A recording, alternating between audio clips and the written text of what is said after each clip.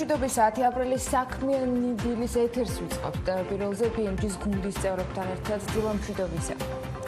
სოფლიო ბანკი საქართველოში ეკონომიკური ზრდის მკვეთრად შემცირებას პროგნოზირებს. ბანკის გათვლებით მთლიანი შიდა პროდუქტის რეალური ზრდა წელს 0% მიუახლოვდება. პრემიერ-მინისტრის განცხადებით კი პანდემიიდან გამომდინარე ქვეყნის ეკონომიკური ზრდის მნიშვნელოვანი შემცირება მოსალოდნელი და როგორც გიორგი გახარია სოფლიო ბანკის პროგნოზის კომენტირებისას აღნიშნა, ვიბრძვით ორ ფრონტზე ჯანმრთელობის და ეკონომიკური განვითარების და არც ერთ ფრონტზე ცალკე აღებული გამარჯვებას ფასი არ ექნება. საინვესტიციო ბანკები კორონავირუსის მიერ გლობალური ეკონომიკისათვის მიყენებულ ზარალს $5.9 ტრილიონად აფასებენ, რაც იაპონიის მიერ წლიურად წარმოებულ საქონლის და მომსახურების ღირებულებას აღემატება. მორგან სტენლი მიიჩნევს, რომ 2021 წლის მესამე კვარტალში დაუბრუნდება განვითარებული ქვეყნების ეკონომიკები კრიზისამდელ მაჩვენებელს. საინვესტიციო ბანკები, ანალიტიკოსები და კვლევითი ორგანიზაციის წარმომადგენლები მთავრობის ეკონომიკურ გუნდთან ერთად გეგმავენ მუშაობას პოსტკრიზისული გეგმისთვის. გასული კვირების საქმიანი ეთერების პრაქტიკულად ყველა რესპონდენტი იყო პრემიერთან და ეკონომიკური გუნდის სხვა წევრებთან ერთად ონლაინ სივრცეში ერთ პლატფორმაზე გაერთიანებული, რომელთაც ეს ერთობლივი მუშაობა დაისწეს და ხედვები და გეგმები, რასაც ანალიტიკოსები და კვლევითი ორგანიზაციები მთავრობას შესთავაზებენ და მიმართულებები, რაზეც მუშაობა მიდის. მათ გეგმაში აგალტენ ტაგარტის მართულ პარტნიორთან ერთად საუბარით, საქმიანი დილის ანალიტიკას ეთერში კი დღეს ელენე კვანჭილაშვილთან ერთად გავაგრძელებთ, სწორედ ოთარ შარიქაძესთან ერთად საუბარს. მეღვინე, რომლის პროდუქციასაც დედამიწის ყველა კონტინენტზე შეხვდებით, ჯერ ღვინის ინდუსტრიისათვის წლის მონაგარი შეჯამება ადრეა, თუმცა ერთი კონკრეტული ბიზნესის მაგალითზე კორონავირუსის გავლენის და შესაძლო რისკების მთავარ აქცენტებს აუცილებლად გამოვიჭერთ. ჩვენს ერთ-ერთ ბლოგში იაგო პიტარიშვილი, იაგოს ღვინის დამფუძნებელი შემოგვიერთდება საქმიანი დილის ეთერში. მოქალაქეებისათვის, რომლებსაც სოლიდარობის ნიშნად მთავრობის კომუნალური შეღავათებით სარგებლობა არ სურთ, სემეკმა შესაბამისი პლატფორმა დაუთმო. დავით ნარმანია შემოგვიერთდება დღევანდელ ეთერში. სემეკის თავმჯდომარე ერთგვარ დაპირებას ასრულებს და სწორედ ამ პლატფორმის შესახებ ექნება საუბარი სხვა ძალიან ბევრ საინტერესო თემასთან ერთად. კორონათონის, ანუ ჰაკათონის, რომელიც ტექნოლოგიების მეშვეობით კორონავირუსის დამარცხებას ისახავდა მიზნად, მონაწილეების რეკორდული რაოდენობა 350-ს მიაღწია. კორონათონის გამარჯვებული გამოვლენილია, თუმცა აქ გაჩერება არ იგეგმება. ავთანდილ კასრაძე ჯიტას ხელმძღვანელი იქნება დღეს ჩვენთან ერთად ხაზზე საქმიანი დილის ეთერში ლევან თაღიაშვილთან ერთად.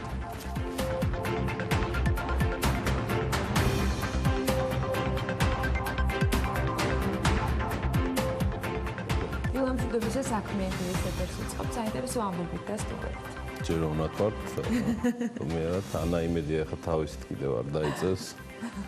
მეგონი სკამები კორონაზე ბუძვიან და რაღაც სიხარულის. 10 აპრილს გილოცავთ ყველას, მშვიდობიან, ჯანმრთელობით სავსე დღეს გისურვებთ, კაი ამბებს გისურვებთ ყველას, მიუხედავად იმისა, რომ პროგნოზებშიც კი სრულად დაცილები ვართ ჯერჯერობით, უკვე არ ვიცი მე რამდენი კვირა გრძელდება, რომ BMG-ს ფაქტიურად უჭირს რაიმე ტიპის სწორუპოვარი პროგნოზის გაკეთებას, აიმისოთ, რომ ჩვენ საქმიან მაყურებელს, რომელიც დილიდან 7:25-ის არ 8:25 წუთიდან ყოველ საქმიან სამუშაო დღეს, რომელიც სამუშაო დღე ფაქტიურად თქვენი სახლიდან, თქვენი მშობლიური ალაგიდან გახდა, ვერ ვაძლევთ იმ ზუსტ პროგნოზებს, რომელზეც შეიძლება გარკვეული გათვლების გაკეთება, საითკენ შემოტრიალდება, რა თქმა უნდა, მსოფლიო ეკონომიკა, რადგან ჩვენ ამ პროცესების ნაწილი ვართ, კორონავირუსი და მსოფლიო კლაუს ხადია საერთაშორისო ამბებით ვიწყებთ პარასკევი დილის საქმიან ეთერს და კვირის ბოლოსკენაც მიუხედავად რამდენჯერმე სხვადასხვა ქვეყნის გადაწყვეტილებისა თუ დაანონსებული ეკონომიკური გეგმებისა ვისაუბრებთ სხვადასხვა გადაწყვეტილებებზე და ეს ინფორმაციები მუდმივად ახდება, ამბები ჩვენც არ გვაკლდება, ფაქტიურად ყოველდღე გვიწევს თავად გადაცემის შეცვლაც და სამწუხაროდ სასიხარულო არც სტატისტიკა და არც პროგნოზები არც ამ 10 აპრილის ამ სამუშაო კვირის ბოლოს არ გვაქვს. სოფლიო ეკონომიკა მომდევნო 2 წელიწადში $5 ტრილიონ დაკარგავს, ასეთია წინასწარი პროგნოზები. მარტივად რომ გითხრათ, ეს ზუსტად იმდენია, რამდენიც ღირს იაპონიის წლიური წარმოება. იაპონია. ამის შესახებ Wall Street-ის საინვესტიციო ბანკები და რამდენიმე მოვაჭრე მსხვილი ტრეიდერები უწყებიან, მათი პროგნოზით მსოფლიო 1930-იანი წლების შემდეგ ყველაზე ღრმა რეცესიის წინაშეა. ნაწილი უკვე მიიჩნევს, რომ რეცესია დაწყებულია. რა თქმა უნდა, პანდემიის გამო დახურული ბიზნესები და სახში ჯდომამ გამოიწვია რეალურად ეს ყველაფერი, მიუხედავად იმისა, რომ ეკონომიკურ დაღმართვას მოკლე ვადით პროგნოზირებენ, ექსპერტები ამბობენ, რომ დიდი დრო დასჭირდება ეკონომიკა დაუბრუნდეს იმ მდგომარეობას, სადაც პანდემიის დაწყებამდე იყვნენ. არიან ამ თემის ოპტიმისტები, ამაზე უკვე ნაწილობრივ ანამაც მოგახსენა, მაგრამ მივყვეთ აბა თანამიმდევრობით. გადაწყვეტილებების მიღებ პირებს ახლა საკმარისზე მეტი მასტიმულირებელი ნაბიჯების გადადგმა მართებთ, რათა სიტუაცია უკან შემოაბრუნონ და თავიდან აიცილონ ბიზნესების გახსნა ძალიან ადრე, იმისთვის რომ შემდეგ ვირუსი კვლავ არ შემოტრიალდეს. ტრაექტორია ძალიან ბევრს ნიშნავს, თუ ტრაექტორია პოზიტიურია. ეს იქნება ბიზნესის თვითდაჯერებისთვის მხარდაჭერა და ხარდაჭერა იმ ადამიანებისა, რომლებიც ფიქრობენ, რომ მათ შეუძლიათ დაუბრუნდნენ სამსახურებს. ეს კრიტიკულად მნიშვნელოვანი ინგრედიენტია მიმდინარე წლის მეორე ნახევრისთვის და 2021 წლისთვის. აი ესეთი განაცხადი აქვს Citigroup-ის მთავარ ეკონომისტს, მის სახელი კეტრინ მანია. ეს ამოვიკითხეთ გუშინ კიდევ ერთ ოფიციალურად გავრცელებულ ინფორმაციაში, რაც Citibank-ისგან მოდის. JP Morgan Chase-ის ეკონომისტები კი უფრო ოპტიმისტურად არიან განწყობილები და ქვიან, რომ შექმნილი ვითარების გამო დანაკარგი ნამდვილად იქნება 5 ტრილიონი, მეტიც 5 ტრილიონ 500 მილიარდი, ანუ მთლიანი შიდა პროდუქტის თითქმის 8% წლის ბოლომდე, თუმცა Morgan Stanley-ის ანალიტიკოსებთან ერთად ისინი აცხადებენ, რომ 2021 წლის მხოლოდ მესამე კვარტალში შეძლებსო განვითარებული ეკონომიკების მთლიანი შიდა პროდუქტი დაუბრუნდეს იმ მაჩვენებელს, რაც ვირუსის გავრცელებამდე იყო. გარდა ამისა, მსოფლიო სავაჭრო ორგანიზაციის ცნობით, პანდემიამ შესაძლოა საერთაშორისო ვაჭრობაზე იმაზე ღრმა კოლაფსი მოახდინოს და გამოიწვიოს, ვიდრე ომის შემდგომ ეპოქაში იყო ევროპის ცენტრალური ბანკის პრეზიდენტი ქალბატონი ლაგარდი რამდენიმე დღის წინ აცხადებდა, რომ ლოკდაუნის ყოველი თვე ევროს რეგიონების ეკონომიკის წარმოებას 2-3% უჯდება GDP-ს, რა თქმა უნდა, საერთაშორისო სავალუტო ფონდი კი, რომელიც საიდანაც გადაბარგდა ევროპის ცენტრალურ ბანკში ქალბატონი კრისტიან ლაგარდი პროგნოზების შესახებ მომავალ კვირას დაგეგმილი შეხვედრებისას განაცხადებს, რომელიც ასევე ვირტუალურად გაიმართება. აი, რაც შეეხება სამსახურების დაკარგვას, შრომის საერთაშორისო ორგანიზაციის განაცხადით, სოფლიოში 1 მილიარდზე მეტ დასაქმებულს ემუქრება სამსახურის გარეშე დარჩენა ან ანაზღაურების შემცირება. მთავრობების შექმნილ ვითარებაში არ კოორდინირებენ ერთმანეთში.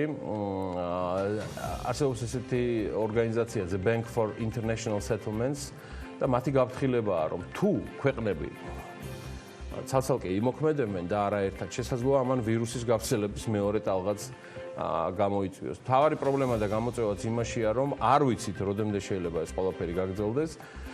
სცენარებსა და მოდელირებაში, რომელსაც ესა თუ ის ორგანიზაციები ეყრდნობიან, რეცესია და უმუშევრობის ზრდა ყველგან ადვილად იკითხება, მაგალითად შრომის მსოფლიო ორგანიზაციის ILO-ზია საუბარი. შეფასებით კორონავირუსი მსოფლიოში დასაქმებულთა 80%-ზე მეტის სამსახურზე მოახდინა. უკვე გავლენა და სამსახურების ნაწილი საერთოდ გაუქმებულია, ან სამუშაო საათები მკვეთრად შემცირებული იმის ფონზე, რომ სახელმწიფოთა ნაწილმა შეიმუშავა კრიზისის გეგმა, რათა შეამსუბუქონ ზეწოლა ბიზნესზე და თითოეულ მოქალაქეზე გარდა საერთო შეღავათებისა. ზოგ ქვეყანაში, აი მაგალითად მოქალაქეების პირდაპირი ფინანსური დახმარების გზაც აარჩიეს. ამაზე ბოლო 3 კვირა გიყვებით და ეხლა აღარ გავჩერდები მეტ. Fed-ის ამერიკის შეერთებული შტატების ფედერალური სარეზერვო სამსახურის ყოფილი ხელმძღვანელი და ამჟამად უკვე Brookings Institution-ის მკვლევარი გახლავთ, ერთი ყველაზე ავტორიტეტული ეკონომისტი და ფინანსისტია, ბენ ბერნანკე. იგი აცხადებს, რომ ქვეყანაში მთლიანი შიდა პროდუქტის 30%-ით კლებაა მოსალოდნელი. ბერნანკე, რომელიც დიდი დეპრესიის ერთ-ერთი ყველაზე ავტორიტეტული მკვლევარია, ამბობს, რომ დიდი დეპრესიის პერიოდის ამჟამინდელ გამოწვევებთან შედარება ძალიან ცუდი შედარებაა. ციტირებ მას, ადამიანები ამ პერიოდს ადარებენ დიდი დეპრესიის პერიოდს და ეს არ არის სწორი შედარება, დეპრესია მაშინ 12 წელიწადს გრძელდებოდა. აღნიშნა ფედის სამსახურის ყოფილმა შეფმა და მისივე თქმით ეს უფრო ბუნებრივი კატასტროფაა და მასზე პასუხები უფრო სასწრაფო დახმარებაა ვიდრე მასტიმულირებელი ან ანტირეცესიული რეაგირება. როგორც ბერნანკე აღნიშნავს, ის მოხიბლულია ამჟამინდელი ფისკალური და მონეტარული რეაგირებით. ამასთან აღსანიშნავია, რომ ბერნანკეს ეკონომიკური პროგნოზი საკმაოდ მკაცრია. იგი ამბობს, რომ მთლიანი შიდა პროდუქტის წლიური მაჩვენებელი შესაძლებელია 30%-ით დაეცეს და მან ასევე აღნიშნა, რომ ბიზნესების ნაწილობრივი გახსნა შესაძლოა ზაფხულშიც დაიწყოს და საერთო ჯამში ეს ძალიან ცუდი წელი იქნება შეერთებული შტატების ეკონომიკისთვის. აღნიშნავს ბენ ბერნანკე, როგორც გითხარით, ფედის ყოფილი ხელმძღვანელია. ნაწილ-ნაწილ სხვა ქვეყნების გეგმებზე ჩვენ შემოგთავაზეთ უკვე რამდენიმე რეპორტაჟი. ეხლა მოდი გადავალოთ თვალი, რა გეგმა და სტრატეგია თავრობებს, როგორც ცდილობენ კრიზისების შემსუბუქებას ეკონომიკებისთვის. კარგ მასალას მოუყარა თავი ნეტგაზეთმა, ასევე რამდენიმე ქვეყნის მაგალითს და მოდი მათ გადავხედოთ. ამ დროისთვის შეერთებული შტატები კორონავირუსით ინფიცირების რაოდენობით პირველი ქვეყანაა, სხვა ქვეყნების მსგავსად ამერიკის უდიდეს ნაწილში დახურულია რესტორნები, კაფე-ბარები, მნიშვნელოვნად დაზარალდა ტურიზმის სექტორი, ბოლო მონაცემებით შეერთებულ შტატებში 15 მილიონამდე ადამიანმა გააკეთა განაცხადი უმუშევრობის დახმარების მისაღებად, რაც ამ ქვეყნისთვის ბოლო რამდენიმე 10 წლეულის რეკორდული მაჩვენებელია. მოსალოდნელია, რომ ეს რიცხვი მომდევნო რამდენიმე კვირის განმავლობაში კიდევ უფრო გაიზრდება, რადგან შტატების დიდ ნაწილში კრიზისის ძირითადი ბაზა ჯერ არ დამდგარა. შეერთებული შტატების კონგრესმა ორივე პარტიის თანხმობით დაამტკიცა კანონპროექტი, რომლის თანახმადაც ახალი კორონავირუსის COVID-19-ის მიერ გამოწვეული ეკონომიკური შედეგების გამკლავების 2 ტრილიონი დოლარი დაიხარჯება. ამ კატეგორიაში შემავალი მოქალაქეები დახმარების სახით $1,200 იღებენ. ამასთან ფედმა ფინანსირების განაკვეთი ისტორიულ მინიმუმამდე 25%-მდე შეამცირა, ნულოვანიც არის ერთი თვით ადრე, როცა განაკვეთი 1.75 იყო. შეერთებული შტატების სარეზერვო სისტემა, ანუ ეს ეროვნული ბანკის ანალოგზია საუბარი, საფონდო ბირჟის ინდექსის დიდი ვარდნის პარალელურად ეკონომიკის დასტაბილურება არაერთხელ სცადა. უწყებამ აპრილის დასაწყისში თქვა, რომ ჯერჯერობით ვერ ხედავს ეკონომიკის დამატებითი სტიმულირების აუცილებლობას, რადგან 2 ტრილიონიანი ფედერალური დახმარების პაკეტი იძლევა ამ კრიზისთან გამკლავების საშუალებას. შტატებში ეკონომიკური სიტუაციის გაუმჯობესებისთვის მსგავსი ზომები ადრეც 2008 წლებში მიუღიათ. ამ კრიზისის დროს, როცა ეკონომიკის სტიმულირების კანონით 831 მილიარდი დოლარი გამოიყო და სწორედ ბენ ბერნანკე იყო მაშინ ავანგარდში ამ გადაწყვეტილებისა. თავდაპირველი გადაწყვეტილების შეცვლის შემდეგ წავედით გაერთიანებულ სამეფოში. ქვეყნისთვის უპრეცედენტო ზომები მიიღეს გარდა კერძო სექტორისთვის გათვალისწინებული დახმარებებისა. გარდიანის მონაცემებით 350 მილიარდ ფუნტზეა საუბარი, ეს 434 მილიარდი დოლარია. სამეფო ხაზინა დახარჯავს 78 მილიარდ ფუნტს, რათა კრიზისში მყოფი ობიექტების თანამშრომლებს გადაუხადოს ხელფასები. კერძო დამსაქმებლებს შეეძლებათ შესაბამის უწყებებში შეიტანოს განაცხადი, რომლის დაკმაყოფილების შემთხვევაში მთავრობა დასაქმებულებს ხელფასის 80%-ს გადაიხდის და განაცხადის დაკმაყოფილებისთვის საჭიროა კომპანიამ თავისი თანამშრომლების სამსახურებიდან ოფიციალურად არ გაუშვას და ისინი კვლავ ირიცხებოდნენ როგორც დასაქმებულები. მთავრობამ ერთ დასაქმებულს მაქსიმუმ 2500 გირვანკა სტერლინგს გადაუხდის, რაც ქვეყანაში საშუალო შემოსავალზე ოდნავ მეტიც გახლავთ. შტატების მსგავსად გაერთიანებულ სამეფოში ცენტრალურმა ბანკმა ასევე შეამცირა ფინანსირების საპროცენტო განაკვეთი. Deutsche Welle-ის ინფორმაციით, გერმანია კორონავირუსიდან გამოწვეული კრიზისის დასაძლევად 750 მილიარდი ევრო გამოყო, აქედან 600 მილიარდი ბიზნეს სესხების გაცემაზე იხარჯება და კომპანიების წილების შესყიდვაზე. აზღვევენ, რომ უცხოელებმა არ იყიდონ ეს წილები. გერმანიაში 156 მილიარდს ხარჯავენ სოციალური მიზნებისთვის. ჰონკონგში წავედით აზიისკენ, ჰონკონგში ჯერ კიდევ თებერვალში, როცა კორონავირუსის ეპიდემია ევროპაში დღევანდელი მასშტაბებით არ იყო, ადგილობრივმა ხელისუფლებამ გადაწყვეტილება მიიღო და თითოეული მოქალაქის კრიზისთან გასამკლავებლად $1,280 გასცა. ეს ნაბიჯი შედის ჰონკონგის მიერ მიღებულ პაკეტში, რომლის ბიუჯეტი დაახლოებით 15 მილიარდ 400 მილიონია და $1,280 ამხანაგებო 7 მილიონი ჰონკონგელი მიიღებს დაახლოებით. ეს ფული სტიმულირებისა და მოსახლეობის ფინანსური დატვირთვის განსამუხტავად, გასამარტივებლად არის გამოყოფილი. რუსეთზეც გითხარით, სხვა ქვეყნების მსგავსად რუსეთის ცენტრალბანკმა იქაც შეამცირა რეფინანსირების საპროცენტო განაკვეთი, ბანკებს მოუწოდებს, რომ ფიზიკურ პირებზე გაცემული შესხების რესტრუქტურიზაცია მოახდინეთო. შემოიღეს სოციალური მხარდაჭერის პაკეტი, მოსკოვის მერი სობიანინი 65 წელს გადაცილებულ მოქალაქეებს სთხოვს, უგზალავს, სახლიდან არ გამოვიდნენ და ამისთვის დაპირდა 4000 მანეთს, რუსულ რუბლს, რაც დაახლოებით არის $50 ეკვივალენტი. ბალტიის ქვეყნებში ესტონეთის ფინანსთა მინისტრი მარტინ ჰელმე 10 მარტს აანონსებს, რომ ესტონეთი კორონავირუსის დაზარალებულ კომპანიებს ფინანსურ დახმარებას გაუწევს. 30 მარტს ევროკომისიის მიერ გამოქვეყნებული განცხადებით ცნობილი გახდა, რომ კომისიამ მოიწონა ესტონეთის მიერ წარდგენილი ორსქემიანი გეგმა კომპანიების დასახმარებლად, როგორც განცხადებაშია ნათქვამი, მხარდაჭერის პირველ სქემას ადმინისტრირებას გაუწევს საჯარო ფონდი, ეს პრედიქციაა საუბარი და მისი დახმარებისთვის განცხადებების შეტანა შეიძლება ყველა კომპანიას გარდა ესტონეთის მიერ დადგენილი სექტორებისა. ეს არის სოფლის მეურნეობა, თამბაქო, კლონირება, გენეტიკური მოდიფიცირება. მეორე სქემა, რომელსაც ასევე საჯარო ფონდი, რეგიონების განვითარების ფონდი გაუწევს ადმინისტრირებას, ითვალისწინებს დახმარებას ყველა კომპანიისთვის, მათ შორის ზემოთ ჩამოთვლილი სექტორებიდანაც და ორივე სქემის მთლიანობაში გამოყოფილი თანხა დაახლოებით $2 მილიარდამდეა, $1,750 მილიონი euro. კომპანიები მიიღებენ ან სესხს, მათთვის მისაღები და კარგი პირობებით, ან სახელმწიფო მათ უკვე არსებული სესხების დაფარვაში დაეხმარება.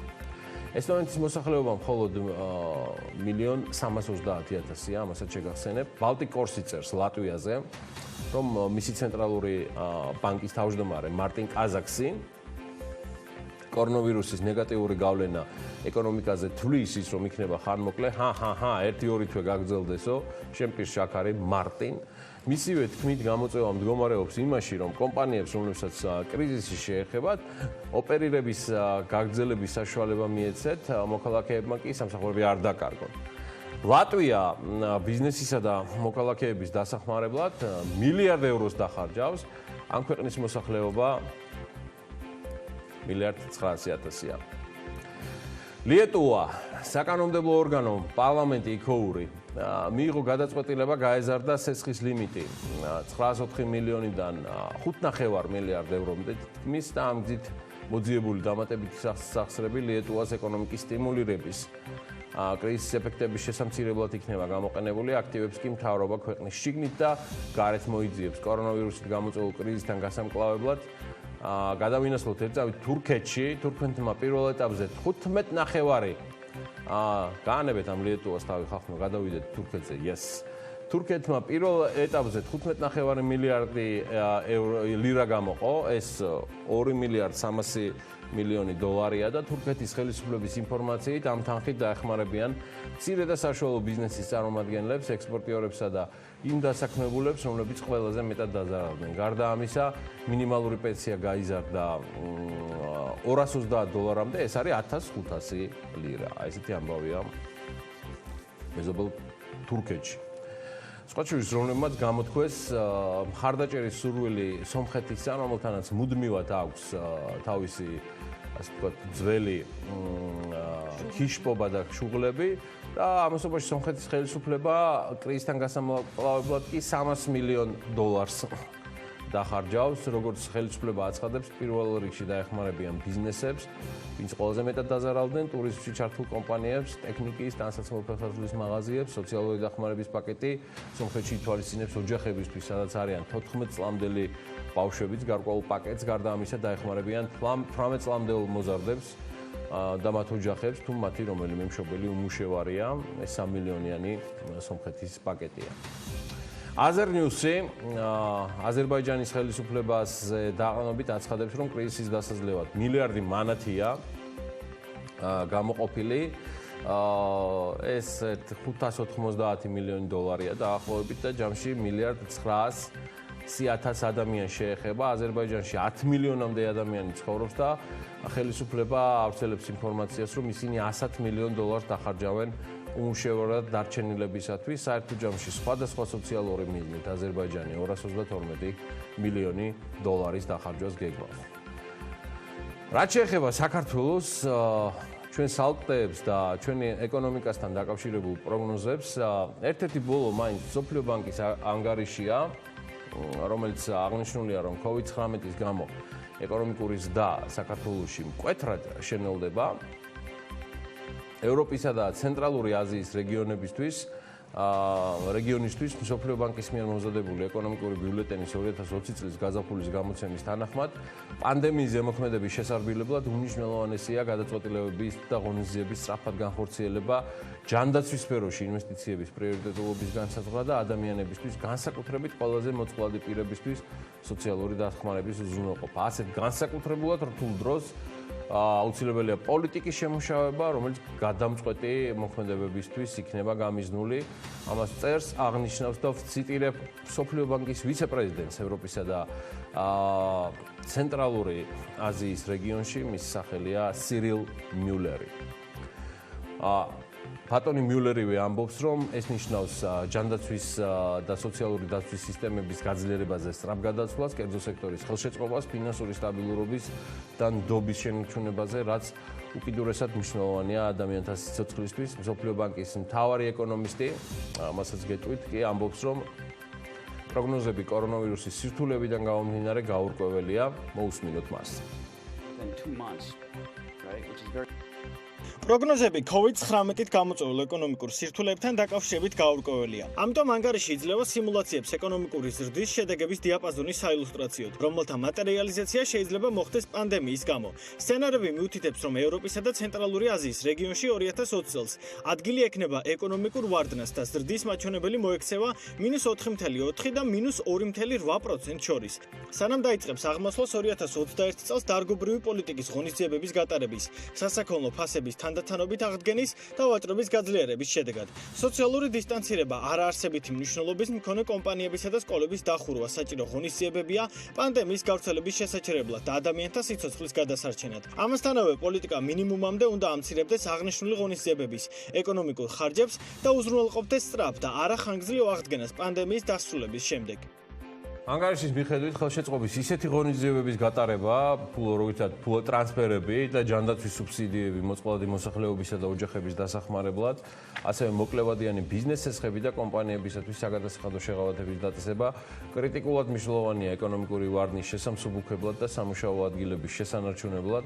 მცირე და საშუალო საწარმოები, რომლებზეც გავლენა იქონია არსებულმა სიტუაციამ, შეძლებენ მნიშვნელოვანი სარგებლის მიღებას მიზნობრივი სახელმწიფო სუბსიდიიდან, რაც შეეხება საქართველოს მთლიანი შიდა პროდუქტის რეალური ზრდა, იგი მკვეთრად მცირდება პროგნოზების თანახმად და 2020 წელს ნულოვან პროცენტს მიუახლოვდება, რამდენადაც COVID-19-ის ზემოქმედება დაემატა გამოწვევებით ისედაც ახსავს საგარეო მდგომარეობას, ეს ნაწილობრივ შერბილდება ფისკალური სტიმულირებით, მთლიანი შიდა პროდუქტის დაახლოებით 2%-ით, კაპიტალური ხარჯვის სიჩქარის შეკავებით, საგადასახადო დავალიანების დაფარვის გადავადებით, დღგ-ის დაბრუნების დაჩქარებით და დარგობრივი მხარდაჭერის აღმოჩენით პანდემიის ზემოქმედების ქვეშ მყოფი ეპიდემიის ზემოქმედების ქვეშ მყოფი საწარმოებისთვის, ისევე როგორც სოციალური ხარჯების ზრდით. აღნიშნული ღონისძიებების შედეგად ანგარიშის თანახმად მოსალოდნელია, რომ ფისკალურმა დეფიციტმა 2020 წელს მთლიანი შიდა პროდუქტის 5.2% შეადგინოს. საქართველოს ეკონომიკაზე მწვავე ზემოქმედება რამდენიმე ფაქტორს ექნება დამატებით, სატრანსპორტო შეზღუდვები მოახდენს გავლენას ცხადია მოგზაურობაზე და ტურიზმზე, შემაკავებელი ღონისძიებები ამცირებს ადგილობრივ მოთხოვნას, მსოფლიო ბანკი საქართველოს ძლიერ ერთგულ პარტნიორად რჩება, იგი მხარს დაუჭერს მთავრობის ღონისძიებებს ჯანდაცვის, სოციალური დაცვის და ეკონომიკის აღდგენის მიმართულებით, რომელიც აუცილებელია ქვეყანასა და მოსახლეობაზე პანდემიით გამოწვეული ზემოქმედების შესასუსტებლად. აი ამას აღნიშნავს უკვე მსოფლიო ბანკის რეგიონალური დირექტორი სამხრეთ კავკასიაში სებასტიან მოლინეუსი. მსოფლიო ბანკი ფინანსური დახმარების სახით დაახლოებით 160 მილიარდს გამოიყენებს დოლარს მომდევნო 15 თვის განმავლობაში სხვადასხვა ქვეყნების ცხადია ხელშეწყობის მიზნით ღარიბი და მოწყვლადი ოჯახების დასაცავად, კომპანიების ხარდასაჭერად და ეკონომიკის აღდგენის გასაძლიერებლად. დიახ, ეკონომიკა შემცირდება, ეს გარდუვალია და ამ რეალობის გათვალისწინებით უნდა იმუშაოს მთავრობამ. და პრემიერი როგორც ამბობს, ამ რეალობას ხედავენ კიდეც და კონსულტაციებიც მიმდინარეობს. გიორგი გახარიას მოусმინოთ. ეკონომიკური გამოწვევები დღეს არის უკიდურესად მნიშვნელოვანი. მე უფრო მეტი შემიძლია გითხრათ, რა თქმა უნდა, ჩვენ ამ შემცირებას ეკონომიკის ზრდის სერიოზულ შემცირებას ველოდებით. ამას ვგეგმავთ და შესაბამისად ბიუჯეტში ცვლილებებით შეგვაქვს. კონსულტაციებთან ერთად თულადი დახმარებებს ჩვენი პარტნიორი ქვეყნებისგან და საფინანსო ინსტიტუტებისგან რომ მივიღებთ ამაზე წინასწარი დასტური ერთგვარად თითოეული მათგანისგან მიღებულიც არის მთავრობის ადმინისტრაციის ინფორმაციით აზიის განვითარების ბანკის პრეზიდენტმა და საქართველოს პრემიერ-მინისტრმა გიორგი გახარიამ სატელეფონო საუბრისას ახალი კორონავირუსის პანდემიის წინააღმდეგ ADB-ის მხარდამჭერი პაკეტის შესახებაც ისაუბრეს. Სადია კონკრეტული მოცულობები ჯერ არ ჩანს და არანაირი გზით არ სახელდება, მაგრამ 18 მარტს ADB-მ დაახლოებით 6.5 მილიარდი დოლარის საწესი დახმარების გამოყოფის შესახებ განაცხადა. COVID-19-ის პანდემიის საპასუხოდ კი მისი წევრი განვითარებადი ქვეყნები, მათ შორის საქართველოს პირველადი საჭიროებისთვის ADB მოკლედ მზადაა საჭიროებისამებრ ქვეყნებს დამატებითი ფინანსური და საკონსულტაციო დახმარება გაუწიოს. ძალიან აქტიურად მუშაობდნენ ჩვენი გუნდები, როგორც ჩვენი სამთავრობო გუნდები, ფინანსთა სამინისტრო, ასევე აღნიშნული ორი ორგანიზაციის ადგილობრივი წარმომადგენლები და სათავო ოფისები, იმისთვის, რომ ჩვენ შევემუშაოთ იმ ღონისძიებათა პაკეტი, რომელიც იქნება მიზნობრივად ორიენტირებული იმ გამოწვევებთან გასამკლავრებლად, რომელსაც ჩვენ ამ ეტაპზე გვაქვს შეხება, თუმცა ამასთან ერთად ორივე შემთხვევაში, რა თქმა უნდა, ვსაუბრობთ იმ დახმარებაზე, რომელიც იქნება გაწეული როგორც ჩვენი კერძო სექტორისთვის, ჩვენი ქართული ბანკებისთვის, ქართული კერძო ბიზნესისთვის, ორივე ორგანიზაცია აფინანსებს და ეხმარება მათაც ამ რთულ პერიოდში. თუმცა ამასთან ერთად ასევე ძალიან მნიშვნელოვანი ნაწილი ჩვენი საუბრის შეეხო პოსტკრიზისულ ზომებს იმ დახმარებას, რომელიც ორივე საფინანსო ინსტიტუციიდან ჩვენ უნდა ველოდოთ იმისთვის, რომ ჩვენ შემდგომშიც დავეხმაროთ, როგორც სახელმწიფო დაფინანსების თვალსაზრისით, იმ სახელმწიფო დაფინანსების პროგრამების განხორციელების თვალსაზრისით, რასაც ჩვენ ისედაც ვაკეთებთ ჩვენი კერძო ბიზნესისთვის, ისევე რა თქმა უნდა, კერძო დაფინანსების თვალსაზრისით. წერილი, რომლის ადრესატიც არის საქართველოს მთავრობა და რეალური მიმღები და ბენეფიციარი და გზავნილი გაკეთდა მთელი საქართველოს და მისი მოსახლეობის გასაგონად, ფაქტობრივად ყველა საერთაშორისო ორგანიზაციის ხელმძღვანელი პირების მიერ არის ხელმოწერილი. ამ გზავნილში მნიშვნელოვანი ხარდაჭერა არის გამოხატული იმ რეალობასთან ერთად, რომ საქართველოს როგორც ღია ეკონომიკის მქონე ქვეყანა, რომელიც ტურიზმზე, ვაჭრობაზე და საზღვარგარეთიდან შემოსულ ფინანსურ გზავნილებზეა დამოკიდებული, განსაკუთრებული რისკის ქვეშ დგას ამ პანდემიის გამო. ფისკალური რესურსების გონივრულმა გამოყენებამ და ბოლო წლების განმავლობაში რეზერვების დაგროვებამ საქართველოს ეკონომიკა უკეთესად მოამზადა კრიზისის ეკონომიკურ შედეგებთან გასამკლავებლად. წარმატებით გატარებული სტრუქტურული რეფორმების შედეგების გათვალისწინებით შესაძლებელია კრიზისზე მტკიცე რეაგირება ქვეყნის მომავლის საფრთხის ქვეშ დაყენების გარეშე. მიუხედავად ამისა, კრიზისის უპრეცედენტო ხასიათის გათვალისწინებით საჭირო იქნება დიდი მოცულობის ინვესტიციები და ფინანსური დახმარება ჯანდაცვის სექტორის სათანადო დახჭურვისთვის მომავალ გამოწვევებთან გასამკლავებლად. არავინ უნდა გამოგრჩეს, საჭიროა დაუცველე ბიზნესებისა და მოსახლეობის მხარდაჭერა, რომ შოკს გაუძლონ. უნდა გაგრძელდეს ინვესტიციები სასიცოცხლოდ მნიშვნელოვან ინფრასტრუქტურაში, მოხდეს გარღვევის შემცირება ქვეყნის ფინანსებში და ქვეყანა ეკონომიკური მედეგობის აღდგენისთვის უნდა მოემზადოს. ამ პანდემიის დაძლევისთვის საჭიროა ჯანდაცვის, სოციალური და ეკონომიკური პოლიტიკის სფეროებში კოორდინირებული რეაგირება. აზიის განვითარების ბანკი, აზიის ინფრასტრუქტურის საინვესტიციო ბანკი, ევროპის რეკონსტრუქციისა და განვითარების ბანკი, ევროკავშირი, ევროპის საინვესტიციო ბანკი, გერმანიის ფედერაციული რესპუბლიკის რეკონსტრუქციის საკრედიტო ბანკის საშუალებით საფრანგეთის რესპუბლიკა, AFD-ის, ანუ განვითარების სააგენტოს საშუალებით სავალუტო ფონდი და მსოფლიო ბანკი, ისინი ყველანი ერთობლივად აღნიშნავენ, რომ მიდის ერთობლივი მუშაობა იმისთვის, რომ უზრუნველყოფილი იქნას სწრაფი, ვისურვებდი, მყისიერი მხარდაჭერა. ხელმოწერები ასევე ადასტურებენ, რომ განიხილება ფინანსური დახმარების არსებითი პაკეტი, რაც ხელშეუწყობს ხელისუფლების ეფექტიან რეაგირებას ამ უპრეცედენტო კრიზისზე. კონკრეტიკა და თანხები არც ერთი მიმართულებით არ არის, თუმცა კონკრეტიკას არც თქვა, სხვა მიმართულებით პროგნოზები გვაძლევენ საშუალებას რომ მივყვეთ, მაგრამ ამაზეც გარკვეული დროის შემდეგ ალბათ გვექნება მეტი ინფორმაცია. ჩვენ კი პარალელურად გვექნება საშუალება რომ ყველა ის ანონსი, ანალიტიკა თუ პროგნოზები, რომელიც საერთაშორისო ფინანსური ინსტიტუტებისგან კეთდება, რა თქმა უნდა, გაგიზიაროთ. არც სხვა მიმართულებით მოგაკლებთ შეფასებების გაზიარებას და ჩვენი ტრადიციული საბავშვო ნაწილი გვაქვს ეხლა ჩვენი მაყურებლობისათვის ელენე ბაციკაცია დღეს რესპონდენტი, რომელიც კორონავირუსის ეფექტზე ძალიან საინტერესო მოსაზრებებს გვიზიარებს. კორონავირუსმა შეცვალა ის, რომ სკოლა ყოველ ჰქონდა და ახლა ვაფშე აღარ გვაქვს, ონლაინ გაგვიძლია ვაფშე ცხოვრებაში არასდროს არ მგონია დაიხლა მაქვს. კიდე სატრანსპორტო საშუალებები სულ იყო და ახლა გაჩერდა.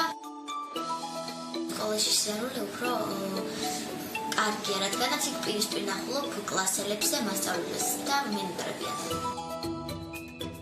ბიზნესზე მაღაზიების და აფთიაქების ბიზნესი კარგად მიდის. მაღაზიების და აფთიაქების შემოსავლიანობა მაღალზე აწია. საქმით უნდა დავაბანოთ ხელები ან სპირტის შემცველი ხსნარი. ცხვირზე, პირზე, თვალზე ხელები არ უნდა მოვიკიდოთ, ანუ სახეზე. კიდევ ადამიანს რო დაინახოთ 2 მეტრის შორესზე უნდა ვუკეთ. სადღაც 5 დღეში.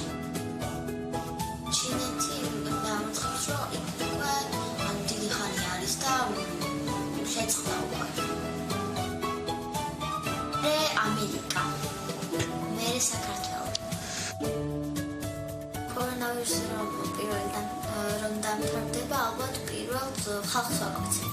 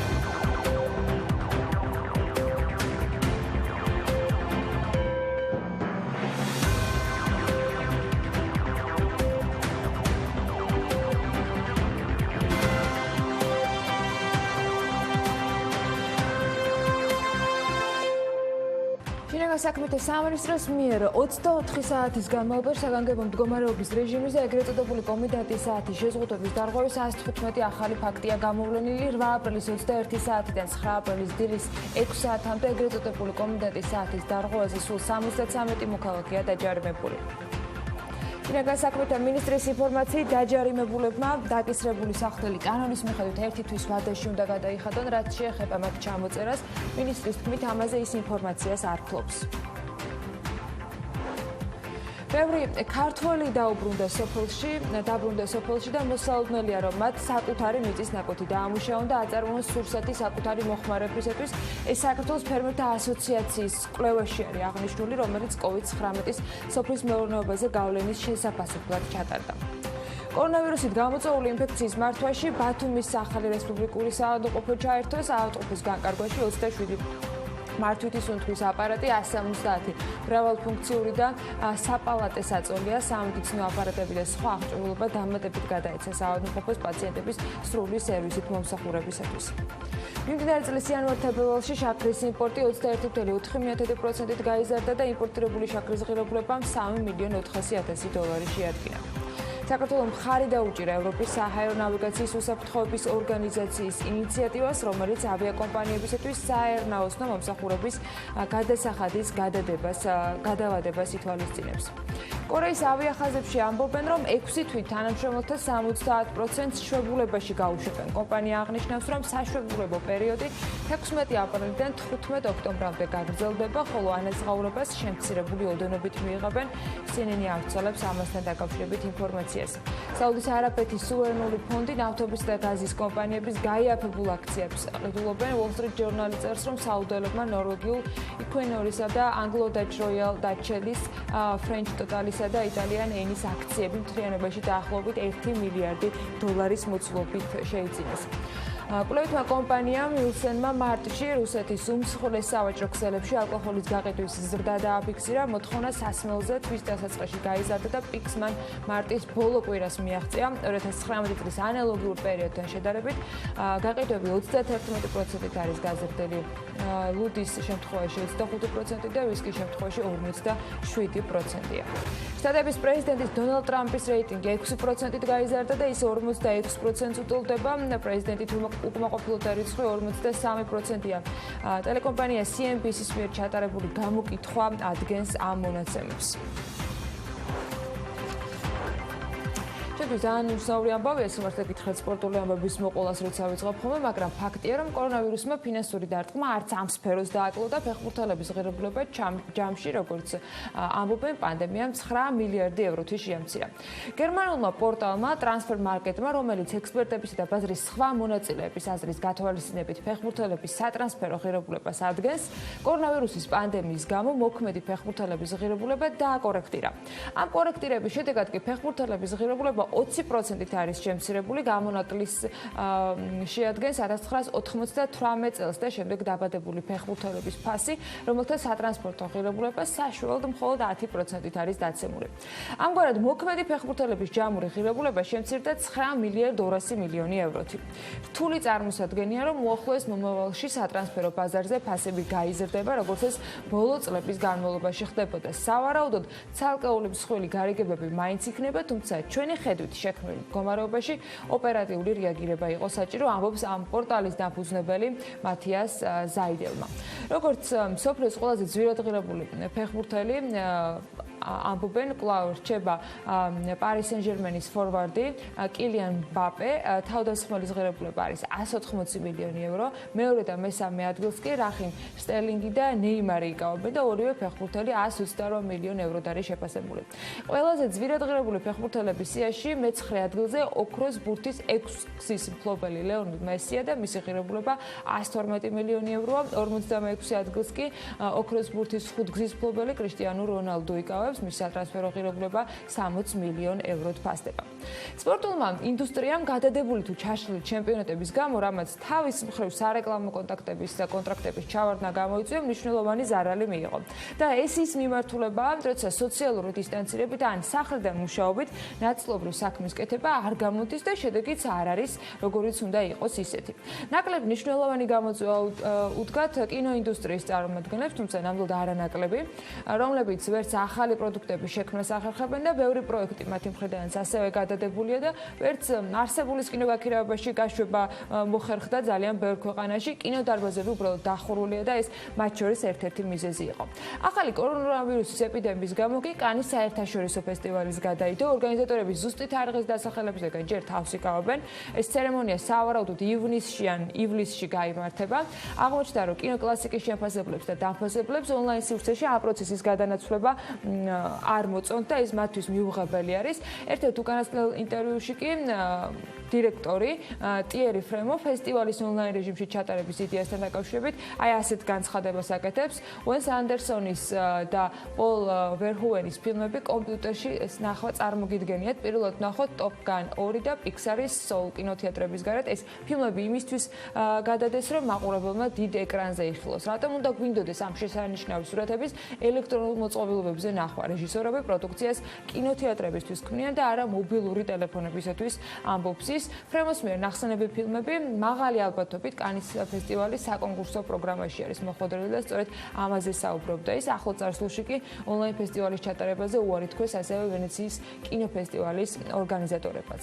ყველა სფერო და სექტორი დღეს უკან იხევს და მოლოდინი პოზიტიური პროგნოზებისა მხოლოდ მეცნიერებისგან არსებობს. სამეცნიერო წრეებიც განურჩევლად მიმართულებისა ყველა ერთად და ცალ-ცალკე კორონავირუსზე ორიენტირდება და შესაბამისად მათგან ელოდება მთელი სამყარო პასუხს, როგორ და როდის შეიძლება პანდემიის დამარცხება. კორონავირუსის პანდემიასთან ბრძოლის ინოვაციურ გზებს სხვათა შორის ატომური კვლევების ევროპული ორგანიზაციის CERN-ის 100-ზე მეტი მკვლევარიც ებრძვის, მიუხედავად იმისა, რომ მაინც და მაინც ბიოლოგიაზე არ არიან ხოლმე ისინი ორიენტირებულები. ნაწილაკების ფიზიკის მსოფლიოს უდიდესი ლაბორატორიის მეცნიერები, ინჟინერები და ტექნიკოსები ცდილობენ, რომ შეავსწონ ის კრიტიკული ნაპრალი, რაც პანდემიასთან საერთაშორისო ბრძოლის დროს არის გამოკვეთილი და მათ შორის ამაში იგულისხმება ხელის სადეზინფექციო საშუალებების წარმოება, გავრცელება და რესპირატორების დამზადება. CERN-ის ერთ-ერთი უდიდესი შესაძლებლობაა კონტაქტები დაამყარონ ძალიან ბევრი სფეროს წარმომადგენლებმა, ძალიან ბევრ ადგილას, ამბობს ამ ლაბორატორიის ნაწილაკების ფიზიკოსი და COVID-19-ის წინააღმდეგ ბრძოლისთვის შექმნილი სამუშაო ჯგუფის ხელმძღვანელი. ჯგუფი მჭიდროდ მუშაობს ადგილობრივ სააგენტოებთანაც, ბიოსამეცნიერო ექსპერტებთან და ჯანდაცვის მსოფლიო ორგანიზაციასთან, რათა CERN-ის რესურსების საუკეთესო მიმართულებით გამოყენება მოხდეს. ჯგუფის ერთ-ერთი მთავარი პროექტი არის მაღალენერგიული ვენტილატორების დამზადება და იქიდან გამომდინარე, რომ დიდ ადრონულ კოლაიდერთან მომუშავე მკვლევარებს საკმაოდ დიდი გამოცდილება აქვთ აირთა ნაკადებისა და საკონტროლო სისტემების მართვაში, ამბობენ, რომ ისინი ამ პროექტს წარმატებით განახორციელებენ და შედეგებს უახლოეს მომავალში გაუზიარებენ მსოფლიოს. ვენტილატორის დიზაინი ჯგუფმა 1 აპრილს გამოაქვეყნა, სხვათა შორის სერვერზე არხივი და ახლა ამ პროტოტიპის შესახებ უკუ კავშირს ელოდებიან სამედიცინო სფეროს წარმომადგენლებთან. ისინი ამოწმებენ გარკვეული მიმართულებით საკუთარ შეხედულებებს და პროექტებს, რომელიც უნდა განახორციელონ. წარმოების დასაწყებად მაქსიმუმ 1 თვეში იქნებიან. მზად ასეთი არის პროგნოზები და CERN-ის ჯგუფი ასევე აწარმოებს 3D პრინტერით დაბირტილ ნიღბებსა და სახის დამცავებს, ისევე როგორც ხელის ადეზინფექციო საშუალებებს. გარდა ამისა, ცენტრი ეპიდემიოლოგიებისა და ვირუსოლოგიების COVID-19 ვაქცინის კვლევებისათვის მაღალი წარმადობის კომპიუტერულ რესურსებს თავაზობს და ორგანიზაცია თავის მხრივ პირველადი საჭიროებების საშუალებების გავრცელებას მოხუცებისა და რისკის ჯგუფში ყოფი საზოგადოების წევრებისათვის უკვე ახორციელებს. როგორც ამ ჯგუფის ხელმძღვანელის მხრიდან არის აღნიშნული, სამუშაო ჯგუფი მუშაობს ახალ იდეებზეც და ამავე დროს ღია არის სხვა ორგანიზაციებთან თანამშრომლობისათვის. არ შეგვიძლია უბრალოდ დავიკეტოთ. CERN-ში აურაცხელი ენერგია, აქ ბევრი ადამიანია, ვისაც ამ სიტუაციაში დახმარება შეუძლია, ამბობს ლაბორატორიის ნაწილაკების ფიზიკოსი და COVID-19-ის წინააღმდეგ ბრძოლისთვის შექმნილი სამუშაო ჯგუფის ხელმძღვანელი. შემდეგ ნაბიჯზე მსოფლიო პასუხს და ერთგვარ ნებართვას ეპიდემიოლოგიებისგან ელოდება და ჟურნალისტის კითხვას თუ როდის იქნებოდა შესაძლებელი მაგალითად კორონავირუსის პანდემიის გამო გადადებული სასწავლო პროცესის გაგრძელება და როდის დაბრუნდებოდნენ ბავშვები სკოლაში, შტატების ალერგიული დაავადებებისა და ინფექციის ეროვნული ინსტიტუტის ხელმძღვანელი ფაუჩი ასეთ პასუხს იძლევა. ჩემი შვილი სკოლის მასწავლებელია და სულ ამას მეკითხება. ამის წინასწარმეტყველება მე გეუბნებით, რომ შეუძლებელია, ეს დამოკიდებულია იმაზე, თუ როგორ ვუპასუხებთ კორონავირუსის პანდემიას და რა შედეგს მივიღებთ ან ვერ მივიღებთ. ფიქრობ, ამას დიდი გავლენა ექნება უფრო ახლო მომავალზე, როგორც არის ზაფხულის ბანაკები და მე იმედი მაქვს, რომ და ისიც ვიცი, რომ ვერ ვიცინასწარმეტყველებ, რომ შემოდგომისათვის ეს კორონავირუსის პანდემია კონტროლის ქვეშ გვეყოლება და ვითარება არ იქნება ისეთი, როგორიც დღეს არის. ჩემი ოპტიმისტური მხარე მეუბნება, რომ შემოდგომის სწავლის განახლება შესაძლებელი გახდება, მაგრამ დაიმახსოვროთ, ყველაფერი განსხვავებული იქნება. ეს ყველაფერი არ გაქრება, უნდა შეგვეძლოს იმის კეთება, რის შესახებაც ამ ადგილას, ის თეთრი სახლის პრესოთახში საუბრობდა, ყოველდღე ვლაპარაკობთ, ვიპოვოთ, იზოლაციაში მოვაქციოთ და გავაკონტროლოთ. გარდა ამისა, იმ დროისათვის გვექნება უკეთესი ინფორმაცია ათისხეულების ტესტით, თუ რეალურად რამდენად ვრცელდება ვირუსი საზოგადოებაში, რეალურად რამდენი ადამიანი დაავადდა, ვინაა დაცული. თუ ანტისხეული გვაქვს, ესე იგი დიდი ალბათობით მოსაოდნელია, რომ დაცული ხართ. ვინ არის მოწყვლადი, როგორ მკურნალობთ მოწყვლადებს და დაცულებს და ეს ყველაფერი იქნება ფაქტორი იმაზე ფიქრისას, თუ რამდენად დაუბრუნდებით ჩვეულ ცხოვრებას პირველ ეტაპზე. არანაირი სხვა პროგნოზის გაკეთება არ შეიძლება, მაგრამ მგონია, რომ კარგად ვიქნებით, ამბობს ფაუჩი. კარგად აუცილებლად ვიქნებით და ამისთვის ბევრი მუშაობა მოგვიწევს, მიუხედავად იმისა, რომ 7-10 დღეზე მეტ ხანს გაგრძელებული კარანტინი მოიხსნა, მაგალითად ჩინეთში, შესაძლო საფრთხებზე იქაც ბევრი გაფრთხილებაა. ეს პროცესი უხარს სხვათა შორის ძალიან შთამბეჭდავად აღნიშნეს და აი ეს ვიდეო მინდა გაჩვენოთ, როგორ დაითვალეს წამები ახალი წლის შეხვედრასავით.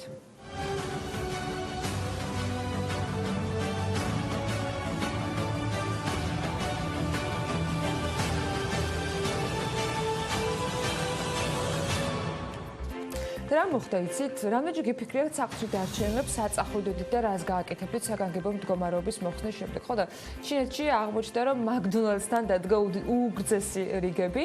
წესების დაცვა ყველგან და კვლავ მოუწევთ, როგორც აღმოჩნდა ჩინეთის პრეზიდენტმა სინ ძინპინმა თქვა, რომ ქვეყანა ინფექციის მეორე ტალღის განვითარების რისკის შესახებ გასაფრთხილებელია. ჩინეთის კომუნისტური პარტიის პოლიტბიუროს მუდმივმოქმედი კომიტეტის ხდომაზე მან თქვა, რომ გლობალურ ეკონომიკაზე მიმდინარე წნეხის ფონზე არასტაბილური და გაურკვეველი ფაქტორები იზრდება და პრეზიდენტმა ხელისუფლების წევრებს ინფიცირების შემოტანილი შემთხვევების ზედმიწევნით კონტროლისაკენ მოუწოდა.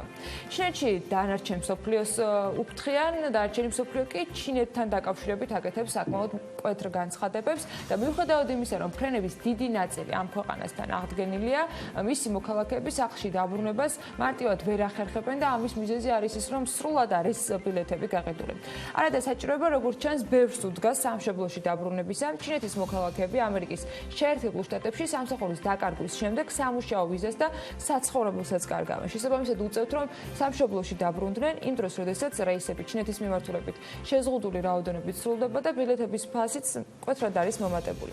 რა მდგომარეობაში არიან ამ პანდემიის პირობებში, შესაბამისად ამ ქვეყნის მოქალაქეები შეერთებულ შტატებში და რა ალტერნატიული საშუალებები აქვთ მათ? CNN-ის მონაცემებზე დაყრდნობით მოგიბზადეთ სიუჟეტი და მოდით ვნახოთ რა გამოწვევის წინაშე არიან ისინი.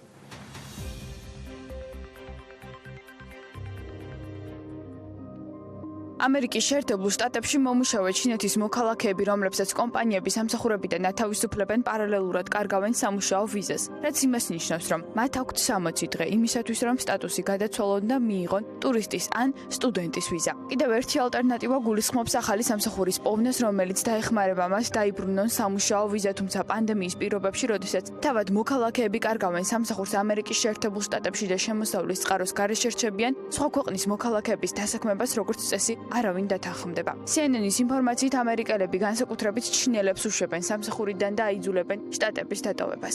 თუმცა მათთვის სამშობლოში დაბრუნებას პრობლემა არ ადგან. ჩინეთის მიმართულებით პირდაპირი რეისები აპრილის ბოლომდე უკვე გაყიდულია სრულად, ხოლო ტრანზიტული რეისი გარკვეულ რისკებს შეიცავს და შესაძლოა ვირუსით დაინფიცირდნენ, ამიტომ ამ გზას არავინ ირჩევს. გარდა ამისა, ავიაბილეთების ფასები იმდენად ძვირია, რომ უმეტესობა ვერ ყიდულობს სახლში დასაბრუნებელ ბილეთს. ფასების მატება კი გამოწვეულია რეისების რაოდენობის შემცირებით.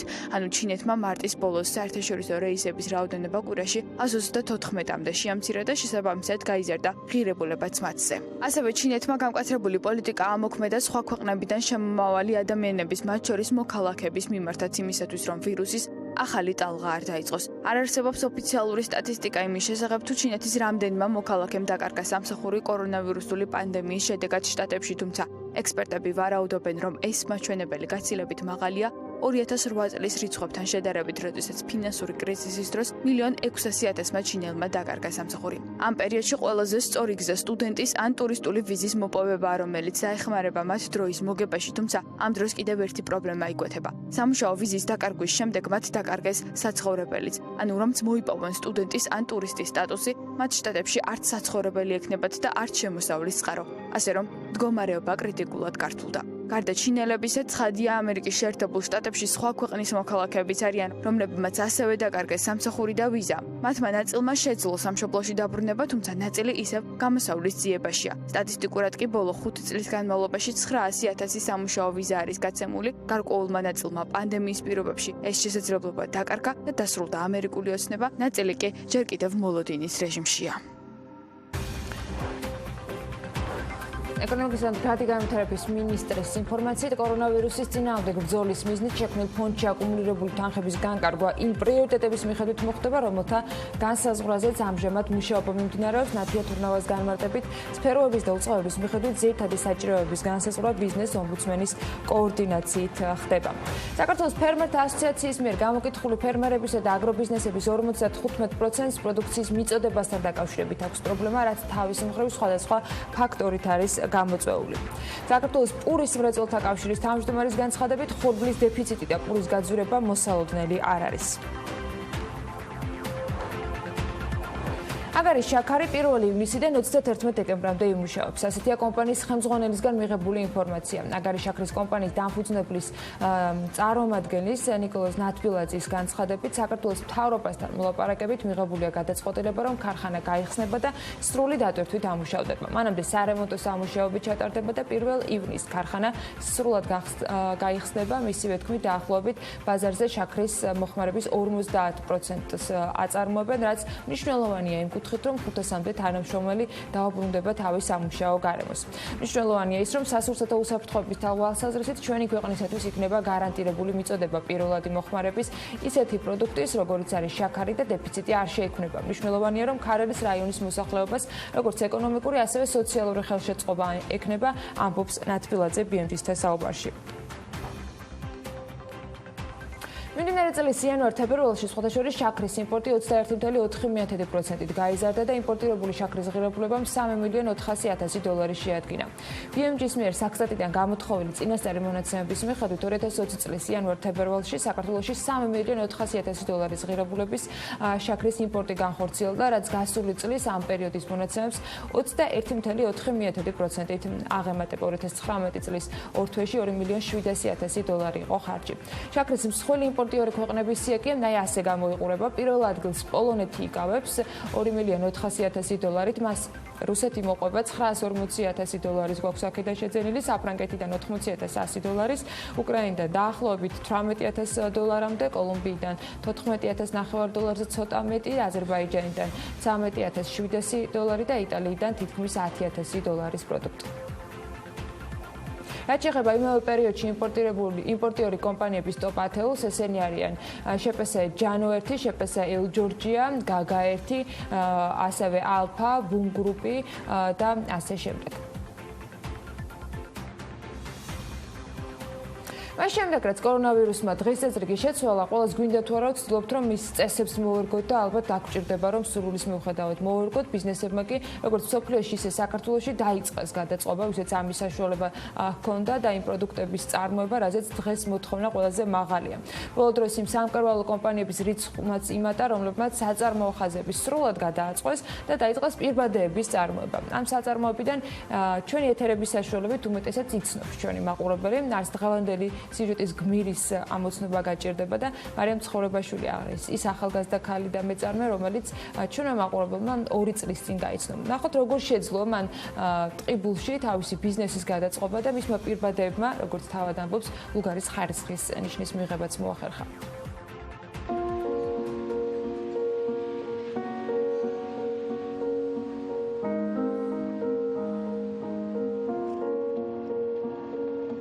ტყიბული მეშახტის ქალაქია, თავისი სოციალური ფონით და რაღაცნაირად ნაცრისფერი, უმეტესწილად გლოვიარე. მე ვარ მარიამი, მრავალშვილიანი დედა, ყავს მეუღლე და 5 შვილი. აი ზუსტად ასე იწყებოდა მარიამ ცხოვრებაშვილის ისტორია, რომელმაც თავისი საქმიანობით შეძლო და ქალაქი, რომელიც შავ-თეთრ ფერებს ისედაც შეჩვეულია, გააფერადა.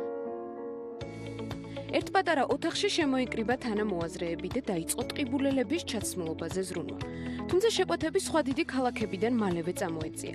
მიუხედავად ყველაფრისა, მასაც როგორც სხვა ბიზნესებს კორონავირუსის დღის რეჟიმზე მორგება მოუწია. არავისთვის არ აღმოჩნდა მარტივი, ბევრი ბრძოლასაც გამოეთიშა, მაგრამ მარიამის სამკერვალო მუშაობა განსხვავებულ რეჟიმში დაიწყო. მასალა უნდა იყოს, რომელიც სუნთქავს, შიდა ფენა არის ეგრეთ წოდებული კოტონი.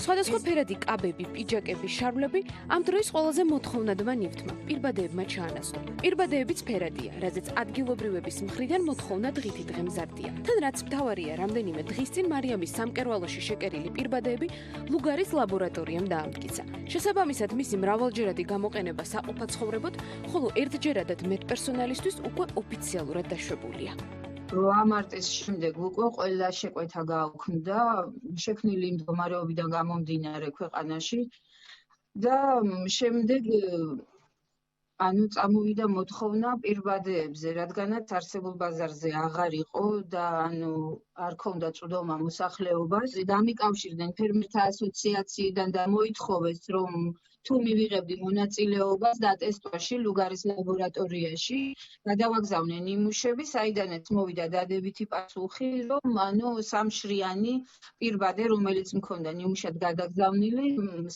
ანუ იმ პირბადემ დააკმაყოფილა მოთხოვნა. პირბადეების რეალიზაცია ძირითადად ადგილობრივად ხორციელდება, თუმცა დაინტერესების შემთხვევაში ყიბულში შეკერილი პირბადეების სხვადასხვა ქალაქებში ფოსტითაც იგზავნება. სოციალური პასუხისმგებლობის ფარგლებში მარიამის შეკერილი პირბადეები უსასყიდლოდაც დაურიგდათ მათ, ვისაც ის დღეს ყველაზე მეტად სჭირდება. პრობლემა ისაა, რომ შემოსავალი უფრო ნაკლები არის თავისთავად, იმიტომ რომ რეალიზება მანამდე უფრო მეტი იყო და შემოსავალიც მეტი იყო.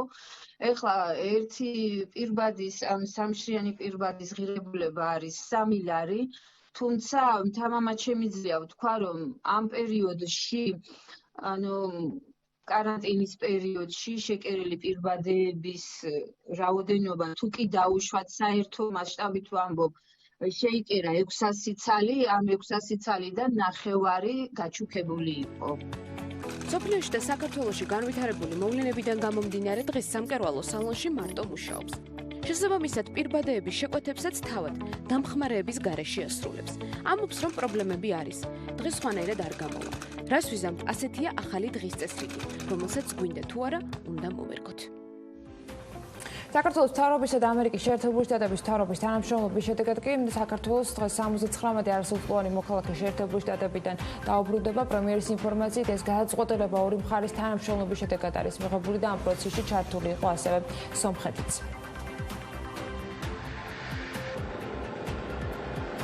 ჩვენ ერთობლივად ერთი კვირის განმავლობაში, 10 თვის განმავლობაში მუშაობდით და მივიღეთ გადაწყვეტილება ერთობლივად საქართველოს მთავრობამ და ამერიკის შეერთებული შტატების მთავრობამ 79 ქართველი სკოლის მოსწავლე, რომელიც დღეს იმყოფება ამერიკის შეერთებული შტატებში, ფაქტობრივად სპეციალური საშუალებებით გამოვიყვანოთ იქიდან. მათ ვის მშობლებმაც ეს სურვილი გამოთქვეს, ხვალ 10-ში შედგება რეისი ამერიკის შეერთებული შტატებიდან დოჰაში. ამ რეისის უზრუნველყოფას თავის თავზე იღებს ამერიკული მხარე, ხოლო დოჰიდან თბილისში ამ ადამიანების ბავშვების ჩვენი სკოლის არასრულწლოვნების სხვათა შორის 79 ბავშვით საქართველოს ჩამოყვანას უზრუნველყოფს საქართველოს მთავრობა. გარდა ამისა, ასევე მინდა გითხრათ, რომ ჩვენს სომეხ კოლეგებთან ერთად ვითანამშრომლებს მათი მხრიდან იყო თხოვნა და ამ რეისით ჩვენ ამერიკიდან გამოვიყვანთ ასევე 35 სომხეთის მოქალაქე ბავშვს, ასევე სკოლის მოსწავლეს. ეს შეეხება ქვეყანაში საგანგებო მდგომარეობის გახანგრძლივებას, ამაზე გიორგი კახარიას ზუსტი პასუხი ჯერ არ აქვს, თუმცა აღნიშნავს, რომ გადაწყვეტილება იქნება ვითარების შესაბამისად მიღებული. პრემიერის თქმით, ეპიდემიოლოგები ზუსტად ვერ აფასებენ, თუმცა პიკს აპრილის ბოლოს, მაისის დასაწყისში ელოდებიან. ყველაფერი იქნება დამოკიდებული ეპიდემიოლოგიური მდგომარეობის დინამიკაზე, მის დამძიმებაზე, ან პირიქით და ვნახოთ როგორ განვითარდება.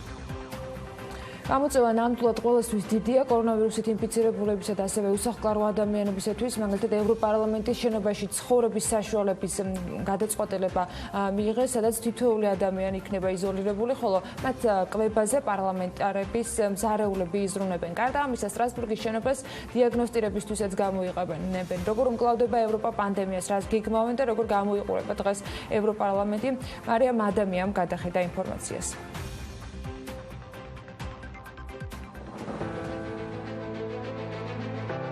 ევროპარლამენტმა საკუთარი ობიექტის ნაწილი გაჭირვებული ადამიანების დასახმარებლად და კორონავირუსის ბრძოლის წინააღმდეგ გამოყო. ადგილობრივმა ხელისუფლებამ უკვე აითვისა ორი დაწესებულება, მათ შორის სტრასბურგში, სადაც პლენარული სესიები ტარდება და ბრიუსელის კორპუსი, სადაც კომიტეტები და კომისია მუშაობს. კონკრეტულად ბრიუსელის შენობამ დღეს ორი დანიშნულება შეიძინა, ანუ ერთი ნაწილი საცხოვრებელი დაწესებულების ფუნქციას ასრულებს მათთვის, ვისაც ეს სჭირდება, ხოლო მეორე საავადმყოფოდან გამოწერილი პაციენტებისთვის არის განკუთვნილი, ვინც კორონავირუსისგან უკვე გამომჯამრთელდა, თუმცა მაინც იზოლაციაში უწევთ ყოფნა. ამ ადამიანების კვებაზე ყოველდღიურად პარლამენტარების მზარეულები ზრუნავენ და ათასობით საკვებს ამზადებენ, რომლებიც პარალელურად ექიმებისთვის და ჯანდაცვის ორგანიზაციაში მომუშავე ადამიანებისთვის ნაწილდება. რაც შეეხება სტრასბურგის შენობას, საფრანგეთის ხელისუფლებამ განაცხადა, რომ ის დროებით სამედიცინო ცენტრის მნიშვნელობას იძენს, რომელიც მომსახურება კორონავირუსით ინფიცირებულებს და ყველა შესაძლო კომფორტს შესთავაზებს მათ. ასევე უახლოესი კვირების განმავლობაში აქ დაიწყება დიაგნოსტიკაც. პანდემიის რაც შეიძლება სწრაფად დასაძლევა მიუხედავად მნიშვნელოვანია, რაც შეიძლება მეტი ადამიანის დატესტვა საჭიროების შემთხვევაში იზოლაცია და მკურნალობა. ხოლო როგორც ექსპერტები აღნიშნავენ, ბევრს დღეს ეს დაავადება სიმპტომების გარეშე გადააქვს და აინფიცირებს სხვას. ამ ფაქტების დროული გამოაშკარავება და დახმარების აღმოჩენა კი არის ერთ-ერთი მნიშვნელოვანი მიმართულება უხილავი მტრის წინააღმდეგ ბრძოლაში. რაც შეეხება დეპუტატებსა და ევროპარლამენტის თანამშრომლებს, ისინი მარტის შუა რიცხვებიდან გადავიდნენ დისტანციურ მუშაობაზე და ადაპტაციის პერიოდი მათ საკმაოდ სწრაფადაც გაიარეს, რაც იმას ნიშნავს, რომ უკვე შეძლეს პლენარული სხდომის ჩატარება დაუსწრებლად, სადაც დეპუტატთა 90%-მა ხმა სახლიდან მისცა. ვირუსით ინფიცირების პროცესი რომ კარგად იყოს მართული, ამისთვის პრემიერი ყველას, ვისაც რაიმე ავადმყოფობის სიმპტომი ექნება, 112-თან დაკავშირებას თხოვს. გახარიას თქმით, კოლ-ცენტრ 154-ზე ზარების რაოდენობა მნიშვნელოვნად არის შემცირებული, რადგან მოქალაქეებმა დეტალურად იციან, როგორია საგანგებო მდგომარეობის საკანონმდებლო სპეციფიკა. როგორც მთავრობის მეთაური აღნიშნავს, კოლ-ცენტრი 154 რამდენიმე ხნის წინ აუცილებლობიდან გამომდინარე ჩაერთო, რომლის ძირითადი ამოცანა საგანგებო მდგომარეობის პირობების და საკანონმდებლო თავისებურებების შესახებ მოქალაქეებისთვის პასუხის გაცემა. 112 ჯანდაცვის სამინისტროსთან ერთად და პირველად მედიცინასთან, სამედიცინო მომსახურებასთან ერთად, რაც ნიშნავს ოჯახის ექიმს და სოფლის ექიმს, აეწყო სრულიად ახალი ხაზი. ეს არის კრიტიკულად მნიშვნელოვანი. საერთოდ ყველას უნდა გვესმოდეს, რომ ეს არის COVID-19-თან ბრძოლის პირველი ხაზი. რატო? თითოეულ ჩვენს მოქალაქეს, როგორც კი რაიმე ელემენტარული სიმპტომი ექნება, სიცხის მატება, სუნთქვის გართულება, მას შეუძლია აიღოს ტელეფონი, აკრიფოს 112, 112 მას მაშინვე დააკავშირებს მის რეგიონიდან ოჯახის ექიმთან ან სოფლის ექიმთან. ესე იგი, ზარი შემოდის თბილისში, საქართველოს ნებისმიერი რეგიონიდან, ბრუნდება იმ გეოგრაფიაზე, საიდანაც ზარი ხორციელდება და ჩვენს მოქალაქეს აკავშირებს ოჯახის ექიმთან ან სოფლის ექიმთან. შემდგომ უკვე ჩეკლისტის შესაბამისად ტარდება კონსულტაცია, თუ საჭირო არის მოქალაქის გადაყვანა სტაციონარზე. მაშინ ის გადაყავთ ცხელების ცენტრში, რეგიონალურში, სადაც მასზე ყურადღება მახვილდება 24 საათის განმავლობაში, უტარდება ტესტები და ამის შემდგომ იქნება მიღებული გადაწყვეტილება, საით უნდა იყოს განაწილებული. 112-ის მუშაობის რისკები შინაგან საქმეთა მინისტრის ინფორმაციით გადაზღვეულია, რაღაც რომ მოხდეს, დავიტვირთოთ და ვერ აუვიდეთ საქმეს, ამის პრობლემა არ გვაქვს, ამბობს მინისტრი ვახტანგ გომელაური მედიასთან 112-ში ვიზიტისას, სადაც პრემიერ-მინისტრი გიორგი გახარიასთან ერთად მივიდა. შინაგან საქმეთა მინისტრმა აღნიშნა, რომ ამ ეტაპზე იმის საშიშროება არ არსებობს, რომ 112-მა და 154-მა სრული დატვირთვით ვერ გააგრძელონ მუშაობა. 112-ის თემაზე და ასევე 154-ის თემაზე ძალიან კარგად ისაუბრა ბატონო პრემიერმა, განმარტა თუ როგორი სისტემით მუშაობს, როგორ მუშაობთ.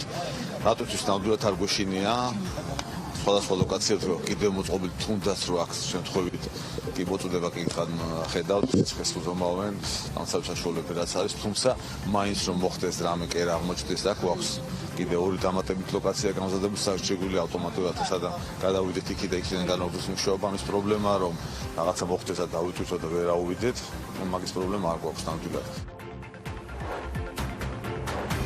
დისტანციურად პროცესების მართვა, ტექნოლოგიები და მენეჯმენტი, ინოვაციური მოდელებით. ასეთი რესურსების გაზრდისათვის და წახალისებისათვის კიდევ უფრო აქტიურია ინოვაციების და ტექნოლოგიების სააგენტო, რომელმაც საგანგებო პერიოდში მოახერხა ონლაინ პროექტების მიღება და განხილვა. გამარჯვებულიც გამოვლენილია და გაჩერებასაც არ აპირებენ. ათვილი კასრაძე ინოვაციების და ტექნოლოგიების სააგენტოს სახელმძღვანელი შემოგვიერთდება ლევან თაღიაშვილთან ერთად რამდენიმე წუთში.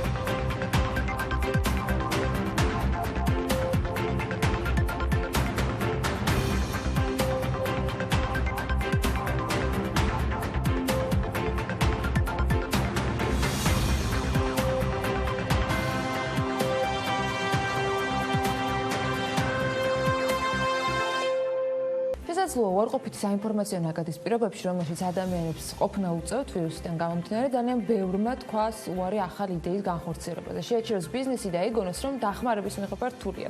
ჩვენ კი ვცდილობთ მოგაწოდოთ ინფორმაცია და გითხრათ, რომ უამრავი ადამიანი ერთიანდება მცირე თუ საშუალო ბიზნესის მხარდასაჭერად, ქმნიან სხვადასხვა ფონდებს, იჩენენ სოციალურ პასუხისმგებლობას, crowdfunding-იც ერთ-ერთი ასეთი გზაა სტარტაპებისათვის და არა მხოლოდ მათ მხარდასაჭერად. რადგან თაღიაშვილმა მოუყარა თავი რამდენიმე მათგანს და ის გაგაცნობთ როგორც ქართულ, ისე უცხოურ პლატფორმებს. ლევანი ახლა საქმიანი დილის ეთერში გვერდება.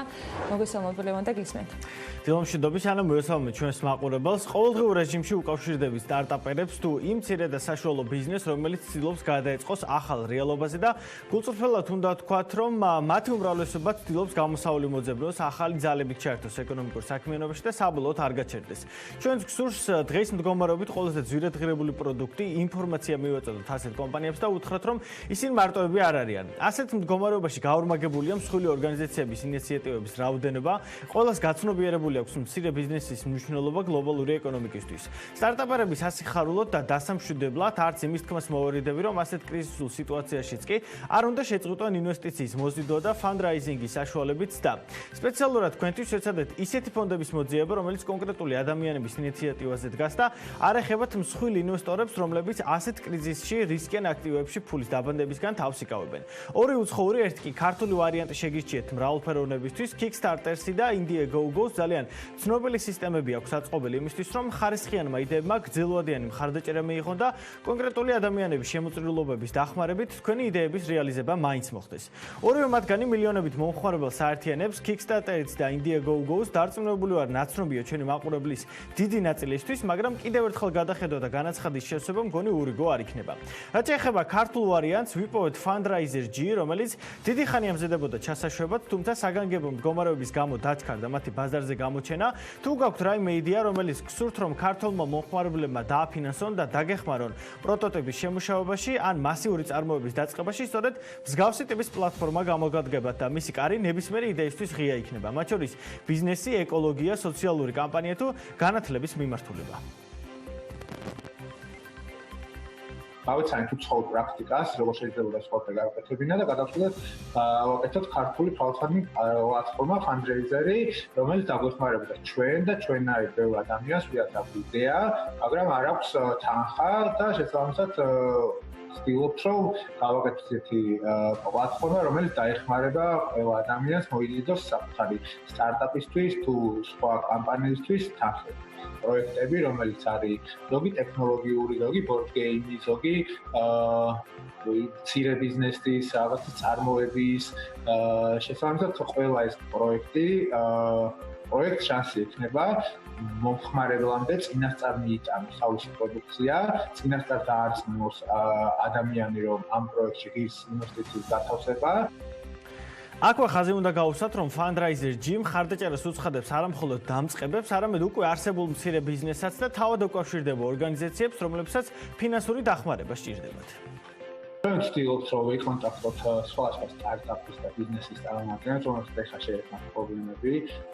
ვცდილობთ დავიკონტაქტოთ, გავიგოთ მათი პრობლემები და შესაბამისად დავეხმაროთ მათ თანხის მოზიდვაში. რაც ამ ეტაპზე სასიცოცხლოდ მნიშვნელოვანია არსებული ბიზნესი თუ გადარჩეს და შემდგომ ფუნქციონიროს, ან ახალი ბიზნესი დაიბადოს. ამიტომ გონია, რომ უცხოური გამოცდილების მიხედვით crowdfunding პლატფორმები მსგავს პრეცედენტებს ქმნის, რომ შეგვიძლია სხვა ბიზნესი ასე ვთქვათ გადავარჩინოთ ამ ეტაპზე. თავის მხრივ არც სტარტაპერები არიან უქმად, რამდენიმე დღის წინ ტექნოლოგიებისა და ინოვაციების სააგენტოს ხელმძღვანელმა ავთანდილ კასრაძემ საკუთარ Facebook გვერდზე დაწერა, რომ კორონათონის, ანუ ჰაკათონის, რომელიც ტექნოლოგიების მეშვეობით კორონავირუსის დამარცხებას ისახავდა, მისდრად მონაწილეების რაოდენობა რეკორდული იყო და 350 მიაღწია, რაც უნიკალურია ნებისმიერი პროგრამისთვის, რომელიც აქამდე ჯიტას განუხორციელებია. პროექტი დასრულებულია, გამარჯვებული სულ ახლახანს გამოავლინეს და მის შედეგებზე ინიციატივების მრავალფეროვნებებზე და იმ გადაწყვეტილებებზე, რომლებიც სტარტაპერებმა იპოვეს კორონათონის განმავლობაში, ავთანდილ კასრაძის ჯიტას ხელმძღვანელი გვეტყვის მეტ დეტალს, რომელიც live chat-ით გვერდება საქმიანი დილის ეთერში. დილომშვიდობის ავთანდილ, მადლობა იმისთვის, რომ ხართ ჩვენთან ერთად დილიდან. როგორ შეაფასებდით კორონათონს და თქვენი აზრით, რატომ იყო ამხელა ინტერესი აი ამ ჰაკათონის მიმართ? პირველ რიგში მივესალმებით თქვენს მაყურებელს. მართლაც უპრეცედენტო მასშტაბის განაცხადები მივიღეთ. ასევე უპრეცედენტო იყო არა მარტო რაოდენობრივად, არამედ ხარისხობრივად. გამომდინარე იქიდან, რომ ბევრი ის ადამიანები, რომელიც წლების განმავლობაში იყო სხვადასხვა ჰაკატონის, იდეათონის, კრეათონის მენტორები, ეხლა ესენი ყველანი იყვნენ მონაწილეები. შესაბამისად, ხარისხი იყო ძალიან მაღალი.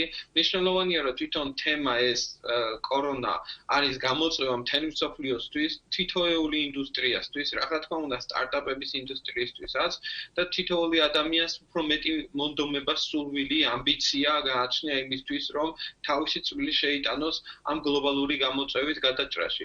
ჩვენ ვნახეთ ძალიან საინტერესო განაცხადები სხვადასხვა დარგების მიმართულებით, ასევე ვნახეთ რომ ადამიანები განსაკუთრებულად მოტივირებულები ვართ, როდესაც ეხება საქმეს სწორედ ამ გლობალურ გამოწვევას და დარწმუნებული ვარ, რომ სწორედ აი ესეთი პროგრამების ფარგლებში, სწორედ ასეთი ადამიანების ძალიან აქტიური ჩართულებით გლობალურად, გამომდინარე იქიდან, რომ ჩვენ ვამაყობ, რომ ერთ-ერთი პირველები ვიყავით ინიციატივის თვალსაზრისით, რომლებმაც გადავწყვიტეთ, რომ ონლაინ შეგვეთავაზებინა.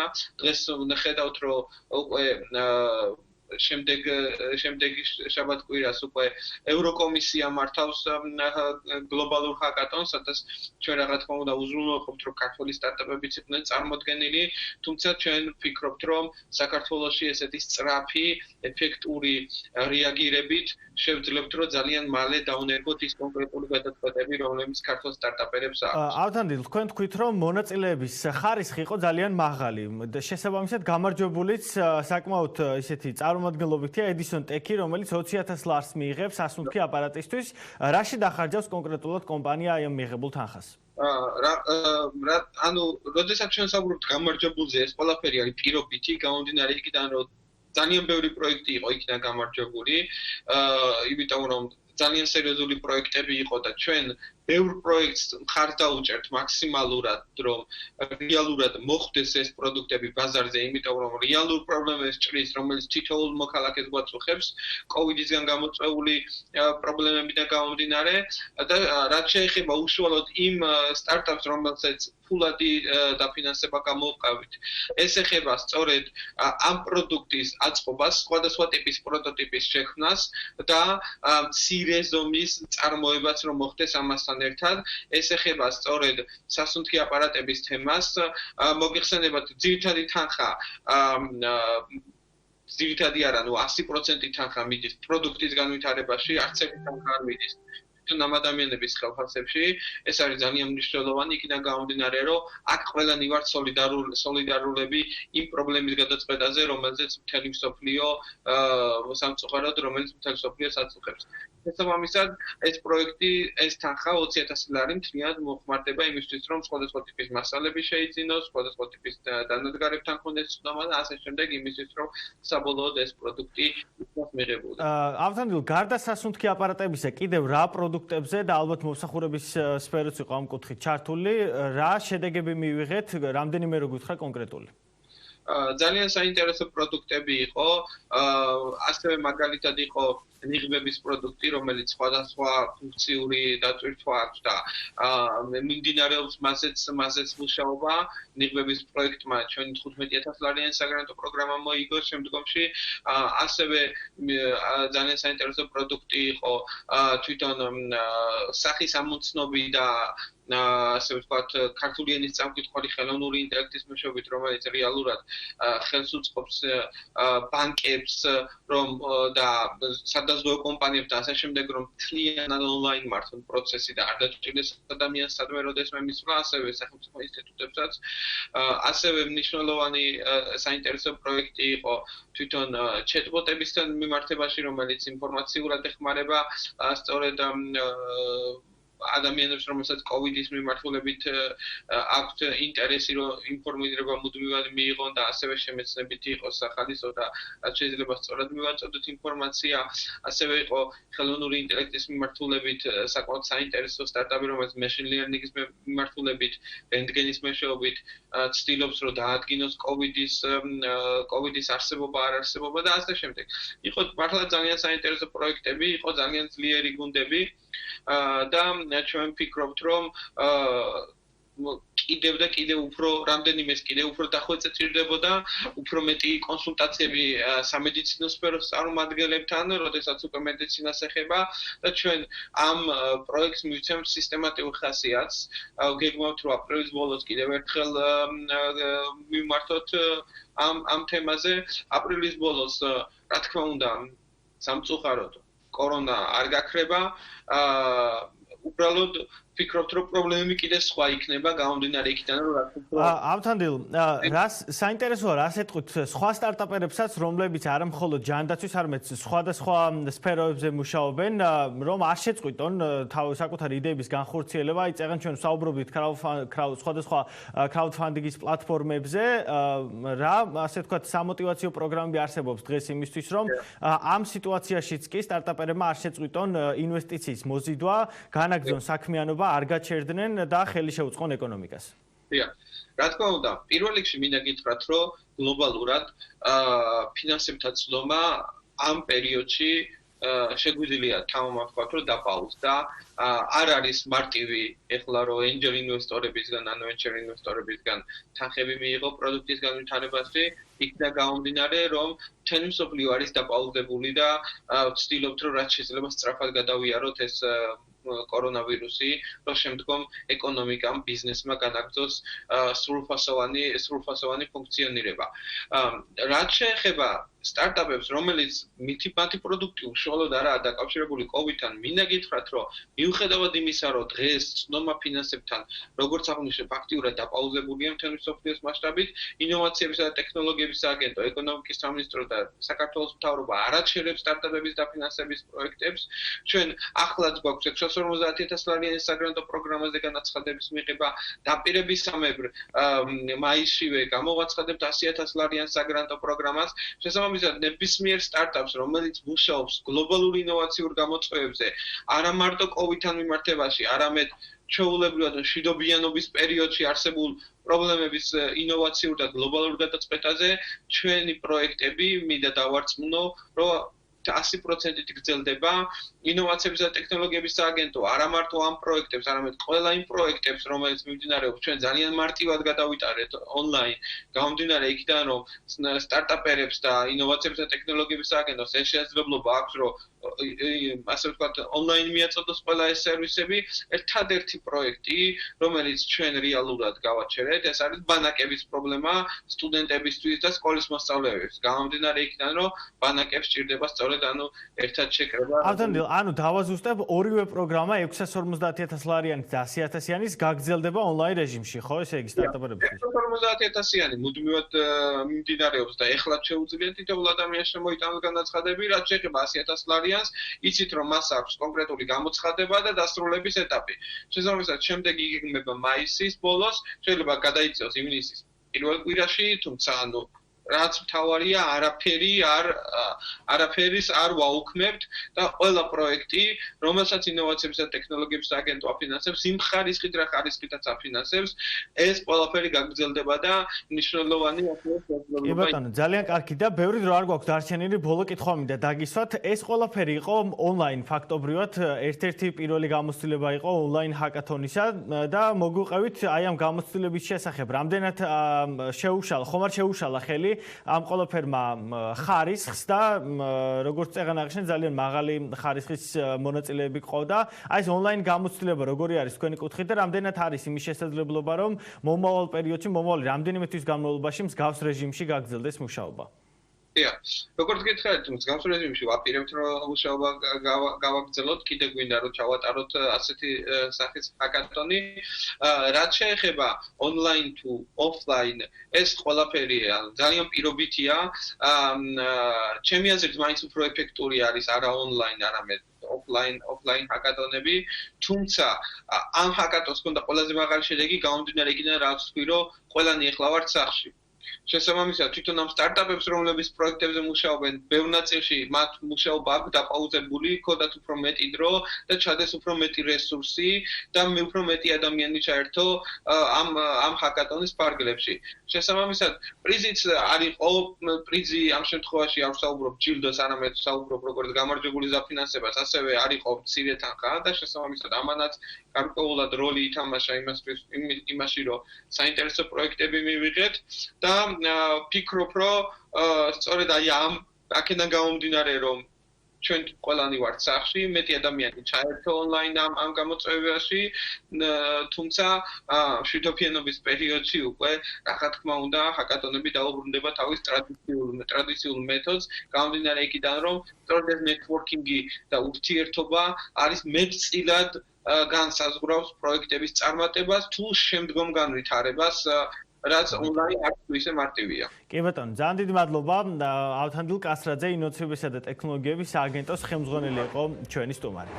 მადლობა ლევან და მადლობა ჩვენ სტუმარს საინტერესო საუბრისათვის. ჩვენ კი უკვე შემდეგი ბლოკისთვის და სტუმრებისთვის ვიმზადებით მოქალაქეებისთვის, რომლებსაც სოლიდარობის ნიშნად თავის კომუნალური შეღავათებით სარგებლობა არ სურთ, სამექმნა შესაბამისი პლატფორმა შესთავაზა სოციალური დისტანცირებისას გამოჩენილი სოციალური პასუხისმგებლობა და დახმარების საჭიროების მიმართ უფრო მეტად მოწყვლადი ჯგუფებისათვის რესურსის განაწილების შესაძლებლობა იქნება ჩვენი სასაუბრო თემა რამდენიმე წუთში.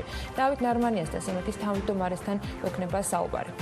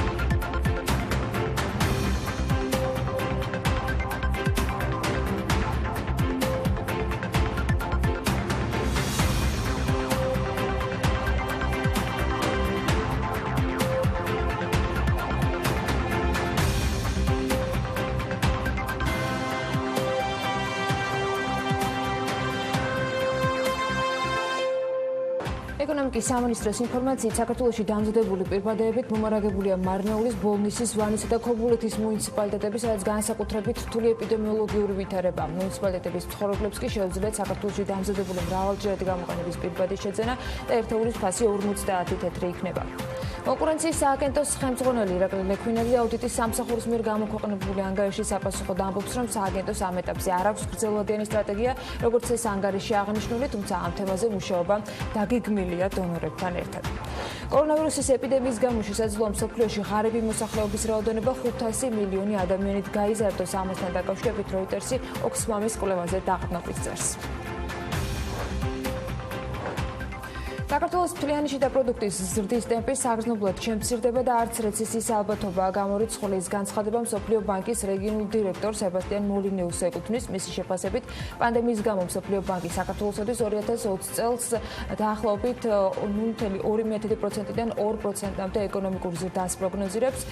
COVID-19-ით გამოწვეული კრიზისის გამო ველოდებით საკმაოდ მნიშვნელოვან გავლენას საქართველოს ეკონომიკაზე. ეს ძირითადად განპირობებულია მოგზაურობის აკრძალვით, რაც რა თქმა უნდა გავლენას იქონებს ტურიზმზე და შიდა შეკავების მექანიზმები შეამცირებს ადგილობრივ მოთხოვნებს, ამბობს მოლინეუსი და მისივე თქმით, მთავრობამ გაატარა ფისკალურად გონივრული ღონისძიებები და ასევე შექმნა კაპიტალის ბუფერები, რომლებიც იძლევა კრიზისზე აქტიური რეაგირების საშუალებას.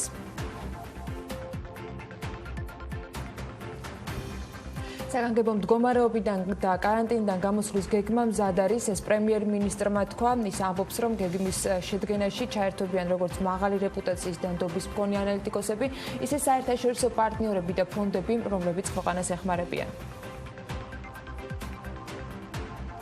საქართველოს მთავრობა უკვე მუშაობს გეგმაზე ამ გამკაცრებული ღონისძიებების каранტინის და საგანგებო მდგომარეობის პირობებიდან გამოსვლის გეგმაზე. ეს ვერ მოხდება ერთ დღეში და ერთ კვირაში. ეს უნდა იყოს აბსოლუტურად გააზრებული გეგმა ამ გამკაცრებული ღონისძიებიდან გამოსვლის, რომელმაც უნდა დაიცვას ბალანსი მოქალაქის ჯანმრთელობის და COVID-19-ის გავრცელების შეჩერების და ასევე ეკონომიკური პოტენციალის შენარჩუნების და სამუშაო ადგილების ამუშავების. პრემიერ-მინისტრის გადაწყვეტილებით სწორედ ანტიკრიზისულ გეგმაზე მთავრობის ეკონომიკური გუნდი მუშაობს ადგილობრივი კომპანიების წარმომადგენლებთან ერთადაც. ამისათვის სპეციალური პლატფორმაც იქმნება, რომლის ფარგლებშიც მოსაზრებების გაცვლა და რეკომენდაციების შემუშავება ინტენსიურ რეჟიმში გაგრძელდება. პირველი ვიდეოკონფერენცია მათ შორის 2 დღის წინ გაიმართა, რაზე ისაუბრეს მხარეებმა. თათია ჩაფიჩაძე გააგრძელებს ახლა ამაზე საუბარს. თათია დილა მშვიდობისა და გისმენთ. დილა მშვიდობისა, ანა, დიახ, ეკონომიკური კრიზისიდან გამოსვლის გეგმის შემუშავებაში ანალიტიკური და კვლევითი ორგანიზაციები ჩაერთვებიან მთავრობისა და მათ წევრებს შორის პირველ ვიდეოკონფერენციაზე ყურადღება ყველა იმ ღონისძიებაზე გამახვილდა, რომელიც საქართველოს მთავრობამ მიმდინარე ეპიდემიოლოგიური კრიზისის ეკონომიკური შედეგების მინიმიზებისათვის განახორციელა. მათ შორის აღინიშნა ისეთი ღონისძიებები, როგორიცაა მოქალაქეებისათვის კომუნალური გადასახადების სუბსიდირება, ქონების და საშემოსავლო გადასახადების გადავადება, ისეთი მოწყვლადი სექტორის ბიზნეს სუბიექტებისთვის, როგორიცაა მაგალითად ტურიზმი. შეხვედრის მონაწილე კომპანიების წარმომადგენლები აცხადებენ, რომ მხარეებმა განიხილეს ის ღონისძიებები და სტრატეგია, რომლითაც საქართველოს უნდა იხელმძღვანელოს პოსტკრიზისული ეკონომიკური პოლიტიკის გატარებისას, რათა კრიზისიდან გამოსვლის შემდეგ ქვეყანამ გლობალურ და შეცვლილ ეკონომიკურ გარემოში კონკურენტუნარიანობა სწრაფად დაიბრუნოს. ბიდეოს მმართველი პარტნიორი ზურაბ ლალაზაშვილი ამბობს, რომ პირველ შეხვედრას ჰქონდა უფრო ზოგადი ხასიათი, სადაც მსოფლიო ბაზარზე არსებული ვითარების ადეკვატურად საქართველოში ადგილობრივი წარმოებების გაფართოებაზე, საექსპორტო ქვეყნების დაგეგმვასა და რიგი დარგების ამუშავებაზე ისაუბრეს.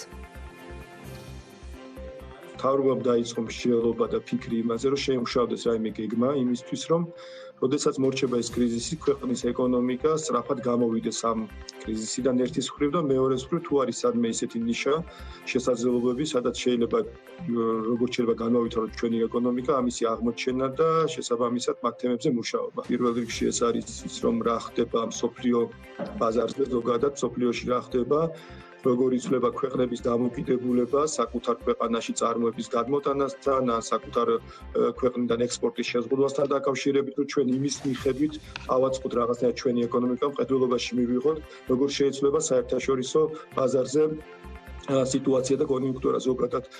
იმიტომ რომ შეიძლება გასაღების ის მეთოდები, ანის პროდუქცია, რომელსაც ანის ბაზრები, რომელსაც სადაც ჩვენ ეს ექსპორტი გაქონდა, აღარ იყოს ისეთი მომხიბლავი ერთის მხრივ და მეორეს მხრივ არ იყოს ჩვენი ქვეყნისთვის მიზანშეწონილი. აისეტის დირექტორის თამარ სულუხიას ინფორმაციით არაფორმალური საკონსულტაციო ჯგუფი მთავრობასთან ერთად ეკონომიკური და სოციალური მიმართულებებით იმუშავებს. მუშაობა მოიაზრებს როგორც ეკონომიკურ ზრდას, ასევე სტაბილური გარემოს შექმნას და კონკრეტული დარგების განვითარებაზე აქცენტირებასაც. საქმიანი დილასთან საუბრისას სულუხიამ განაცხადა, რომ მნიშვნელოვანია როგორც პოსტკრიზისულ პერიოდში კონკრეტული ღონისძიებების გატარება, ასევე საერთაშორისო საფინანსო ინსტიტუტებიდან თანხების მოზიდვა და შემდგომ მისი სწორედ გადანაწილება, სწორი გათვლების გაკეთება და სახსრების თანმიმდევრული გამოყენებაც. ეკონომიკური სტაბილურობა ყველა დროში უმნიშვნელოვანესია. ასევე გამოიქვა მოსაზრებები იმის თაობაზე, რომ როგორ უნდა იქნეს აღდგენილი და ახალისებული ადგილობრივი წარმოება, როგორ უნდა იქნეს მხარდაჭერილი და რა პროგრამები შეიქმნას ექსპორტის ახალისებისა და ზრდის უზრუნველყოფისათვის. ქვეყნის კონკურენტუნარიანობის საკითხი ძალიან საინტერესოდ შეიძლება დადგეს პოსტკრიზისულ პერიოდში, იმიტომ რომ გამომდინარე იქიდან, რომ ყველა ქვეყანა კრიზისიდან დაიწყებს გამოსვლას, რაღაცა გარკვეული როლები, გარკვეული სიმძლავრეები შეიძლება გადათამაშებული იყოს, ამიტომ საქართველოს უნდა მოემზადოს საფინანსო ინსტიტუტთან თანამშრომლობა, რათა მოზიდული იყოს ეს სახსრები ეკონომიკის სტაბილურობის უზრუნველსაყოფად და ეკონომიკური ზრდის უზრუნველყოფისაყოფად იქნება უმნიშვნელოვანესი.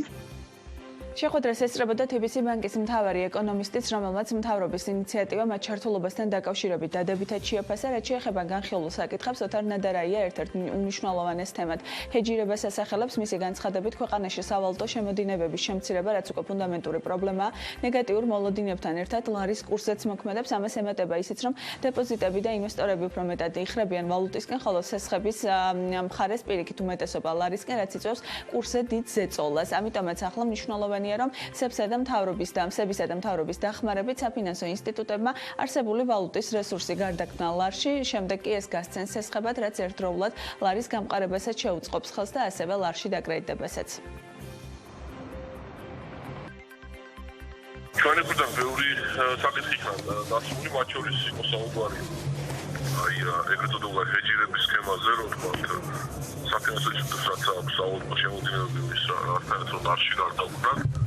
ასევე როდესაც უკვე დაიწყეს აღდგენა ეკონომიკას, შეიძლება იპოთეკური წესების მიმართულებით იყოს სტიმული, ასევე გარანტიებზე არის საუბარი, რომ თქვათ სასწავლო ბიზნესის სხვა მიმართულებებით. მაგის სამუშაო შეხვედრა იყო, ბევრი ჩემს გარდა ბევრი ეკონომისტი იყო და ეს სამუშაო შეხვედრა ბევრდებოდა. კიდევ ერთხელ გეტყვით, რომ მთავრობის გადაწყვეტილებით იქმნება პლატფორმა, რომლის ფარგლებში წამყვანი ადგილობრივი კომპანიების წარმომადგენლების დახმარებით მოსაზრებების გაცვლა და რეკომენდაციების შემუშავება ინტენსიურ რეჟიმში გაგრძელდება. შეხვედრები სავარაუდოდ კვირაში ერთხელ გაიმართება. ალბათ ათია, აუცილებლად მივოდევნებთ თვალს ამ შეხვედრებზე, რა თქმა უნდა, გავაახლებთ ინფორმაციას მუდმივ რეჟიმში. საქართველოს ამასობაში მხარი დაუჭირა ევროპის საჰაერო ნავიგაციის უსაფრთხოების ორგანიზაციის ინიციატივას, რომელიც ავიაკომპანიებისათვის საერნაოსნო მომსახურების გადასახადის გადავადებას ითვალისწინებს. ინდუსტრიისათვის 1.1 მილიარდი ევროს მოცულობის გადასახადების გადავადების საკითხი ორგანიზაციამ წევრ სახელმწიფოებთან შეათანხმა. საქართველოს სამოქალაქო ავიაციის სააგენტოს ინფორმაციით, გადაწყვეტილებას მხარი ეკონომიკის ამდგრადი განვითარების სამინისტროს შესაბამისმა ციფმა სამოქალაქო ავიაციის სააგენტოს დირექტორმა ლევან კარნაძემ, რომელიც ამავე დროს ევროკონტროლის მმართველი საბჭოს ვიცე-პრეზიდენტია, მხარდაჭერა გამოუცხადა და ინიციატივის თანახმად ავიაკომპანიებს მარშრუტებზე საერნაოსნო მომსახურების გადასახადი გადაუვადდათ შემდეგი სქემით. ამ წლის თებერვლის გადასახადის გადახდის ბოლო ვადა 2020 წლის ნოემბერია, მიმდინარე წლის მარტის, 2021 წლის თებერვალში, მიმდინარე წლის აპრილის კი 2021 წლის მაისში, ხოლო მაისის გადასახადის გადახდა შეძლებენ ისინი 2021 წლის აგვისტომდე.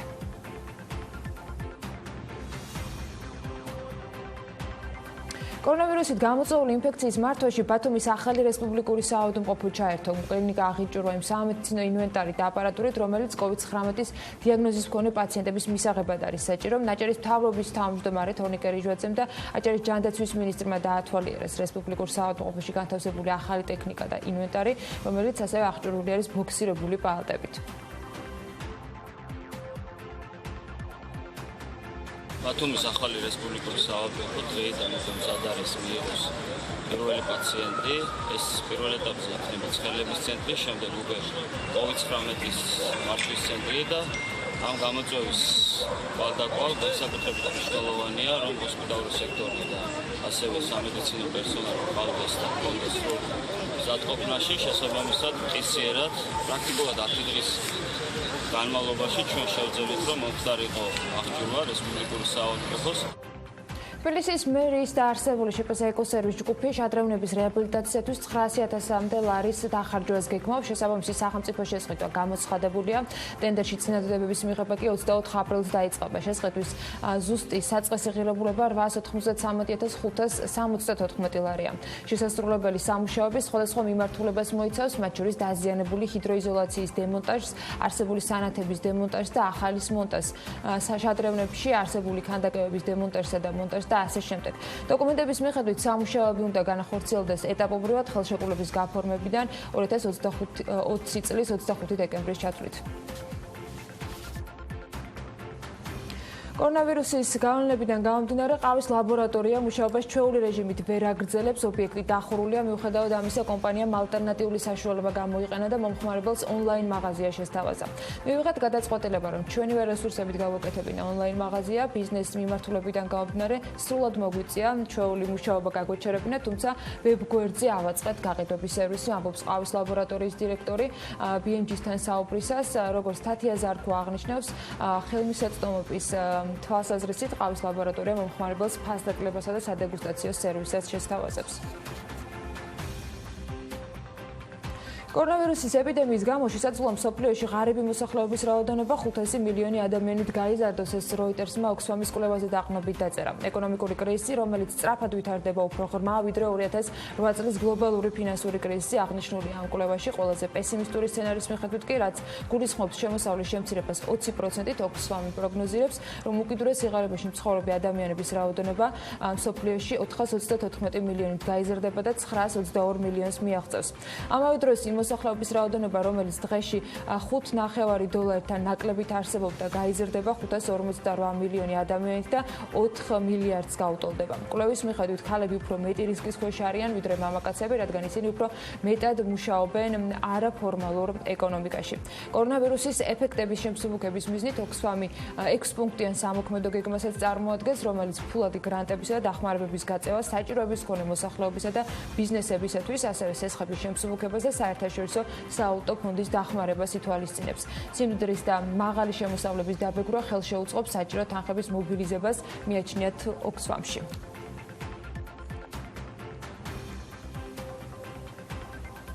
დაპირებას ვასრულებთ დღევანდელ საქმიან ეთერში, ჩვენც და მსემეკიც ერთგვარად გასულ კვირას დაანონსა მისმა თავმჯდომარემ, რომ ამ კვირაში ამოქმედებოდა პლატფორმა, რომელიც იმოქალაქეებს, რომლებსაც აქვთ სურვილი, სხვა უფრო მოწყვლადი ჯგუფების სასარგებლოდ უარი თქვან კომუნალური გადასახადის სახელმწიფოსგან დაფარვაზე ამ სურვილის დარეგისტრირებას შეძლებენ. მოქალაქეებისთვის, რომლებსაც სოლიდარობის ნიშნად მთავრობის კომუნალური შეღავათების სარგებლობა არ სურთ, სემეკმა შესაბამისი პლატფორმა ამოქმედა და შესთავაზა. დავით ნარმანია, სემეკის თავმჯდომარე გვერდება ახლა საქმიანი დილის ეთერში, რომელიც ამ სქემის მუშაობაზე უფრო მეც გვეტყვის. მოგესალმებით ბატონ დავით, მადლობა იმის რომ ხართ ჩვენთან ერთად. ეს კვირა დადგა, შესრულებულია, პლატფორმა არსებობს და გითხარით უფრო მეტი მის მუშაობაზე და ბოლო საათების განმავლობაში თუ იყო აქტივობა ამ მიმართულებით.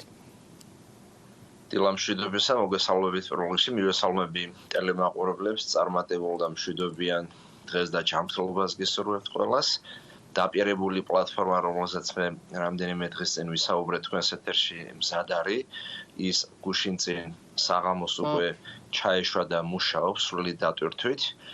აქტივობა საკმაოდ მაღალია, გუშინ საღამოს გვიანაც აქტივობა იყო მაღალი, როგორც წესი. უკვე 1000-ზე მეტია ის, ასე თქვათ, მომხმარებლები, რომლებმაც ისარგებლეს ამით, ხოლო კომუნალური სერვისები, რომელზეც მათ უარი თქვეს, არის დაახლოებით 2-ჯერ მეტი, იმიტომ რომ ერთი, ასე თქვათ, აბონენტი იცით თქვენ, რომ ერთზე მეტ კომუნალურ სერვისზე ამბობს, როგორც წესი უარს, როგორც არის ელექტროენერგია, გაზი, ასევე ელექტროენერგიასთან დაკავშირებული წყლის და დასუფთავების მოსაკრებელი, ასე რომ ამ თვალსაზრისით აქტიურობას დღესაც და ხვალაც ველოდებით ჩვენ დღეს და ხვალ დღის ბოლომდე იმუშავებს ეს პლატფორმა.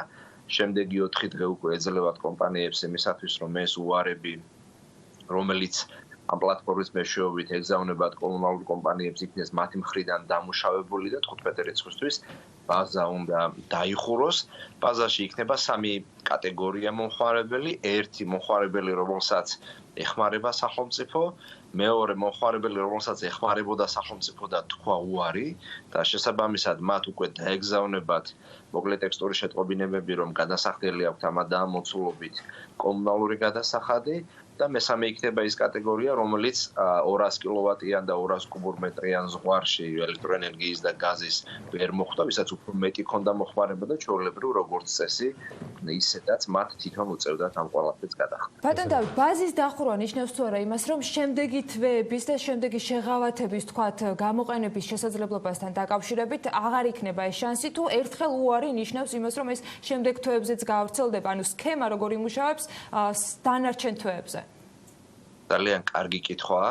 ჩვენ როცა ბაზა გავაკეთეთ, იქ შეიძლება მარტისთვის კომუნალურზე უარის თქვა, ასევე შეიძლება სამივე თვის კომუნალურზე უარის თქვა. ის ვინც მხოლოდ მარტის თვეზე თქვა უარი და შემდეგი 2 თვე არა აქვს უარი ნათქვამი, მას შეიძლება მომავალი თვის ანალოგიურ პერიოდში თქვას ასევე უარი, ანუ ყოველთვიურადაც შეუძლია თქვას უარი, შესაბამისად ბაზა იხურება მხოლოდ მარტისთვისთვის, იმიტომ რომ მარტისთვის ანგარიშწორებები უნდა მოხდეს 15 რიცხვიდან თვის ბოლომდე, კომუნალურმა კომპანიებმა უნდა მიიღონ შესაბამისი შემოსავლები ერთის მხრივ მთავრობიდან, ეგრეთ წოდებული კომუნალური სუბსიდიის თანხა და მეორეს მხრივ უნდა მიიღონ მომხმარებლებიდან ის თანხა, რომელსაც საკუთრივ მომხმარებლები ჩარიცხავენ. მას შემდეგ რაც დასრულდება აპრილის თვე, რა თქმა უნდა, შემდეგ უკვე ხელახლა იქნება შესაძლებელი უარები აპრილისთვის კომუნალურისთვის, ოღონდ ეს იქნება პირველიდან 10 ან 11 მაისამდე, როცა აპრილის თვეზე იტყვიან მომხმარებლები უარს, ხოლო ის ვინც უკვე თქვა უარი სამივე თვეზე, როგორც მარტზე, ასევე აპრილზე და მაისზე, რა თქმა უნდა, მათ მომდევნო პერიოდში აღარ მოუწევთ ამ ბაზით სარგებლობა, უბრალოდ ამ სისტემით სარგებლობა და უარის თქმა. მიგაჩნიათ თუ არა, რომ 1000 მომხმარებელი, ბატონ დავით, რომელიც დაფიქსირდა ამ დროისთვის, ვიდრე თქვათ ინფორმაციის შედარებით უფრო აგრესიულ მიწოდებას არ განახორციელებს სემეკი და სხვა სტრუქტურები, არ ვიცი თუ ჩაერთვებიან თუ არა, რომ ეს კარგი სტარტია საიმისოდ, რომ აქტივობა ამ კუთხით, ჩემთვის ეს სოციალური პასუხისმგებლობის ნაწილია, სტარტისთვის ნორმალურია და კარგი ნიშნულია. სტარტისთვის მე ვიტყოდი, რომ ცუდი ნიშნული ნამდვილად არ არის, 1000-ზე მეტი, ასე ვთქვათ, ადამიანის მიერ უარის თქმა ჯამში 3000-მდე კომუნალურ, ასე ვთქვათ, სერვისის დაფინანსებაზე უარის თქმა და ეს გრძელდება დღესაც და ხვალად, შესაბამისად, როცა დასრულდება მოგაწვდით აუცილებლად დაზუსტებული ინფორმაცია, დასრულებული ფორმით. მე ვფიქრობ, რომ თქვენი ეთერები, სხვა ეთერები, საინფორმაციო საშუალებები, რომლებმაც უკვე გაუშვეს ეს ინფორმაცია, ასე გუშინ მთელი დღე ტრიალებდა პრაქტიკულად ყველა საინფორმაციო საშუალება სხვა არის, ძალიან კარგი ინსტრუმენტი იმისათვის, რომ გავაგებინოთ ყველას. შეიძლება ყველამ ჯერ კიდევ არ იცის, ამიტომ დღესაც და ხვალაც გვაქვს თქვენი იმედი, თქვენი კოლეგების იმედი, რომ რაც შეიძლება მეტ ადამიანს გავაგებინოთ ამ სიკეთის შესახებ, იმიტომ რომ მართლა არიან ესეთი ოჯახები, რომლებსაც მოხმარება დაბალი ჰქონდათ და აქვთ საშუალება იმისა, რომ თვითონ დაფარონ შესაბამისად ეს გადასახადი, ამიტომაც მათ ამის საშუალება უნდა მივცეთ, ამით დაიზოგება საბიუჯეტო სახსრები და მთავრობას შეეძლება ეს დაზოგილი საბიუჯეტო სახსრები, რომელიც უნდა ჩაერიცხა კომუნალური კომპანიისთვის, მიმართოს სხვა არანაკლებ მნიშვნელოვანი და აუცილებელი ღონისძიებების დასაფინანსებლად ამ პერიოდში. ბატონ დავით, თვითონ ამ კომუნალურ კომპანიებთან დაკავშირებით, რომლებიც ამ ყველაფერს უზრუნველყოფენ, მათთან ურთიერთობაზე და მათ სამუშაო რეჟიმზე მინდა გკითხოთ, იქიდან გამომდინარე, რომ დღეს ყველანი ვართ უმეტესად სახლში, ყოველ შემთხვევაში ვართ შენობებში, სადაც ჩვენ ეხლაც სახლში ვართ, ჩვენ ფაქტობრივად სახლში ვართ. მე ვხუმრობ, რომ უბრალოდ გამოს, რომ ორი ოთახით მეტი მაქვს თქო, იმიტომ რომ სამსახურში ორი ოთახით შემოვიფარგლებით.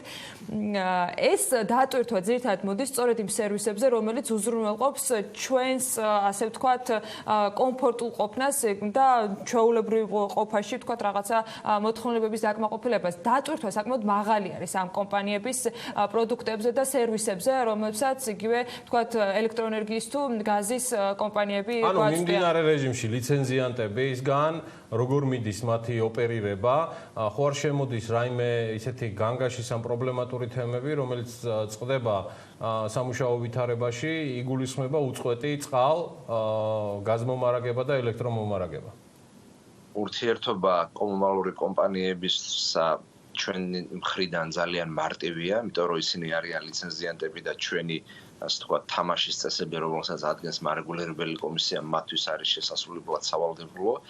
ამ ნაწილში ძალიან კომფორტული და კარგი თანამშრომლობაა. ჩვენს მიერ გენერირებული ინფორმაცია ავტომატურ რეჟიმში მიეწოდებათ კომუნალურ კომპანიებს და კომუნალური კომპანიების შესაბამისი ოპერატორები შემდეგ ამ ყველაფრის ბაზაში განთავსებას ახდენენ და ბაზის, ასე ვთქვათ, ფორმირება მიმდინარეობს 15 რიცხვამდე.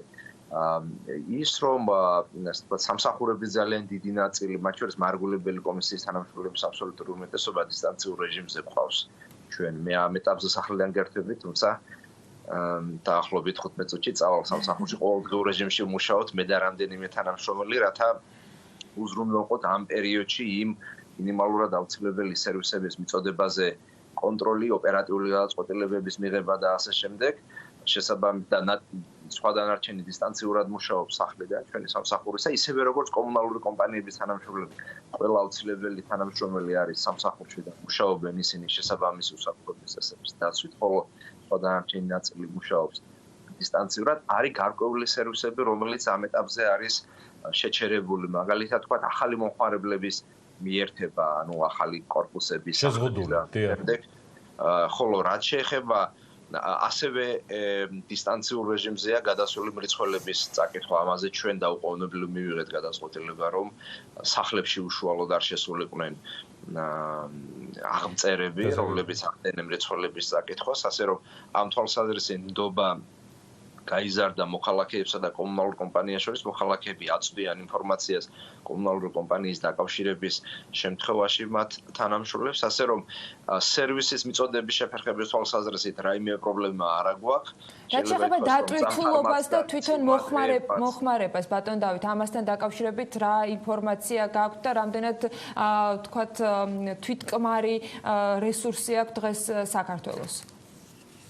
მოხმარება საოჯახო მეურნეობებში მნიშვნელოვნად არის გაზრდილი, ვინაიდან ადამიანები არიან ძირითადად სახლში. ხოლო რაც შეეხება კომერციულ სექტორს, საჯარო სექტორს, იქ სადაც თანამშრომლები იქნენ დისტანციურ რეჟიმში გადაყვანილი, ასევე ზოგიერთი ტიპის დაწესებულებები საერთოდ არიან გაჩერებული. ხო, ესეთ პირობებში კომერციულ სექტორში მოხმარება მნიშვნელოვნად არის შემცირებული. ამაზე ინფორმაციას ფლობს გადამცემი სისტემის ოპერატორი, სახელმწიფო ელექტროსისტემა, დატვირთვებზე ისინი პერიოდულად ჩვენ გვაწვდიან ინფორმაციას. რაც შეეხება რესურსებით უზრუნველყოფას, იგივე ელექტროენერგიით, იგივე ბუნებრივი აირით, წყალმომარაგებასთან დაკავშირებული საკითხები, ამ თვალსაზრისით რაიმე სახის შეფერხება არ გვაქვს, მით უმეტეს ნალექიანი ამინდები წამოვიდა, ჰიდროლოგია უმჯობესდება ქვეყანაში, ასე რომ იმატებს ეტაპობრივად ჰიდროელექტროსადგურების მიერ ელექტროენერგიის გამომუშავება, გამომდინარე იქიდან, რომ გარკვეული ტიპის წარმოებები იყო გაჩერებული, თბოსადგურები გარდაბანში სრული დატვირთვით არ მუშაობდა. შეიძლება ითქვას, რომ ძირითადი დატვირთვით ერთი თბოსადგური მუშაობდა, მეორე დამხმარე, ასე ვთქვათ, ტიპის ფუნქციას ასრულებდა, სხვები გაჩერებული იყვნენ, ასე რომ ზოგადად ენერგიის მოხმარება შემცირდა, კი, შემცირებული, რომ სრული წარმოებები ამ ეტაპზე გაჩერებულის გამო. ჩვენ ვცდილობთ, მე ვიცი, რომ თქვენ თვალყურს ადევნებთ, განსაკუთრებით ბოლო კვირანახევარია, დაახლოებით 10 დღეა, BMG ცდილობს ნებისმიერ რესპონდენტთან გაარღვიოს ის ართუნთლად ჯადოსნური წრე, რომელიც SARS-CoV-2-ის გავრცელების გამო შეიქმნა და ვისაუბროთ ერთი კითხვის ფარგლებში მაინც პერსპექტივებზე და განვითარებაზე, რომელიც აუცილებლად და თანდევი მგონია ნებისმიერ რესპონდენტთან საუბრისას. თქვენ თავად შეეხეთ გენერაციის თემას. თორშტები გუში მქონდა, ბატონ დავით, შუახევი ჰესის თემა, რომელიც მთელი თავისი, ასე ვთქვათ, 178 მეგავატით უკვე შემოვიდა საერთო სიმძლავრეში ელექტრო მოხმარებას გულისხმობ, დიახ, უკვე ჩვენებამდე მოვიდა საბოლოო მომხმარებლებამდე. რიგშია სხალთა, რომელიც თავის 9 მეგავატს დაამატებს, ასევე BMG-მ გაამზადა ეკონომიკის სამინისტროს ინფორმაციაზე დაყრდნობით დაახლოებით 24 ჰიდროელექტროსადგურის ჩამონათვალი, რომელიც ყოველ შემთხვევაში ეპიდემიის გავრცელებამდე ცალსახად იგეგმებოდა.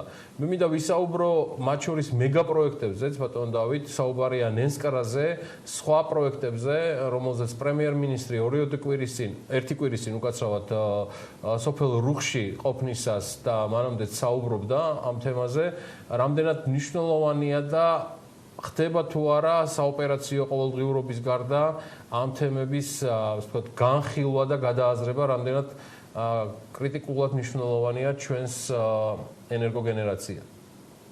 ძალიან კარგ თემას შეეხეთ და ძალიან დიდი მადლობა იმისთვის, რომ მიუხედავად, ასე ვთქვათ, ესეთი რთული მდგომარეობისა მთავარი და საკვანძო საკითხები არასდროს გავიწყდებათ. ნამდვილად არ უნდა ჩამოვყაროთ ყურები და მიუხედავად იმისა, რომ არის, ასე ვთქვათ, ესეთი მდგომარეობა ვირუსის გავრცელებასთან დაკავშირებით, არც ერთ შემთხვევაში არ უნდა ვთქვათ, განვითარებასთან დაკავშირებულ საკითხებზე არც ერთი დღე თუ არის. განსაკუთრებით ენერგეტიკაში ჩვენ არ აგვაქვს ახლა უქონების დრო იმისა, რომ რაღაცა ტიპის საქმეები, იგივე ჰესების მშენებლობის გაგრძელება და ასე შემდეგ გადავდოთ თუნდაც ერთი დღით ან ერთი კვირით. ეს არის სასიცოცხლო მნიშვნელოვანი ჩვენი ქვეყნის ეკონომიკის შემდგომი განვითარებისთვის და პოსტ, ასე ვთქვათ, კორონასეულ პერიოდში ეკონომიკის სწრაფი აღდგენა განვითარება სხვა სექტორებთან ერთად ენერგეტიკის მწყობრ და ასე ვთქვათ გრად განვითარებაზე იქნება დამოკიდებული. შუახევი, რომელიც ახსენეთ, რა თქმა უნდა, დამატებით ძალიან მნიშვნელოვანი სიმძლავრეა ჩვენი ქვეყნის ენერგეტიკისთვის. სულ ახლახან გაშვებული გარდაბნის ახალი თბოსადგური 230 მეგავატი, ესეც ძალიან დიდი მნიშვნელოვანი სიმძლავრეა. ეს ორი დიდი სიმძლავრე 2020-ის ბალანსში უკვე, ასე ვთქვათ, არის ასახული და შემოსული. დარწმუნებული ვარ, რომ ის ინფორმაცია, რომელიც თქვენ გამოაქვეყნეთ ჯამში, ამ ჰესების, მცირე და საშუალო ჰესები იყო 100 მეგავატზე მეტი სიმძლავრის მიღება მოსალოდნელი ამ წელს ასევე. 153 მეგავატზეავა თუ ჩვენ ყველაფერი 124-ვე გავაკეთეთ, მართალი ბრძანდებით. ძალიან მნიშვნელოვანია ის, რომ ეს ყველაფერი იმპორტ დამოკიდებულებას ენერგიაზე მნიშვნელოვნად შეამცირებს ჩვენს ქვეყანაში. თუ ამას დაემატება, ასე ვთქვათ, შედარებით მსხვილი ჰესების მშენებლობის ტემპების არ ჩამორჩენა, ესეც მნიშვნელოვანია.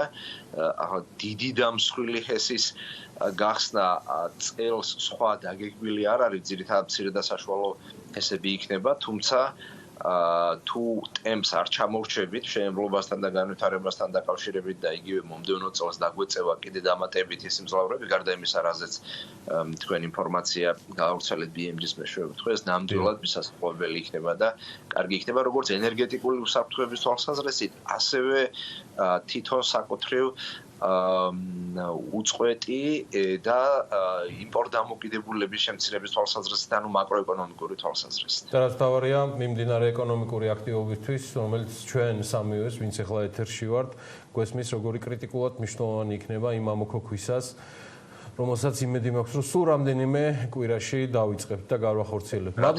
მადლობა დავით ნარმანიას.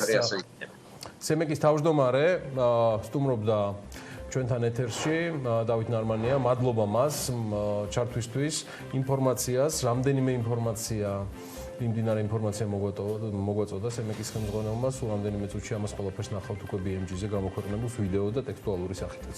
იქამდე ჩვენ შემდეგი სტუმრისთვის მოვემზადებით, მეღვინე, რომლის პროდუქციასაც დედამიწის ყველა კონტინენტზე შეხვდებით. ჯერ ღვინის ინდუსტრიისათვის წლის შეჯამება ცოტა ადრეა, მაგრამ კონკრეტული ბიზნესის მაგალითზე, კორონავირუსის გავლენის და შესაძლო რისკების მთავარ აქცენტებზე აუცილებლად ვისაუბრებთ. შემდეგ ბლოკში ეკო პიტერიშვილი, ეკოს ღვინის დამფუძნებელი შემოგვიერთდება საქმიანი დილის ეთერში.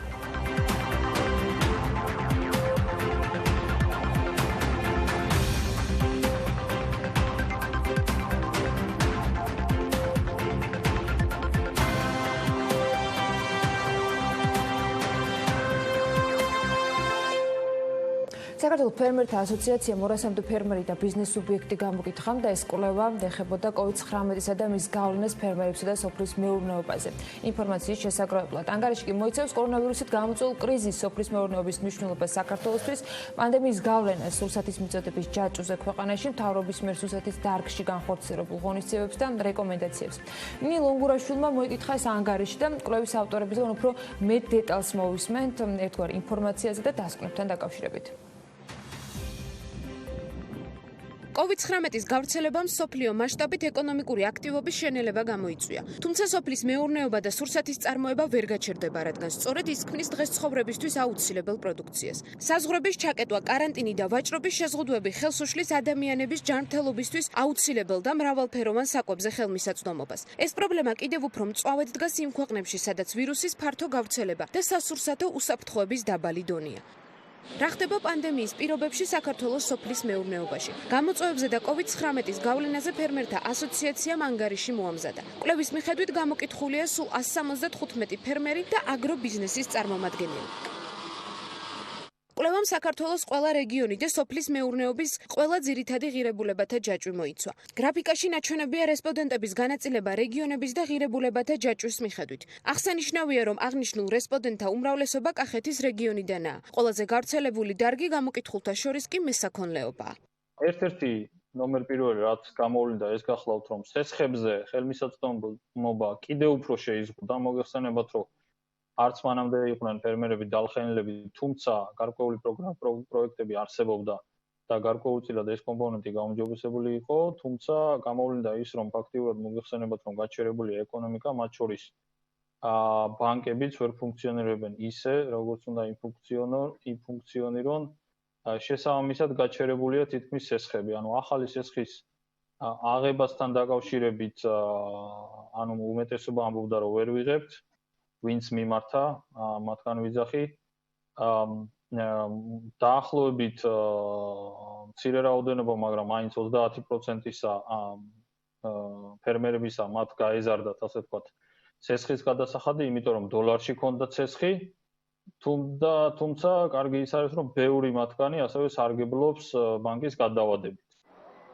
ფერმერები დღეს დიდი გამოწვევის წინაშე დგანან, როცა საქმე პროდუქციის რეალიზებას ეხება. მას შემდეგ, რაც აგრარული ბაზრები დაიხურა, ფერმერებმა არ იციან, სად მოახდინონ რეალიზება. ამასთან გამოკითხული ფერმერების და აგრობიზნესის 80% თანხმდება, რომ ისინი ვერ შეძლებენ პროდუქციის გაყიდვას, რადგან ჰორეკა სექტორი დახურულია. აღნიშნული სექტორის დახურვამ კი ყველაზე დიდი გავლენა მეცხოველეობაზე, მევენახეობაზე, სასურსათო მეურნეობასა და მეფუტკრეობაზე იქონია. გამოკითხულთა 65% ამბობს, რომ გაყიდვები არ გაზრდილა. 75% ფიქრობს, რომ პროდუქტების გასაყიდი ფასი არ გაზრდილა. ჰორეკა სექტორის დახურვამ გამოიწვია ის, რომ ძალიან ბუნდოვანია იგივე რა იქნება 2-3 თვეში და ის, ვინც მიბმული იყო ჰორეკა სექტორზე დაწყებული რესტორნები, კაფე, საფტუმრო, ფაქტიურად დარჩნენ ბაზრის გარეშე. ჩვენ ასევე ვკითხეთ, რა გამოსავალს ხედავენ, ან რამეს თუ მიმართეს, დამატებით სხვა წყაროებს თუ იყენებენ იმისათვის, რათა თქვათ ჩაანაცვლონ იგივე ალტერნატიულად გაყიდონ თავიანთი პროდუქცია.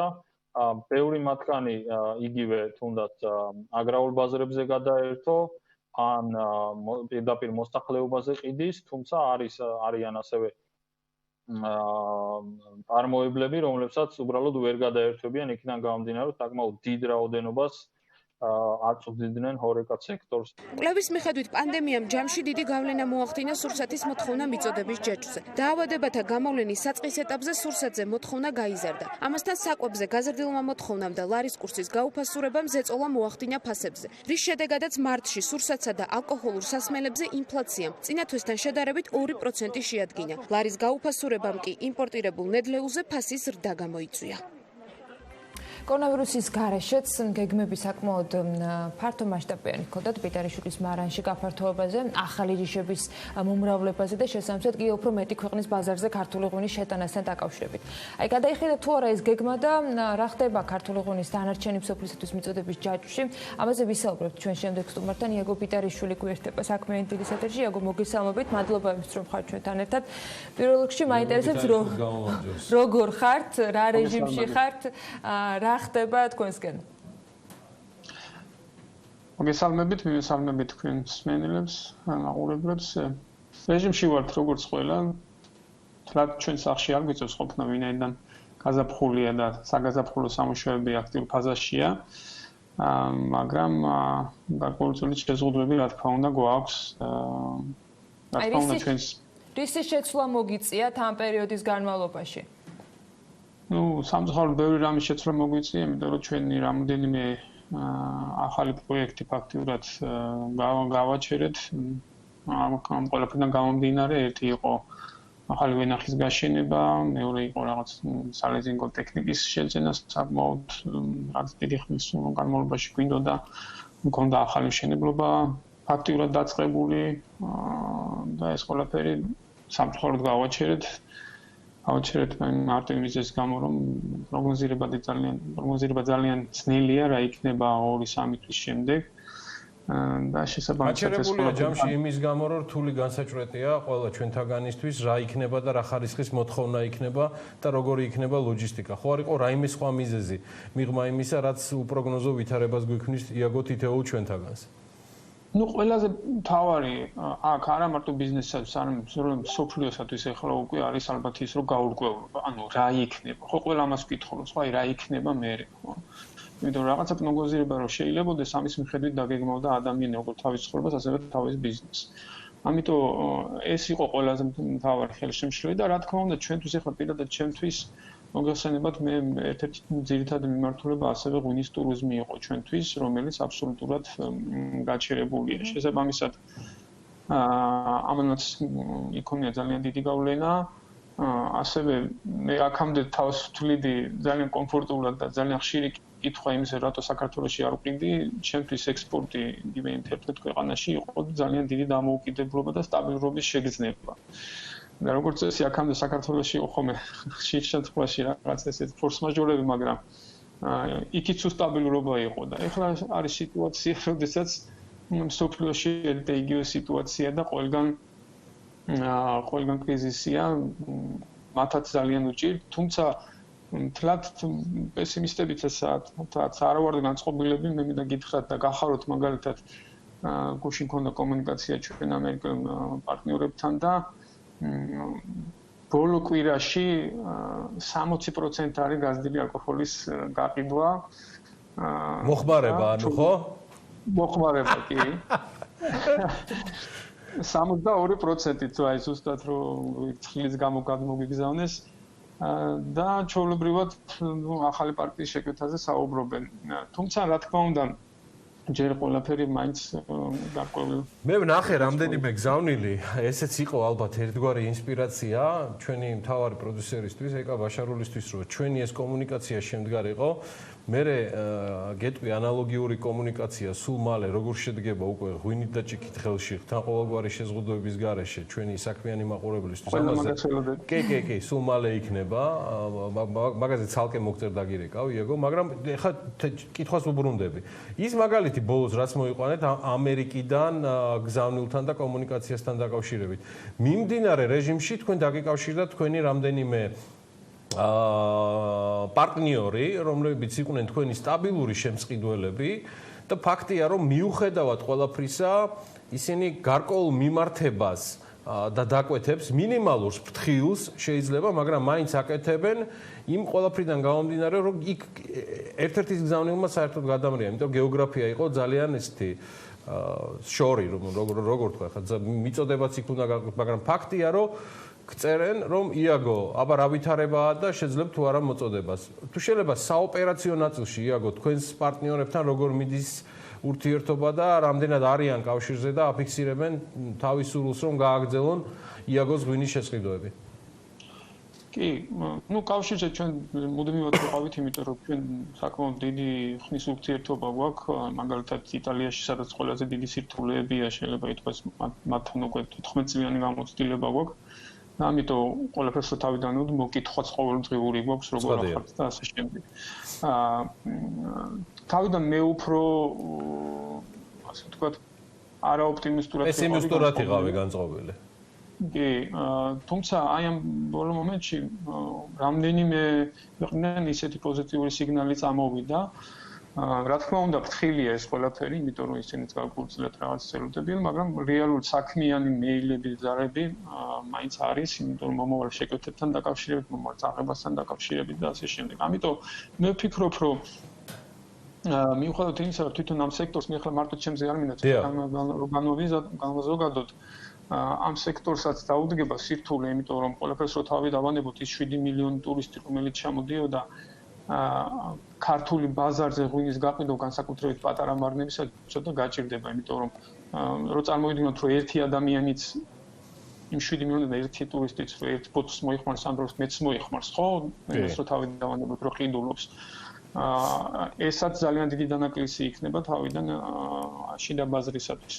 მაგრამ თუ კი გავითვალისწინებთ იმას, რომ ექსპორტზე გარკვეული პოზიტიური ნიშნები არის და არის და დიდ წილს შეადგენდა ღვინის ექსპორტი საქართველოს ეკონომიკაში, მე მგონი ამ მიმართულებით როგორც სახელმწიფომ, ისე კერძო ბიზნესმა კიდევ უნდა გააგრძელოს მოძრაობა, რომ უფრო მეტი ძალისხმევა მოანდომოს იმას, რომ შეიძლება ისეთი რაოდენობით ვეღარ იყოს, მაგრამ გარკვეული ექსპორტი უნდა შენარჩუნდეს. იაგო, დაჭირდება თუ არა ბიზნესს, რომ სხვა გზები ეძებოს გასატანად ამ პროდუქტის, აი ფიზიკურ გატანას გულისხმობ, მიუხედავად იმისა, რომ თქვათ ეკონომიკური კავშირები ტრანსპორტირების ნაწილში ყველა ქვეყნის თქვათ ხელისუფლების მხრიდან დადასტურებულად ითქვა, რომ იქნება მაქსიმალურად გახსნილი და ამ კარანტინის პირობებშიც მოძრაობა არ შეიზღუდება. ეს დღის წესრიგში როგორც პრობლემად თუ დგას, აი თქვენ შემთხვევაში მაგალითად კომუნიკაცია როცა არის, დაგჭირდათ თუ არა, დაგჭირდება თუ არა ალტერნატიული გზების ძიება იმ მარშრუტისგან განსხვავებით,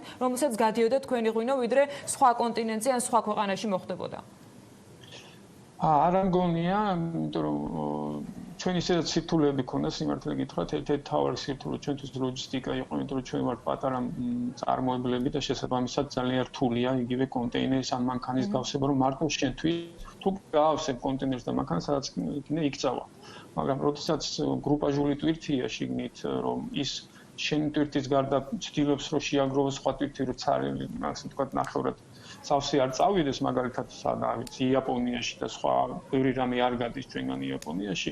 ამიტომ ეს სირთულეები სულ გქონდა. ამიტომ მაგრამ მაინც ვახერხებდეთ ამას და არ ამგონია რომ ამის შეცვლა მოგვიწევს, იმიტომ რომ ეს ჩვეულებრივად ეს ლოჯისტიკური ხაზი აქტიურად რჩება, მუშაობს და ალბათ ამ და ბოლო კითხვა, ამ ეთერში ბოლო კითხვა, რას ფიქრობთ, რისთვის უნდა იყოს მზად ღვინის ინდუსტრია? რისთვის უნდა იყოს მთლიანად მზად ეკონომიკა იმ პირობებში იაგო, დაგესესხებით, რითაც გავხსენით ჩვენი სატელევიზიო საუბარი, რომ პროგნოზის გაკეთება მიუხედავად უკვე გასული 3 თვისა, რაც ეპიდემია პანდემიაში ტრანსფორმირდა, არის საკმაოდ რთული. რისთვის უნდა ვიყოთ მზად საიმისოდ, რომ ეკონომიკური აღმასვლა იყოს შედარებით სწრაფი და შეუქცევადი. მზად უნდა ვიყოთ იმისთვის, რომ ისე აღარ იქნება, როგორც მანამდე იყო, ყოველ შემთხვევაში დასაწყისში პოსტკრიზით, როგორც გულისხმობ, ჩემი აზრით. მზად უნდა ვიყოთ იმისთვის, რომ როდესაც ეს ყველაფერი გადაივლის და იმედია მალე გადაივლის, ჩვენ გარკვეული ძალისხმევა უფრო მეტი დაგჭირდება იმისათვის, რომ მოძრავდეთ, ამუშავდეთ. იმიტომ რომ ბიზნესი როგორ არის, რომ ბიზნესი მოდის ინერციით, ხო, რაღაცა დაგეგმილი გაქვს, სესხი გაქვს, შემოსავალის მიხედვით ეს ყველაფერი, როდესაც ეს ყველაფერი წყდება, მეორე დღის იმის დაწყება ძალიან რთულია. აქედან გამომდინარე, შეიძლება რაღაც გარკვეულწილად იგივე რაღაც მხარდაჭერის პროექტები იყოს. ზოგადად უნდა ვაღიაროთ ის, რომ ჩვენ არ ქონდა ესეთი ეკონომიკა, როგორც მაგალითად ამერიკამ გამოყვეხლა $1 ტრილიონი დასახმარებლად, ხო, ან ჩვენ მე ვფიქრობ, რომ ზოგადად ქვეყანას დაჭირდება გარკვეული რაღაცა ფული უცხოეთიდან, რომ ჩაიდოს ამ ეკონომიკაში. რომ ცოტა ამოძრავდეს უფრო აქტიურად, ვიდრე თვითონ ნელ-ნელა გააგრძელებს ამის გაკეთებას. აქედან გამომდინარე, მე ვფიქრობ, ეს მნიშვნელოვანი იქნება, განსაკუთრებით მნიშვნელოვანი იქნება ესეთი მიმართულებებისთვის, რომელიც საც ქონდა და აქვს და რჩება და მომავალში დარჩება იმედია საექსპორტო პოტენციალი, იმიტომ რომ ჩვენი ყველაზე დიდი მინუსი თუ პლუსი მომავალში იქნება ის, რომ გარკვეულწილად ექსპორტზე გავიტანოთ რაღაც, რომ უცხოური ვალუტა შემოვიდეს ქვეყანაში და არა პირიქით.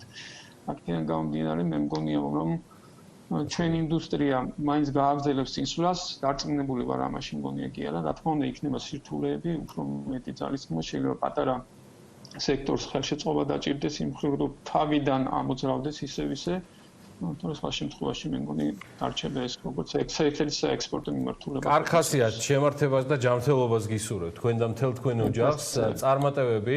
კიდევ მალე, ძალიან მალე შევხვდებით ჩემთვის ერთ-ერთ გამორჩეულ მეღვინეს და მეწარმეს იაგო ბითარიშვილს, იაგოს ღვინის დამფუძნებელი. მოკითხვა მას და მის ოჯახობას, მადლობა იმისთვის და უსურვებ ასთავარია სულ მუდმივად რომ ესე შემართებით ვიყოთ, აუცილებლად ყველაფერს დავუქაჩავთ. ჩვენ გემზადებით უკვე შემდეგი ბლოკის სტუმრების მისაღებად და რა თქმა უნდა საქმიანი ანალიტიკას ეთერისათვის. საქართველოს მთავრობის ეკონომიკური გუნდი ქვეყნის ეკონომიკური კრიზისიდან გამოსვლის გეგმაზე ანალიტიკური და კვლევითი ორგანიზაციების წარმომადგენლებთან ერთად იმუშავებს. გასული კვირების საქმიანი ეთერების პრაქტიკულად ყველა რესპონდენტი იყო პრემიერთან ეკონომიკური გუნდის სხვა წევრებთან ერთად ონლაინ სივრცეში ერთ პლატფორმაზე გაერთიანებული 2 დღის წინ, რომელთაც ეს ერთობლივი მუშაობა დაიტესტა და დაისტარდა. ხედვები და გეგმები, რასაც ანალიტიკოსები თუ კვლევითი ორგანიზაციები მთავრობას შესთავაზებენ და რა მიმართულებაზე მუშაობაა მათ გეგმაში ამ დროისათვის განსაზღვრული. გალტენ ტაგარტის მართულ პარტნიორთან ოთარ შარიქაძესთან საუბარი საქმეების ანალიტიკას ეთერში ერენი კვანჭილაშვილთან ერთად რამდენიმე წუთში გაგრძელდება.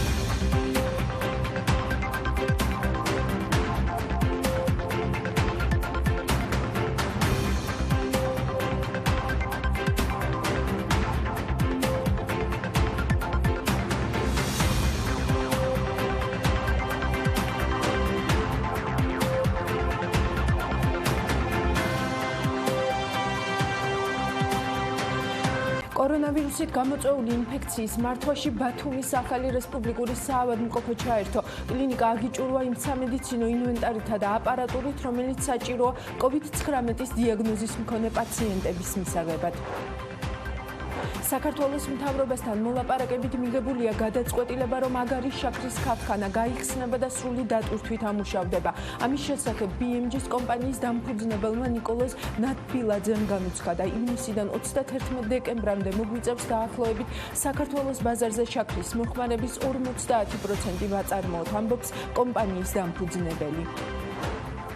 ჯორჯიან მანგანეზის დასუფთავების სამსახურის მიერ ზესტაფონში კორონავირუსის პრევენციის მიზნით ცენტრალური ქუჩების სადეზინფექციო და მორეცხვის სამუშაოები ჩატარდა. ქუჩების მორეცხვის სამუშაოები ჯორჯიან მანგანეზის მექანიკური დაგვისა და გადამრეცხი უნივერსალური ავტომობილებით ხორციელდება და ამისთვის კომპანიის დასუფთავების სამსახურიდან ჯამში 10 კაციანი ბრიგადა გამოიყო.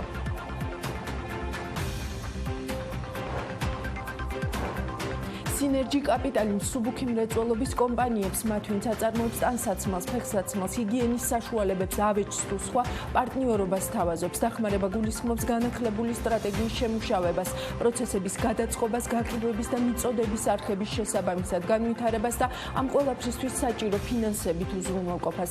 მთავარი იქნება, როგორი მომზადებული ვიქნებით პოსტკორონა პერიოდისთვის. ამიტომ ახლა მობილიზაცია თუნდაც სახლებიდან დისტანციურად ძალიან კრიტიკულია, აცხადებენ სინერჯი კაპიტალში. ევროპის ერთ-ერთი ყველაზე დიდი ავიაგადამზიდავი ლუფთანზა გრუპი აცხადებს, რომ კომპანია საათში 1 მილიონ ევროს კარგავს. ამის შესახებ ინფორმაციას პანდემიამდე კომპანია დღეში 350,000 მგზავრის გადაყვანით ახერხებდა, მაშინ როდესაც ახლა დღეში მხოლოდ 3,000 მგზავრი გადაყავს. ეს არის კომპანიის არსებობის მანძილზე ყველაზე რთული გამოწვევა ლუფთანზა გადარჩენისთვის იბრძვის, აღნიშნულია კომპანიის ოფიციალურ განცხადებაში.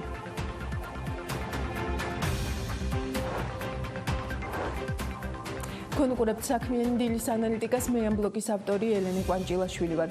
Forbes-ის მთავარი სლოგანი მიღები ფულს არასდროს ყოფილა ისეთი აქტუალური საქართველოშიც და მთელ მსოფლიოშიც როგორც დღეს არის. ამიტომ ზუსტად ამას გავაკეთებთ ჩვენც დღეს და შევაჯამებთ რა გავიგეთ ფულთან დაკავშირებით ამ კვირაში, რა მიზნით დავხარჯავთ, ვის დავახარჯავთ, ვინ მოგცემს დამატებით ფულს და რამდენს. გჭირდება თუ არა ფული, ამ კითხვას ცხადია არ დავსვამთ, ისედაც ვიცით თან ძალიან აშკარად. მით უმეტეს რომ COVID-19-ის პანდემიის ფონზე ქვეყანაში ნაღდ ფულზე მოთხოვნა მნიშვნელოვნად გაიზარდა. საქართველოს ეროვნული ბანკის ინფორმაციით მოთხოვნის ზრდამ 700 მილიონი ლარი შეადგინა. სების შეფასებით საფინანსო სისტემის მოთხოვნა ეროვნული ვალუტით ლიკვიდობაზე მნიშვნელოვნად არის გაზრდილი და ეს მოთხოვნა ცენტრალური ბანკის მიერ ლიკვიდობის მართვის ინსტრუმენტებით უნდა დაბალანსდეს. კერძოდ, ლიკვიდობის მხარდაჭერის მიზნით ეროვნული ბანკი კომერციულ ბანკებს და მიკროსაფინანსო ორგანიზაციებს 200 მილიონი, ჯამში 400 მილიონი ამერიკული დოლარის მაქსიმალური ლიმიტის მქონე swap ოპერაციებით ლარის ლიკვიდობას მიაწვდის. swap-ის მთლიანი თანხა სქემის მონაწილეთა შორის ფინანსური ინსტიტუტის საბაზრო წილის პროპორციულად განაწილდება. ამასთან ზედმეტი კონცენტრაციის თავიდან ასაცილებლად ერთ ორგანიზაციაზე დაწესდება მთლიანი მოცულობის 25%-ამდე ლიმიტი, რაც მცირე ზომის ფინანსური ინსტიტუტებისთვის რესურსების ხელმისაწვდომობას გაზრდის. swap ოპერაციების ვადა განსაზღვრულია ერთი თვით, შემდეგი ერთი წლის განმავლობაში ყოველთვიური განახლების უფლებით, ნათქვამია ეროვნული ბანკის განცხადებაში. სხვა ისეთ მიზეზებს შორის, როგორებიცაა მაგალითად ის, რომ ეროვნულმა ბანკმა სავალუტო ინტერვენციების გზით 300 მილიონ ლარზე მეტი ამოიღო მიმოქცევიდან, ან ის, რომ კომერციულმა ბანკებმა და მიკროსაფინანსო ორგანიზაციების უმეტესობამ ცესქებლებს სამთვიანი საშეკავათო პერიოდი შესთავაზა, რამაც ცხადია მათი შემოდინების ნაკადები შეამცირა, ლიკვიდურ სახსრებზე მოთხოვნის ზრდა, მათ შორის იმანაც განაპირობა, რომ საქართველოს კომერციული ბანკებიდან მთავრობის კუთვნილი დეპოზიტების გადინება მოხდა. ისევ საქართველოს ეროვნული ბანკის ინფორმაციით, მთავრობა მის მიერ სხვადასხვა კომერციულ ბანკში არსებულ ანგარიშს ამცირებს და თანხების სებში გადააქვს. ამ აქტივების საერთო მოცულობა კი 850 მილიონ ლარამდეა. ამ თანხების გადატანა მთავრობის მხრიდან პანდემიაზე რეაგირებისთვის საჭირო სახსრების მობილიზებას უკავშირდება. საქართველოს ეროვნული ბანკის მონაცემებით, საქართველოში მოქმედ კომერციულ ბანკებში 2020 წლის თებერვლის მდგომარეობით დეპოზიტების ლარიზაციის მაჩვენებელი 38.3%, ანუ 10 მილიარდ 160 მილიონ ლარს შეადგენდა. ამ თანხაში მათ შორის საქართველოს მთავრობის ლარის დეპოზიტები შედიოდა, რამაც დღევანდელი განცხადების ამ კვირაში გაკეთებული განცხადების მიხედვით კომერციული საბანკო სექტორიდან ეროვნულ ბანკში გადაინაცვლა. აი ამ ყველაფრის ფონზე საქართველოს ეროვნულმა ბანკმა კომერციული ბანკების სტაბილურობის მხარდასაჭერად საგანგებო ღონისძიებების გატარება დაანონსა. კონკრეტულად კი საუბარია, როგორც უკვე ვთქვით, საფინანსო სფეროსთვის ლიკვიდური აქტივების მიწოდების გაზრდაზე, რისთვისაც swap ოპერაციების გამოყენება არის დაგეგმილი. რაც შეეხება დახმარებას, ყველაზე კონკრეტული რიცხვი, რომელიც კონკრეტულად საქართველოსთვის არის გაცხადებული, ამავე კვირაში ევროკომისიის მიერ გამოქვეყნებული დოკუმენტიდან გავიგეთ, საქართველოს ევროკავშირისგან ეპიდემიასთან საბრძოლველად და კრიზისულ ვითარებაში ეკონომიკის გაჯანსაღებისთვის 183 მილიონ ევროს მიიღებს. დოკუმენტის მიხედვით აღმოსავლეთ პარტნიორობის ქვეყნებისთვის გამოყოფილი დახმარების მთლიანი ბიუჯეტი 962 მილიონი ევროა, საიდანაც 80 მილიონი евро გადაუდებელი დაფინანსებისთვის, ხოლო 883 მილიონი евро კი აღმოსავლეთ პარტნიორობის ქვეყნებში საშუალო ვადიან პერიოდში სოციალურ-ეკონომიკური ვითარების გაუმჯობესებაზე დაიხარჯება. აქვე უნდა ვთქვათ ისიც, რომ უკრაინის შემდეგ საქართველოს ევროკავშირისგან ყველაზე დიდი მოცულობის დახმარებას მიიღებს. გუშინ საქართველოს პრემიერ-მინისტრმა გიორგი გახარიამ ევროპის რეკონსტრუქციისა და განვითარების ბანკისა და აზიის განვითარების ბანკის პრეზიდენტებთან ვიდეო კონფერენცია გამართა. თემა აქაც უცვლელი იყო შესაძლო დახმარება და ფინანსური რესურსები, რომელსაც ეს განვითარების ბანკები საქართველოს გლობალური პანდემიის გამოწვევებიდან გამომდინარე გამოუყოფენ. მთავრობის ადმინისტრაციის მიერ გავრცელებული ინფორმაციის მიხედვით, საფინანსო ინსტიტუტების პრეზიდენტების შეფასებით ის ფაქტი, რომ საქართველოს კრიზის წარმატებით უმკლავდება, იძლევა საფუძველს ითქვას, რომ ქვეყანა ძალიან სწრაფად დაიბრუნებს ეკონომიკური განვითარების იმ ტემპს და პოზიციებს, რომელიც ქვეყანას 2020 წლის დასაწყისში ჰქონდა. სუმა ჩაკრაბარტიმ და მისაც უგვასაკავამ დაადასტურეს მზადყოფნა ამ მიმართულებით საქართველოს აქტიური მხარდაჭერისთვის. EDB-ის მარტის შუა რიცხვებში უკვე გაცხადებული ჰქონდა საერთო დახმარების თაობაზე, რომ მისი საწყისი დახმარება 6.5 მილიარდი ამერიკული დოლარი იქნებოდა COVID-19 პანდემიის საპასუხოდ მისი წევრი განვითარებადი ქვეყნების, მათ შორის საქართველოს პირველადი საჭიროებებისთვის. EDB იმ მზადყოფნასაც გამოთქვამს, რომ განვითარების ბანკმა საჭიროებისამებრ ქვეყნებს დამატებით ფინანსური და საკონსულტაციო დახმარებაც გაუწიოს. როგორც საქართველოს მთავრობის ადმინისტრაცია გვატყობინებს, გუშინ გამართულ ვიდეო კონფერენციაზე მხარეებმა განიხილეს კრიზისის ეკონომიკურ შედეგებზე დაუყოვნებლივი რეაგირების მნიშვნელობა და გზები, რითაც EDB საქართველოს ეკონომიკურ გაჯანსაღებაში დაეხმარება. ამ დროისთვის, რაც ვიცით, შედარებით კონკრეტულად არის ის, რომ EDB-ის დახმარება სავარაუდოდ მოიცავს ანტიციკლურ ბიუჯეტურ დაფინანსებას, სოციალური დაცვის მექანიზმების გასაძლიერებლად გამოყოფილ სწრაფ საბიუჯეტო სესხს და პროგრამებს ენერგეტიკის, ურბანული წყლისა და პროფესიული განათლების სექტორებში, რაც ეკონომიკური განვითარების აუცილებელი შემადგენელი კომპონენტებია. კონკრეტულად ვიცით ისიც, რომ EDB ზრდის დახმარებას კერძო სექტორის ოპერაციების მიმართულებით, რაც ქვეყანაში მოქმედი ბანკებისთვის სესხების გამოყოფასა და ვაჭრობის დაფინანსებას გულისხმობს. რაც შეეხება EBRD-ს, აქ ყველაზე ახალი, რაც ამ კვირაში გავიგეთ, არის ის, რომ საქართველოს საფინანსო სექტორის მხარდაჭერის მიზნით ეროვნული ბანკი EBRD-სთან 200 მილიონი ამერიკული დოლარის მოცულობის swap ოპერაციების შესახებ აფორმებს ხელშეკრულებას. ამავე კვირის დასაწყისში მოვისმინეთ, რომ EBRD აცხადებს, რომ ორგანიზაცია მზად არის გამოყოს დამატებითი დაფინანსება ქართული კომპანიებისთვის, რომლებმაც COVID-19-ის შედეგად ფინანსური ზარალი მიიღეს. პაკეტი, რომელიც ევროპის რეკონსტრუქციისა და განვითარების ბანკმა გამოყო, სასწრაფო სოლიდარობის პაკეტი, ასე ქვია ამ პაკეტს, 1 მილიარდი ევროა, რომელიც უნდა გადანაწილდეს არსებული კლიენტებისთვის 38 ეკონომიკაზე და მათ შორის მოიაზრება საქართველოც. ამ ეტაპზე ახალი, რაც ვიცით, არის ის, რომ 2008 წლის კრიზისის გამოცდილების გათვალისწინებით ბანკი მხარს დაუჭერს საქართველოს ფინანსურ სექტორს, კონფლიქტისა და გლობალური ეკონომიკური რეცესიის ფონზე ბანკი უზრუნველყოფს ლიკვიდურობის დიდ დოზას საბანკო სექტორისთვის, იმის გამო, რომ საქართველოს ახალი ეკონომიკური გამოწვევების წინაშე დგას. EBRD-ის მხარდაჭერა მოიცავს მათ შორის ისეთ ზომებს, როგორიცაა გადაუდებელი ლიკვიდურობა, სამუშაო კაპიტალი, ვაჭრობის დაფინანსება. ბანკი თანამშრომლობს დიდი ხნის პარტნიორ კომერციულ ბანკებთან, რომ ხელი შეუწყოს კერძო სექტორისთვის, განსაკუთრებით მცირე და საშუალო საწარმოებისთვის დაფინანსებას პროგრამაზე წვდომას და ის ასევე მუშაობს ახალ პროგრამაზე იმისთვის, რომ ქვეყნის ყველა მუნიციპალიტეტს კონდეს წვდომა გაუმჯობესებულ ინფრასტრუქტურაზე. EBRD ასევე მუშაობს ელექტრომომარაგების სისტემის გაუმჯობესებაზე, განახლებადი ენერგიის წარმოების სექტორის შემდგომი მხარდაჭერისთვის. გუშინ გავრცელდა პირდაპირ ვიტყვი ძალიან კარგი წერილი, რომლის ადრესატიც არის საქართველოს მთავრობა და ხალხი. მიუხედავად იმისა, რომ ამ წერილის ერთადერთი კონკრეტიკა იყო ის, რაც შეიძლება ისედაც ვიცოდით, რომ დონორების და საფინანსო ინსტიტუტების კოორდინირებული მუშაობა მიმდინარეობს იმასთან დაკავშირებით, თუ კონკრეტულად რამდენით და როგორ დაეხმარებიან პანდემიის პირობებში საქართველოს. ყველა მნიშვნელოვანი დონორის თუ საფინანსო ინსტიტუტის მიერ ერთობლივი წერილის მიღება ძალიან დადებითი სიგნალია მთლიანად ბაზრისთვის და ყველა მისი მოთამაშისთვის, რომელთა ვიტყოდი ასე მედეგობაზეც დგას დღეს ძალიან ბევრი რამ არის დამოკიდებული. წერილის მთავარი ლაიტმოტივია ძალა ერთობაშია და მინდა მოვისმინოთ გრაფიკული ამონარიდი ამ წერილიდან. ჩვენ აზიის განვითარების ბანკი, აზიის ინფრასტრუქტურის საინვესტიციო ბანკი, ევროპის რეკონსტრუქციისა და განვითარების ბანკი, ევროკავშირი და ევროპის საინვესტიციო ბანკი, გერმანიის ფედერაციული რესპუბლიკა რეკონსტრუქციის საკრედიტო ბანკის საშუალებით, საფრანგეთის რესპუბლიკა განვითარების სააგენტოს საშუალებით, საერთაშორისო სავალუტო ფონდი და მსოფლიო ბანკის ჯგუფი ერთად მუშაობთ. რომ უზრუნველყოთ საქართველოს სწრაფი მხარდაჭერა და ამჟამად განვიხილავთ ფინანსური დახმარების არსებით პაკეტს, რაც ხელს შეუწყობს ხელისუფლების ეფექტიან რეაგირებას ამ უპრეცედენტო კრიზისზე. განვითარების სფეროში მოღვაწე ბევრი სხვა პარტნიორი ასევე ამზადებს დახმარების პაკეტებს საქართველოს ხალხისთვის, როგორც საქართველოს გერბზე არსებული წარწერა სამართლიანად ამბობს, ახლა ნამდვილად ძალა ერთობაშია.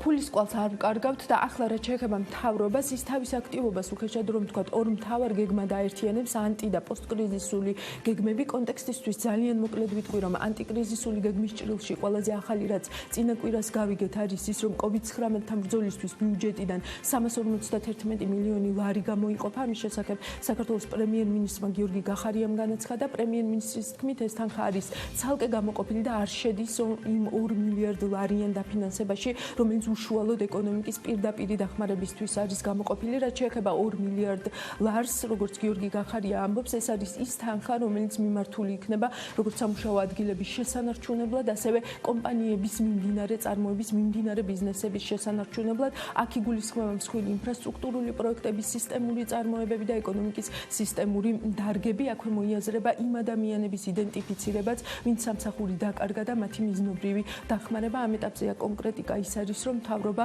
მოქალაქეების რიგ კატეგორიას კომუნალურ გადასახადებს 3 თვე უფარავს. სხვა დეტალებზე არაერთხელ ვისაუბრია და ჩვენმა საქმიანმა მაყურებელმა ისედაც კარგად იცის. რაც შეეხება პოსტკრიზისულ გეგმას, მასზე ახლა მიმდინარეობს მუშაობა. პრემიერ-მინისტრის შეხვდა მსხვილ ბიზნესს და გარკვეული მიმართულებები და საკითხები მათთან გაიარა. ამ რამდენიმე დღის წინ კი გავიგეთ, რომ საქართველოს მთავრობის ეკონომიკური გუნდი ქვეყნის ეკონომიკური კრიზისიდან გამოსვლის გეგმაზე ანალიტიკური და კვლევითი ორგანიზაციების წარმომადგენლებთან ერთად იმუშავებს. ასეთია პრემიერ-მინისტრის გადაწყვეტილება, რომელიც მან ამ კვირაში ანალიტიკური და კვლევითი ორგანიზაციების წარმომადგენლებთან ვიდეო კონფერენციის შემდეგ მიიღო. ჯერჯერობით ყველაზე კონკრეტული, რაც ამ მიმართულებით ვიცით, არის ის, რომ უნდა შეიქმნას სპეციალური პლატფორმა, სადაც მოხდება მოსაზრებების ინტენსიური გაცვლა და რეკომენდაციების შემუშავება. იმედი მაქვს, მეტს ამ ვიდეო კონფერენციაზე მოგვიყვება უკვე ჩვენი სტუმარი, გალდენ დაგარტის მმართველი დირექტორი ოთარ ჩარიქაძე არის დღეს დილით ჩემი სტუმარი. მოგესალმებით ბატონო ოთარ, დიდი მადლობა თქვენი დროისთვის და მადლობა რომ პასუხობთ საქმიანი დილის ანალიტიკას კითხვებს. პირველ რიგში ცხადია გვაინტერესებს რაზე გაკეთდა აქცენტები ამ ვიდეო კონფერენციისას. გუშინ მოვისმინეთ ზუსტად რომ საგანგებო მდგომარეობიდან და კარანტინიდან გამოსვლის გეგმა მზად არის. უფრო ზუსტად რომ გითხრათ, ეს გეგმა უკვე არსებობს და დეტალებზე მუშაობთ. მიდგომა მარტივია, პრიორიტეტი არის ადამიანის ჯანმრთელობა. ასევე უნდა გვესმოდეს რომ ჩვენ ვიბრძვით ორ ფრონტზე, ჯანმრთელობის და ეკონომიკური განვითარების არც ერთ ფრონტზე ცალკე აგებულ გამარჯვებას ფასი არ ექნება, ეს თქვა პრემიერ-მინისტრმა. უკვე თუ იცით ამ გეგმის მონახაზი და თანამშრომლობის რა ფორმატზე შეთანხმდით მთავრობასთან, ეს არის საინტერესო ჩვენთვის. იქნება ეს რეგულარული კოლები და ასევე წინადადების ინიციატორები იქნებით თქვენ, თუ უფრო შემფასებლები იქნებით. აი ეს დეტალები გვაინტერესებს, გისმენთ. მოგესალმებით, მივესალმებით თქვენ მაყურებელს. მართალია საკმაოდ საინტერესო ინიციატივა იყო გუშინ წინ ჩატარდა ეს ვიდეო კოლი. რეალურად ინიციატივა შეეხებოდა შემდეგს, რომ მთავრობამ გამოყო პლატფორმა, რომელშიც გაერთიანდნენ გარკვეული ექსპერტული ჯგუფები და საუბარი შეეხება იმას, რომ დღეს უკვე ჩვენ დავიწყოთ ფიქრი იმაზე, თუ როგორ და რა ფორმით უნდა დახვდეს საქართველოს პოსტკრიზისულ გამოწვევებს. ანუ გეგმა თქვენ სწორად გაყავით, არის კრიზისული გეგმა, რომელსაც მთავრობა აკეთებს უკვე და თქვა დაწყილობრივი უკვე რაღაცები დაიგეგმა და რეალიზაციაც მოხდა, იგივე ვაუჩერები, იგივე იგივე განაცხადების გადავადება, ასე შემდეგ და ალბათ ამას მოყვება გარკვეული ნაბიჯები კიდევ უფრო. თუმცა ჩვენი მიზანი ამ ეტაპზე, აი ამ ექსპერტული ჯგუფის არის უფრო ვიფიქროთ იმაზე, თუ რა რეალობა იქნება პოსტკრიზისულ ეტაპზე, ამ გულისხმობ მაშინ როცა უკვე ასე ვთქვათ ვირუსი ასე ვთქვათ კონტროლს და ექვემდებარება და ეკონომიკები დაიწყებენ გახსნას და რა ნაბიჯებია გადაწყვეტილი დღეს თუ მომავალ კვირებში თუ თვეებში, რომ ქვეყანა მზად დახვდეს ამ გამოწვევას. რეალურად ფორმატსაც შეეხება, ფორმატს ვიტყვი, თქვენი კითხვა ამას ეხებოდა. ფორმატი იყო შემდეგი, რომ უბრალოდ საკმაოდ ღია საუბარი იყო, არანაირი, ანუ ყველას ქონდა საშუალება, რომ თავისი იდეები გამოითქვა. ამ ეტაპზე საუბარი იმაზე, თუ რამე რეცეპტი, რამე გეგმა ჩამოყალიბებული არსებობს არ არის, იმიტომ რომ რეალურად გუშინ წინ დავიწყეთ ამაზე ფიქრი, აი ესე ამ ფორმატში, ასე რომ მე მოლოდინი მაქვს, რომ ამ დღეებში და შემდეგ კვირებში გაგრძელდება აქტიური მუშაობა ამ კუთხით, ქოლების სიხშირეზეც იკითხე და არ ვიცი ეს იქნება კვირაში ერთხელ თუ კვირაში ორჯერ, ჩემი აზრით რაც საჭირო იქნება იმას გავაკეთებთ, რომ სავარაუდოდ აპრილის ბოლოსთვის ერთ თვის ჭრილში გარკვეული გეგმა უკვე იყოს. კი ბატონო, ამ ბოლო პერიოდში ამ ვიდეო კონფერენციამდეც ზუსტად აი ამ კვლევითი ორგანიზაციებისგან ყველაზე ხშირად გვესმის, რომ საქართველოს სჭირდება, რომ რაღაც კონკურენტული უპირატესობა დაანახოს მსოფლიოს იმისთვის, რომ რაც შეიძლება, ესე ვთქვათ, მეტი დახმარება მიიღოს. ანუ როგორ ფიქრობთ, რა უნდა იყოს ამ გეგმის მთავარი ამოსავალი და მე ცოტა უფრო დავაკონკრეტებ რა მაინტერესებს. მაგრამ პირველ რიგში აი თქვენ რას ფიქრობთ, რას უნდა დაეყრდნოს, რაზე კაპიტალიზება უნდა მოახდინოს საქართველოს? იცით რა არის საქართველოს უკვე წლებია კაპიტალიზაციას აკეთებს იმაზე, რომ ჩვენ ბიზნესებს ვთავაზობთ, ასე ვთქვათ, კარგ ბიზნეს გარემოს. ანუ იგივე საკადასტრო სისტემა იქნება ეს თუ ნებისმიერი სხვა ადმინისტრაციული საქმიანობა კეთდება ონლაინ და ამ კუთხით წლების განმავლობაში ჩვენს პოზიცია, ანუ მოწინავე პოზიციები გვეკავა. თუმცა კრიზისის გამოსვლის შემდეგ რეალობა შეიძლება საკმაოდ გაცილებით კონკურენტული იყოს. რეალურად დღესდღეობით გასაკეთებელია ანალიზი იმისა, თუ რეალურად რა ფორმით შეიცვლება ეკონომიკა. ბევრი იწერება, რომ ეკონომიკა შეიცვლება. ბევრი იწერება, რომ ლოგისტიკური ჯაჭვები შეიცვლება, თქვათ იგივე კომპანიები წამოიღებენ გარკვეულ ქარხნებს თუ ფაბრიკებს ჩინეთიდან და მოხდება მისი რელოკალიზაცია მათ მიმდებარე გეოგრაფიებზე, მაგალითად ევროპულ კომპანიებს შეეხება ეს ამერიკელებიც იგივეს იწერებიან, ასე რომ რეალურად უნდა გავაანალიზოთ რა რეალობა შეიძლება დახვდეს, იმიტომ რომ დღეს ასეთ სასახად თქმა იმის, რომ მსოფლიო იქნება აი ამ ფორმით შეიცვლება ძალიან რთულია. აქედან გამომდინარე, ჩემს უნდა შევიმუშაოთ გარკვეული სცენარები, დაშვებები გავაკეთოთ და იმის მიხედვით გავაკეთოთ პოზიციონირება, რომ სწორ დროს სწორ მომენტში გავაკეთოთ ის ნაბიჯები გადადგას ქვეყანამ, რომ მზად ვიყოთ იმ მძაფრ კონკურენციას გაუძლოთ, რაც დახვდება პოსტკრიზისულ ეტაპზე. რეალურად სიტუაცია იქნება შემდეგი, რომ ჩემი აზრით ძალიან დიდი მოთხოვნა იქნება კაპიტალზე, იმიტომ რომ ეხლა განვითარებადი ქვეყნებიდან ხედავთ ჩვენ, რომ ფული გაედინება და გადავიდა უფრო ნაკლებ რისკიან, ანუ განვითარებულ ქვეყნებზე, როგორც არის ამერიკა მაგალითად, და როგორც კი ეკონომიკები გაიხდება, ეს ფული დაიწყებს ისევ ძებნას საინვესტიციო პოტენციალით. კი, საერთაშორისო სავალუტო ფონდის შეფასება იყო, რომ განვითარებადი ქვეყნები 90 მილიარდ ამერიკულ დოლარს დაკარგავენ სულ მცირე ზუსტად აი ამ გადინების სახით. მაგას გულისხმობთ ზუსტად, რომ რეალურად მზად უნდა ვიყოთ ჩვენ, რომ ეს ფული უკან დაბრუნდეს და არა მარტო ის და არამედ მეტ თანხებზეც ვიფიქროთ ჩვენ და მზად ვიყოთ, რომ ანუ ის ფული, რომელიც გაედინა გარკვეული ქვეყნებიდან, არ არის აუცილებელი, რომ დაბრუნდეს ისევ იგივე მიმართულებით. რეალურად ინვესტორები გადახედავენ მათ რისკ პოლიტიკას და შეიძლება სხვა შესაძლებლობებიც ეძებონ. კი ბატონო, ანუ მესმის, რომ დღეს ესე ვთქვათ, აი ამ გლობალურ კონკურენტუნარიანობაზე ვფიქრობთ, მაგრამ პოსტკრიზისული გეგმა მათ შორის უნდა იყოს ამ კრიზისიდან რაღაცნაირად გამოსვლის გეგმაც, ხო? ანუ აი ანტიკრიზისულ ნაბიჯებს, რასაც უყურებთ, მთავარი ხაზი მაინც გადის, ესე ვთქვათ, სუბსიდიებზე, ხო? ანუ პრაქტიკულად ყველაფრის სუბსიდირება თანახმა ხდება მთავრობა ამა თუ იმ ფორმით, ხო? ამიტომ აი როგორ ფიქრობთ, ესე ვთქვათ, ეს ხაზი უნდა შენარჩუნდეს, გაწუდება ამას გადასახადის გადამხდელის ჭიბე? იცით რა არის, ერთი არის რამდენად გაწყვეტება, მეორე არის უნდა თუ არა შინარჩუნდეს. ანუ თუ შევხედავთ პრაქტიკას, რეალურად ამ ტიპის კრიზისებში და ეს განსაკუთრებით აუპრეცედენტო მოვლენაა, იმიტომ რეალურად აქამდე თუ კრიზისებს ჰქონდა ეკონომიკური საფუძველი ან ფინანსური საფუძველი, დღესდღეობით საკმაოდ უცხო ძალასთან გვაქვს საქმე, ეს არის ვირუსი, რომელზეც საკმაოდ ცოტა ვიცი და ის გვთავაზობს, ასე ვთქვათ, კალენდარს. ის გვთავაზობს იმას, თუ როდის შეძლებენ ეკონომიკები გახსნას და არა პირიქით. აქედან გამომდინარე, პირველ რიგში რაც ხდება ხოლმე კრიზისის დროს, უნდა შევინარჩუნოთ ის ეკონომიკა, რაც არსებობს. ანუ უნდა დავეხმაროთ ნებისმიერი ფორმით არსებულ კომპანიებს, რომ მათ შეძლონ მინიმალური ძალით მაინც გააგრძელონ აქტივობა, მაქსიმალურად შეეცადონ, რომ შეინარჩუნონ ის მუშახელი, რაც მათ ყავთ დასაქმებული დღეს, რომ ამ კომპანიებმა შეძლონ მიაღწიონ იმ ეტაპში, იმ ეტაპამდე, როდესაც შევძლებთ უკვე ეკონომიკის გახსნას. ეს არის უპირველეს ყოვლისა, რომ ამ კომპანიებს ჰქონდეთ დაფინანსება, ამ კომპანიებს ჰქონდეთ ლიკვიდურობა. ჩვენ ხედავთ ბევრი ქვეყნის მაგალითს, რომლებიც სადაც მთავრობები ეხმარებიან საფინანსო ინსტიტუტებს, რომ მათ გააგრძელონ დაფინანსება.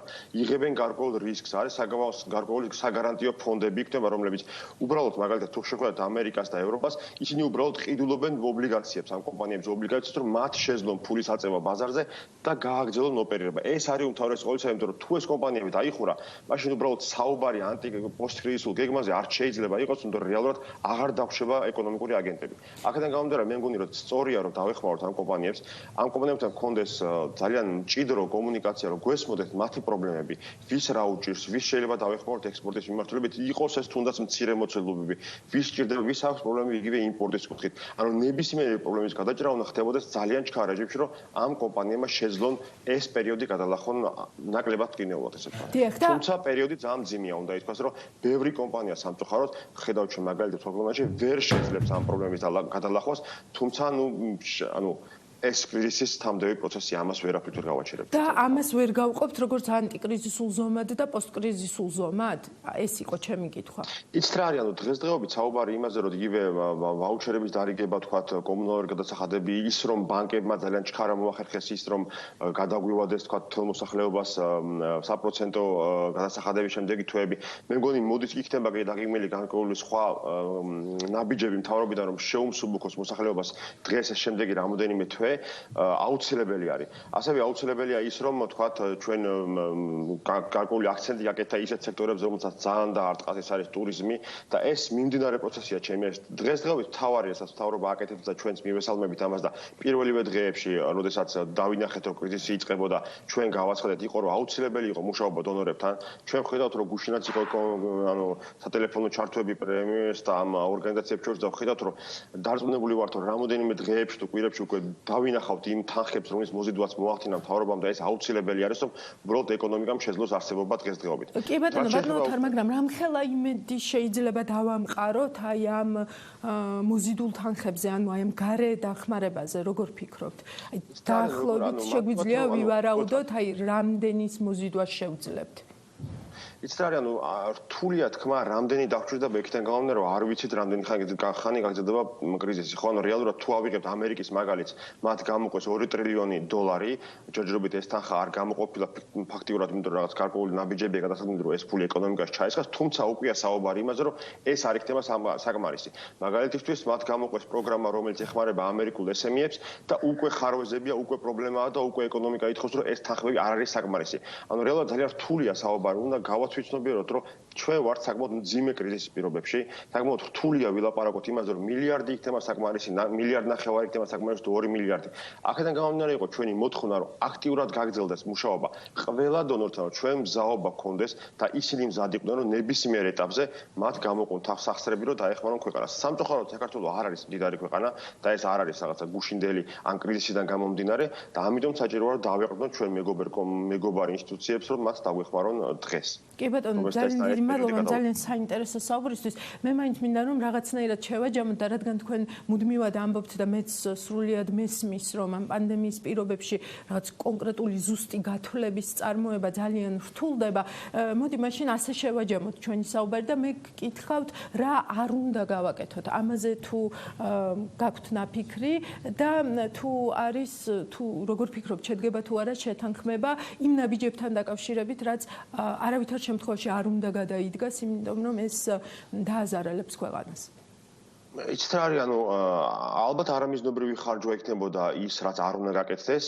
გულისხმობ იმას, რომ მაგალითად საუბარი იყო იმ შეხვედრაზე, რომ უნდა გაგრძელდეს თქვა დიდი ინფრასტრუქტურული პროექტები, საუბარია დიდ სტრატეგიულ ინფრასტრუქტურულ პროექტებზე. არის გარკვეული პროექტები, ისი გადავადება შეიძლება ბუნებრივად და ეს ალბათ კეთდება და ამის ნუსხა კეთდება მთავრობაში იმედი მაქვს და გამოეყოფა ის სტრატეგიული პროექტები, რადგან უნდა დავხარჯოთ ფული. ასევე ალბათ დახმარებაც უნდა მიიმართოს იმ მოწყვლად ჯგუფებისთვის, ვისაც საჭირო არ და იგივე ის ღონისძიება რაც ეხება რომ მაგალითად მე შემიძლია ვაუჩერზე რომელიც ეხება კომუნალურ გადახდას უარი ვთქვა, იმიტომ რომ მე მიმაჩნია რომ მე არ მჭირდება ამ ტიპის დახმარება და ეს თანხები შეიძლება მიიმართოს სხვა ტიპის მოსახლეობაზე, ვისაც დღესდღეობით ჭირდება უფრო მეტი დახმარება ვიდრე მე. ანუ რეალურად აუცილებელია რომ ის თანხები რომელიც შემოვა მიემართოს ეკონომიკაში საკმაოდ ეფექტურად.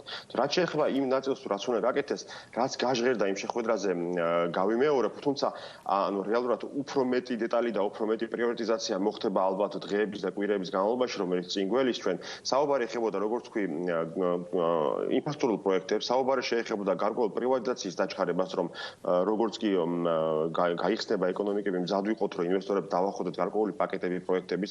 ასევე საუბარი იყო იმაზე, რომ დღეს არსებულ ქართულ ბიზნესთან ჰქონდეს ძალიან მჭიდრო კომუნიკაცია და გვესმოდეს მათი პრობლემები და რაც თავარია ალბათ შეფასდეს ის თუ რა ტიპის გარემოში მოგვიწევს ცხოვრება პოსტკრიზისულ ეტაპზე.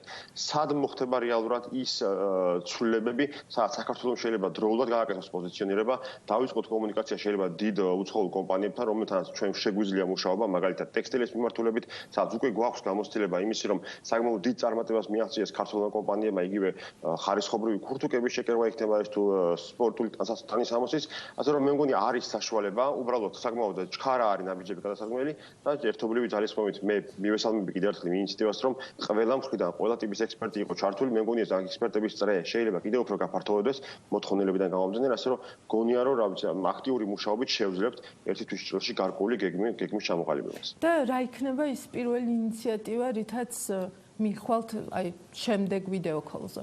ისტრალი ამ ეტაპზე ჩვენ გალდენთაგარდის კუთხით ვიტყვი ვამუშავებთ გეგმას, სადაც ჩამოვწერთ გარკვეულ პუნქტებს. გამიჭირდება თქმა დღესდღეობით რა არის მთავარი, თუმცა კიდევ ერთხელ გამეორდები, რომ ეს არის დღესდღეობით მნიშვნელოვანია, რომ ჩვენ უბრალოდ გვესმოდეს რა მდგომარეობაში არის ქართული ბიზნესი დღეს, რომ მათ შეძლონ ხვალ, როდესაც იქნება გეგმა აუბან ხარი ამ გადაწყვეტილებებს.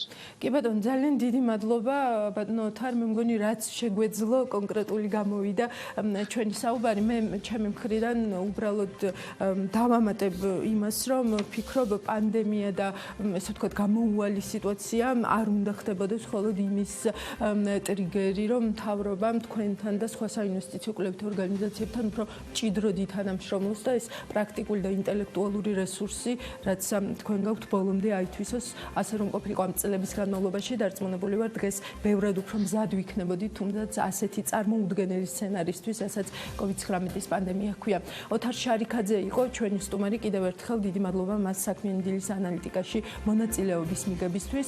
ჩვენ ისევ ფულს მივყვებით და ამინდის პროგნოზის და რეკლამის შემდეგ ყურადღებას გავამახვილებთ უკვე პანდემიის პირობებში შექმნილ ფონდზე, სადაც ბიზნესი ნებაყოფლობით რიცხავს ფულს. აქაც საინტერესო სტუმარი გვეყოლება კორპორაციულ პასუხისმგებლობაზე გავაკეთებთ აქცენტს სალომე ზურაბიშვილთან ერთად, რომელიც დღეს წარმოადგენს გლობალურ შეთანხმებას საქართველოს და ასევე არასამთავრობო ორგანიზაცია სიდას, ასე რომ მალე ისევ პირდაპირ ეთერში ვიყავით.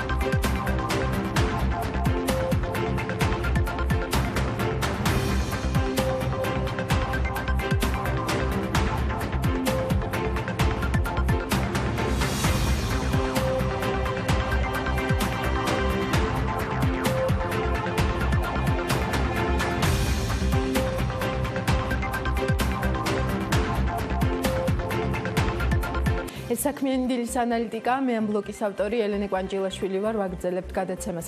საქართველოს მთავრობის მიერ შექმნილ სტოპ-გოვ ფონდში ჩარიცხული თანხის ოდენობა გუშინ მთელი 100 მილიონი ლარით გაიზარდა და ის ამ დროისთვის 124,543,899 ლარს შეადგენს. შესაბამისი ცვლილება ფონდის ანგარიშზე გვიან გამით აისახა. მიუხედავად იმისა, რომ გვიან გამით ჩამრიცხველზე გონივრული ეჭვები მყისიერად გაჩნდა, მთავრობის ადმინისტრაციას მაინც საკმაოდ დრო დასჭირდა იმისთვის, რომ დაედასტურებინა, რომ სტოპ-გოვ ფონდში 100 მილიონი ნამდვილად ქართულ ფონდმა ჩარიცხა. მთავრობის ადმინისტრაციის განცხადებამდე რამდენიმე საათით ადრე ფონდ ქართულს გამგეობის თავმჯდომარემ ნიკოლოზ ჩხეტიანმა საქართველოს პირველ არხს განუცხადა, რომ ბიძინა ივანიშვილის ოჯახის დონაცია სტოპ-გოვ ფონდში შეადგენს 100 მილიონ ლარს. ბატონმა ბიძინამ სპეციალურად სტოპ-გოვ ფონდისთვის 100 მილიონი ლარი ქართულ ფონდში რამდენიმე დღის წინ ჩარიცხა და ეს თანხა კორონავირუსთან ბრძოლის ფონდის ანგარიშზე უკვე აისახა, განაცხადა ჩხეტიანმა. ამავე კვირაში ამ ჩარიცხვამდე ეკონომიკისა და მდგრადი განვითარების მინისტრმა ნათია თურნავამ თქვა, რომ როგორც კი საჭიროებები საბოლოოდ ჩამოყალიბდება, სტოპ-გოვ ფონდიდან თითოეული ლარის ხარჯვა იქნება გამჭვირვალე და ცნობილი საზოგადოებისთვის. თურნავას თქმით, კორონავირუსთან ბრძოლის მიზნით შექმნილი ფონდის თანხების კოორდინაციას ბიზნეს ომბუდსმენი ახდენს. გამჭვირვალე აქ ნამდვილად საკვანძო სიტყვა, კორუფციული რისკების მაღალ ალფადობაზე, ზოგადად და არა კონკრეტულად ჩვენ ქვეყნის შემთხვევაში ამ კვირაში ინფორმაციის თავისუფლების განვითარების ინსტიტუტმაც გაამახვილა. IDFI-ის განცხადებით სხვა ქვეყნების გამოცდილება აჩვენებს, რომ კრიზისულ ვითარებაში, კერძოდ კი პირდაპირი შესყიდვების რაოდენობის მატების პირობებში შესაძლოა ქვეყანაში კორუფციული რისკები გაიზარდოს. არასამთავრობო ორგანიზაციას მაგალითად მოჰყავს ებოლასთან და ღორის გრიპთან დაკავშირებით არსებული კრიზისული სიტუაციები, რის ფონზეც წითელი ჯვრის შეფასებით დასავლეთ აფრიკაში ებოლასთან დაკავშირებული კრიზისის დროს 6 მილიონი დოლარი გაიფლანგა ყალბის საბაჟო გადასახადების, გაბერილი ხარჯებისა და არარსებული თანამშრომლების ანაზღაურებების გამო. შესაბამისად, IDFI საქართველოს მთავრობას მეტი გამჭვირვალობისკენ და ინფორმაციის პროაქტიულად გამოქვეყნების მაღალი სტანდარტების დაცვისკენ მოუწოდებს. ამავე კვირაში საქართველოს ბიზნეს ომბუდსმენისგან მოვისმინეთ, რომ უკვე გამოიკვეთა ორი მიმართულება, რასაც შეიძლება მოხმარდეს სტოპ-გოვ ფონდში აკუმულირებული თანხები. ერთი ეს არის COVID-19-თან ბრძოლაში სოციალური ჯგუფების უზრუნველყოფა და მეორე სამედიცინო აღჭურვილობის შეძენა. მიხეილ დაუშვილის განცხადებით, სტოპ-გოვ ფონდის თანხებით დაეხმარებიან მათ, ვისაც ყველაზე მწვავე საჭიროებები აქვთ. საჭიროებების იდენტიფიცირება კიდევ მიმდინარეობს და პროცესში თავად შემომწირველი ბიზნესიც ჩართულია. კორპორაციული სოციალური პასუხისმგებლობა, იგივე CSR-ი დღეს განსაკუთრებით ექცევა გამადიდებელი ლუპის ქვეშ, რადგან პანდემიით გამოწვეულ პრობლემებთან გამკლავება ყველა ვთანხმდებით, რომ მხოლოდ ერთობლივი ძალისხმევის შედეგად შეიძლება. ჩვენს ვებგვერდზე Forbes-G შეიძლება უკვე ნახეთ ბლოგი, რომელიც ამ პერიოდში სწორედ კორპორაციული პასუხისმგებლობის თემას მიეძღვნება და მისი ავტორია სალომე ზურაბიშვილი, არასამთავრობო ორგანიზაცია SIDA-ს და საქართველოში Global Compact-ის ხელმძღვანელი. მასთან მოკლე ინტერვიუ Forbes Georgia's ოფისის სტუდიაში ჩავწერეთ. ჩვენ ახლა ვართ Forbes Georgia's ოფისში. საქმე ის არის, რომ დავიწყეთ ბლოგების სერია და ეს ბლოგების სერია იქნება მიძღვნილი მთლიანად კორპორატიულ სოციალურ პასუხისმგებლობის თემაზე. ეს თემა დღის წესრიგში დააყენა გლობალურმა პანდემიამ და იმ გამოწვევებმა, რაც დადგა მთლიანად მთელი ქვეყნის, პრინციპში მთელი მსოფლიოს, მაგრამ მათ შორის ამ ქვეყნის წინაშეც და დღეს ყველა სექტორი თანაბარი ძალებით ცდილობს, რაც შეიძლება ნაკლები ზარალის გარეშე გამოვიდეთ ამ სიტუაციიდან.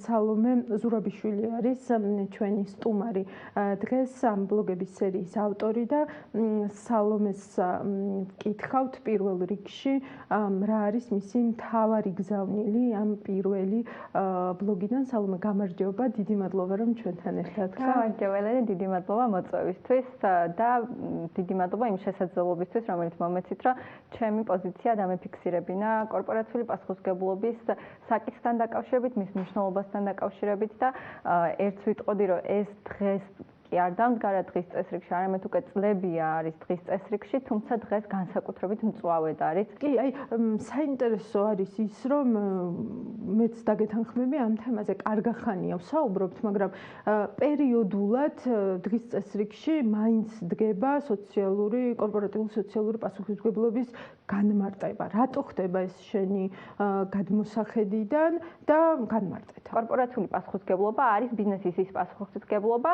რომლითაც ის გავლენას ახდენს საზოგადოებას. ანუ პასუხი არის იმ გავლენაზე, რომლითაც ის ოპერაციებით თუ პროდუქციით თუ სერვისებით ზეგავლენას ახდენს სხვადასხვა ჯგუფებზე. ანუ რა განსხვავება გვაქვს აქ? როცა მაგალითად მანამდე საქველმოქმედო ფონდში გადაიწყავდა კომპანია რაღაცა თანხას და ეს ითვლებოდა კორპორაციულ პასუხისმგებლობა და აღარ მიყვებოდა ამ თანხას, ანუ სად დაიხარჯა მაგალითად ეს თანხა.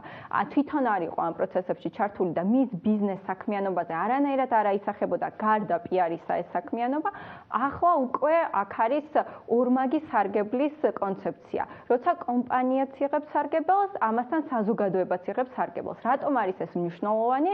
იმიტომ რომ თუ კომპანიამ არ მიიღო ოპერაციების ფარგლებში სარგებელი ამ კონკრეტული აქტივობისგან, ის არ განაგრძობს ამის გაკეთებას. რაც ავტომატურად გულისხმობს იმას, რომ ეს შეიძლება იყოს მხოლოდ ნებაყოფლობითი, იმიტომ რომ ჩვენ ვერ გავზომავთ და ვერ დავავალდებულებთ კომპანიებს იყვნენ სოციალურად პასუხისმგებლები, იმიტომ რომ ჩვენ ვერ გავზომავთ იმ მოგებას და სარგებელს, რა სარგებელსაც საკუთარი თავისთვის გაზომავს კომპანია. აქ არ არის რაღაც ჩამოყალიბებული აზრი. ერთის მხრივ, რა თქმა უნდა, კომპანია უნდა იზიარებდეს, ითვალისწინებდეს იმ აზრს, რომ ეს ყველაფერი, რასაც ის გააკეთებს, აისახება მის ოპერაციებზე. ანუ კორპორაციული პასუხისმგებლობის სტანდარტები, შრომის უფლებების გათვალისწინება, ვთქვათ, საქმიანობაში, გარემოს დაცვის საკითხების, მომხმარებელთა უფლებების და სხვადასხვა მიმართულები უნდა იყოს ინტეგრირებული ბიზნეს გეგმაში, კომპანიის ბიზნეს გეგმაში და კომპანია უნდა ზომავდეს, რამდენად, ვთქვათ, ის გადადგმული ნაბიჯი აისახა მის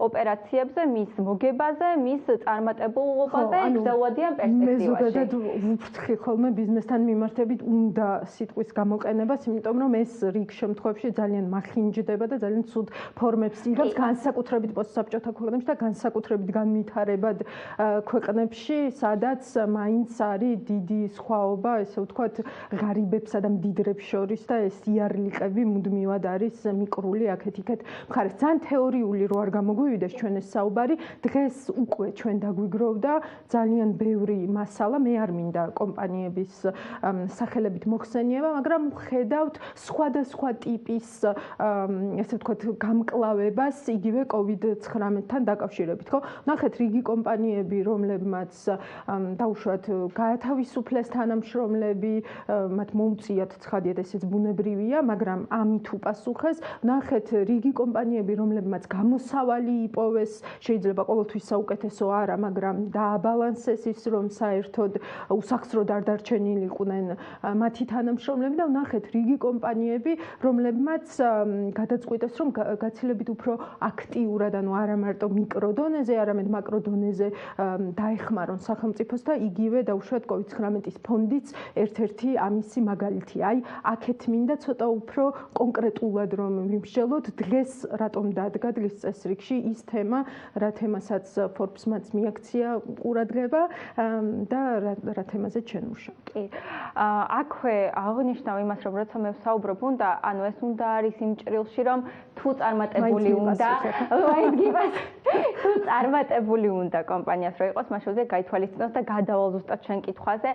აქ ჩვენ შევხვდით ძალიან საინტერესო მაგალითებს კორპორაციული პასუხისმგებლობის, როგორც საქართველოში, ასევე საერთაშორისო დონეზე. ის პროდუქცია და სერვისები, რომელსაც ბიზნეს გააჩნდა, ხშირ შემთხვევაში სრულიად არასასარგებლო გახდა საზოგადოებისთვის. მაგალითად, კომპანია თუ უშვებდა მანქანებს და BMW უშვებს მანქანებს, ეს მანქანები უკვე არც ისე რელევანტური არის საზოგადოებისთვის და ქონდა ისეთი მაგალითები, როცა დიდი მანქანათმშენებლური კომპანიები, რომლებიც აშენებენ სხვადასხვა მანქანებს, აწარმოებენ, გადაეწყნენ მთლიანად პროცესი გადააწყვეს, რომ შექმნან, აწარმოონ სასუნთქი ვენტილატორები, რომლებიც მნიშვნელოვანი არის ეხლა პანდემიის დროს და ძალიან დიდი ნაკლოვანება არსებობს როგორც ამერიკის შეერთებულ შტატებში, ასევე სხვადასხვა ქვეყანაში. ძალიან შორს რო არ წავიდეთ, იგივე ხდება საქართველოშიც, ვიცით რომ დაუშვათ პირბადეების წარმოება განვითარება იქნება ადგილობრივი წარმოება და სულ მალე წესით ველოდებით, რომ ესე ვთქვათ, აფთიაქები უკვე მომარაგდება სწორედ ამ ადგილობრივი წარმოებით ამ პირბადებით. კი, ნამდვილად და აქ გვაქვს სხვა შორის საქართველოში ძალიან საინტერესო შემთხვევები, გარდა იმისა, რომ ვთქვათ, სამკერვალოები აწარმოებენ პირბადებს, ასევე სხვა სახის კომპანიებმა, მცირე და საშუალო ზომის კომპანიებმა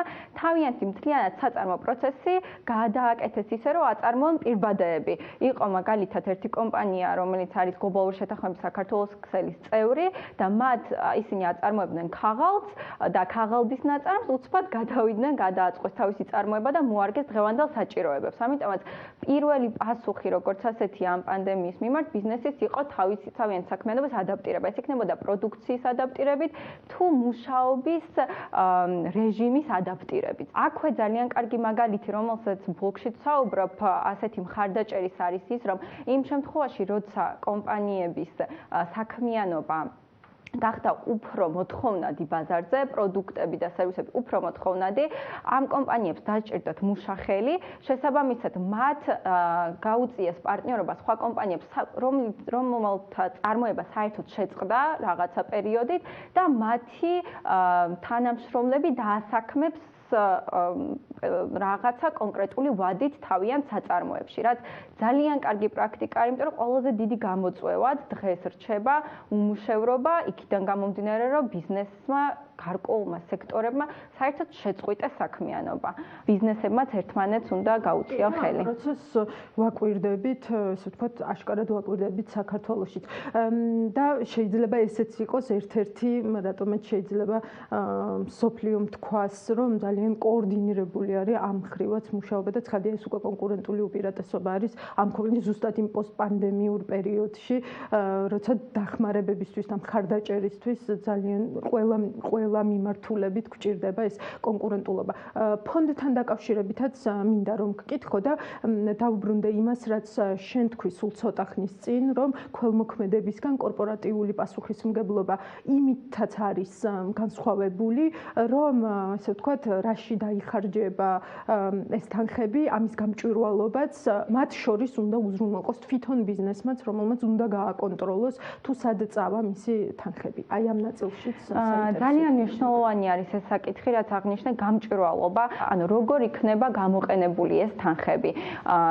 შემდეგ ამისი ძალიან აქტიური უკავშირი საზოგადოებასთან, ბიზნეს სექტორთან, ბიზნესის ჩართულობაც მნიშვნელოვანია. გარდა იმისა, რომ მაგალითად გარკვეული თანხები გადარიცხეს იმ ფონდში, თვითონაც არიან ისეთი კომპანიები, რომლებიც თვითონ გარკვეულ თანხას გაიღებენ იმისთვის, რომ გამოწვევებს უპასუხონ თავად. და ბევრი კომპანია დაკავშირებია ჩვენ ამ დღეების განმავლობაში და უკითხავს, რომ აი მაგალითად რა გამოწვევა არსებობს საზოგადოებაში, რეგიონში, რომ სად შეგვიძლია ჩვენი ძალისხმევა მივმართოთ. ასევე მომწონს ის პრაქტიკაც, რასაც მაგალითად აი ერთიანობა თუ ადევნებ, ხო ეს პლატფორმა აკეთებს, ანუ ესეც ძალიან კარგი არის, იმიტომ რომ შეიძლება შენ დაიკავო კონკრეტული ნიში, სადაც ხედავ, რომ ყველაზე, ესე ვთქვათ, მოწყვლადი ჯგუფი არის, რომელსაც კონკრეტულად სერიოზულად სჭირდება დახმარება და ამაში, ესე ვთქვათ, იპოვოს სწორედ აი ეს სოლიდარობა და ეს პასუხისმგებლობა. იმიტომ ასეთი ტიპის მაგალითებიც, რომლებიც რაღაც უფრო სისტემურად უყურებს ამ ყველაფერს, მათ შორის პლატფორმის შექმნითაც, რომელიც დარწმუნებული ვარ, რომ პანდემიის შემდეგაც დარჩება, მე მგონია ესეთი გრძელვადიანი და სისტემური ხედვებიც არის საინტერესო. ძალიან დიდი მადლობა, რომ იყავით ჩვენთან ერთად და პასუხობდით ჩვენს კითხვებს და სულ ბოლოს მინდა რომ თქვა, აი რა არის შენი მთავარი, ესე რომ ვთქვათ, რეკომენდაცია მათ შორის საზოგადოებისთვისაც.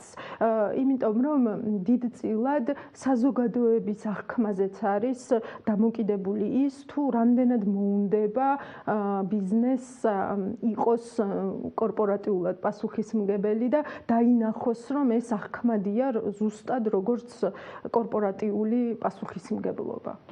ამჟამად ძალიან რთულ ვითარებაში ვართ, საზოგადოებაც რთულ ვითარებაში არის და საზოგადოება ეს აბსტრაქტული ასეთი მცნება არ არის, საზოგადოება არიან სწორედ ის დასაქმებულები, რომლებიც მუშაობენ ბიზნეს სექტორში და ბიზნესია აბსტრაქტული. არც ბიზნესია ნამდვილად, არც ბიზნესია აბსტრაქტული. ძალიან რთული არის ახლა ამ ვითარებაში მოსთხოვო რომელიმე სექტორს, რომ იყავი პასუხისგებლიანი და არ გაქვს შენ შემოსავალი და მაინც შეინარჩუნე თანამშრომელი. ძალიან რთული არის, იმიტომ რომ მსმენია ბევრი ბიზნესის წარმომადგენლებისგან, რომ ცესხის აღების შესაძლებლობაც აღარ აქვთ მათ და უნდა არსებობდეს სადისკუსიო ფორუმები ვირტუალური, სადაც კომპანიები ერთმანეთთან გააჟღერებენ გამოწვევებს, გააჟღერებენ კარგ პრაქტიკას და გაუზიარებენ, როგორ შეიძლება ამა თუ იმ გამოწვევებთან გამკლავება.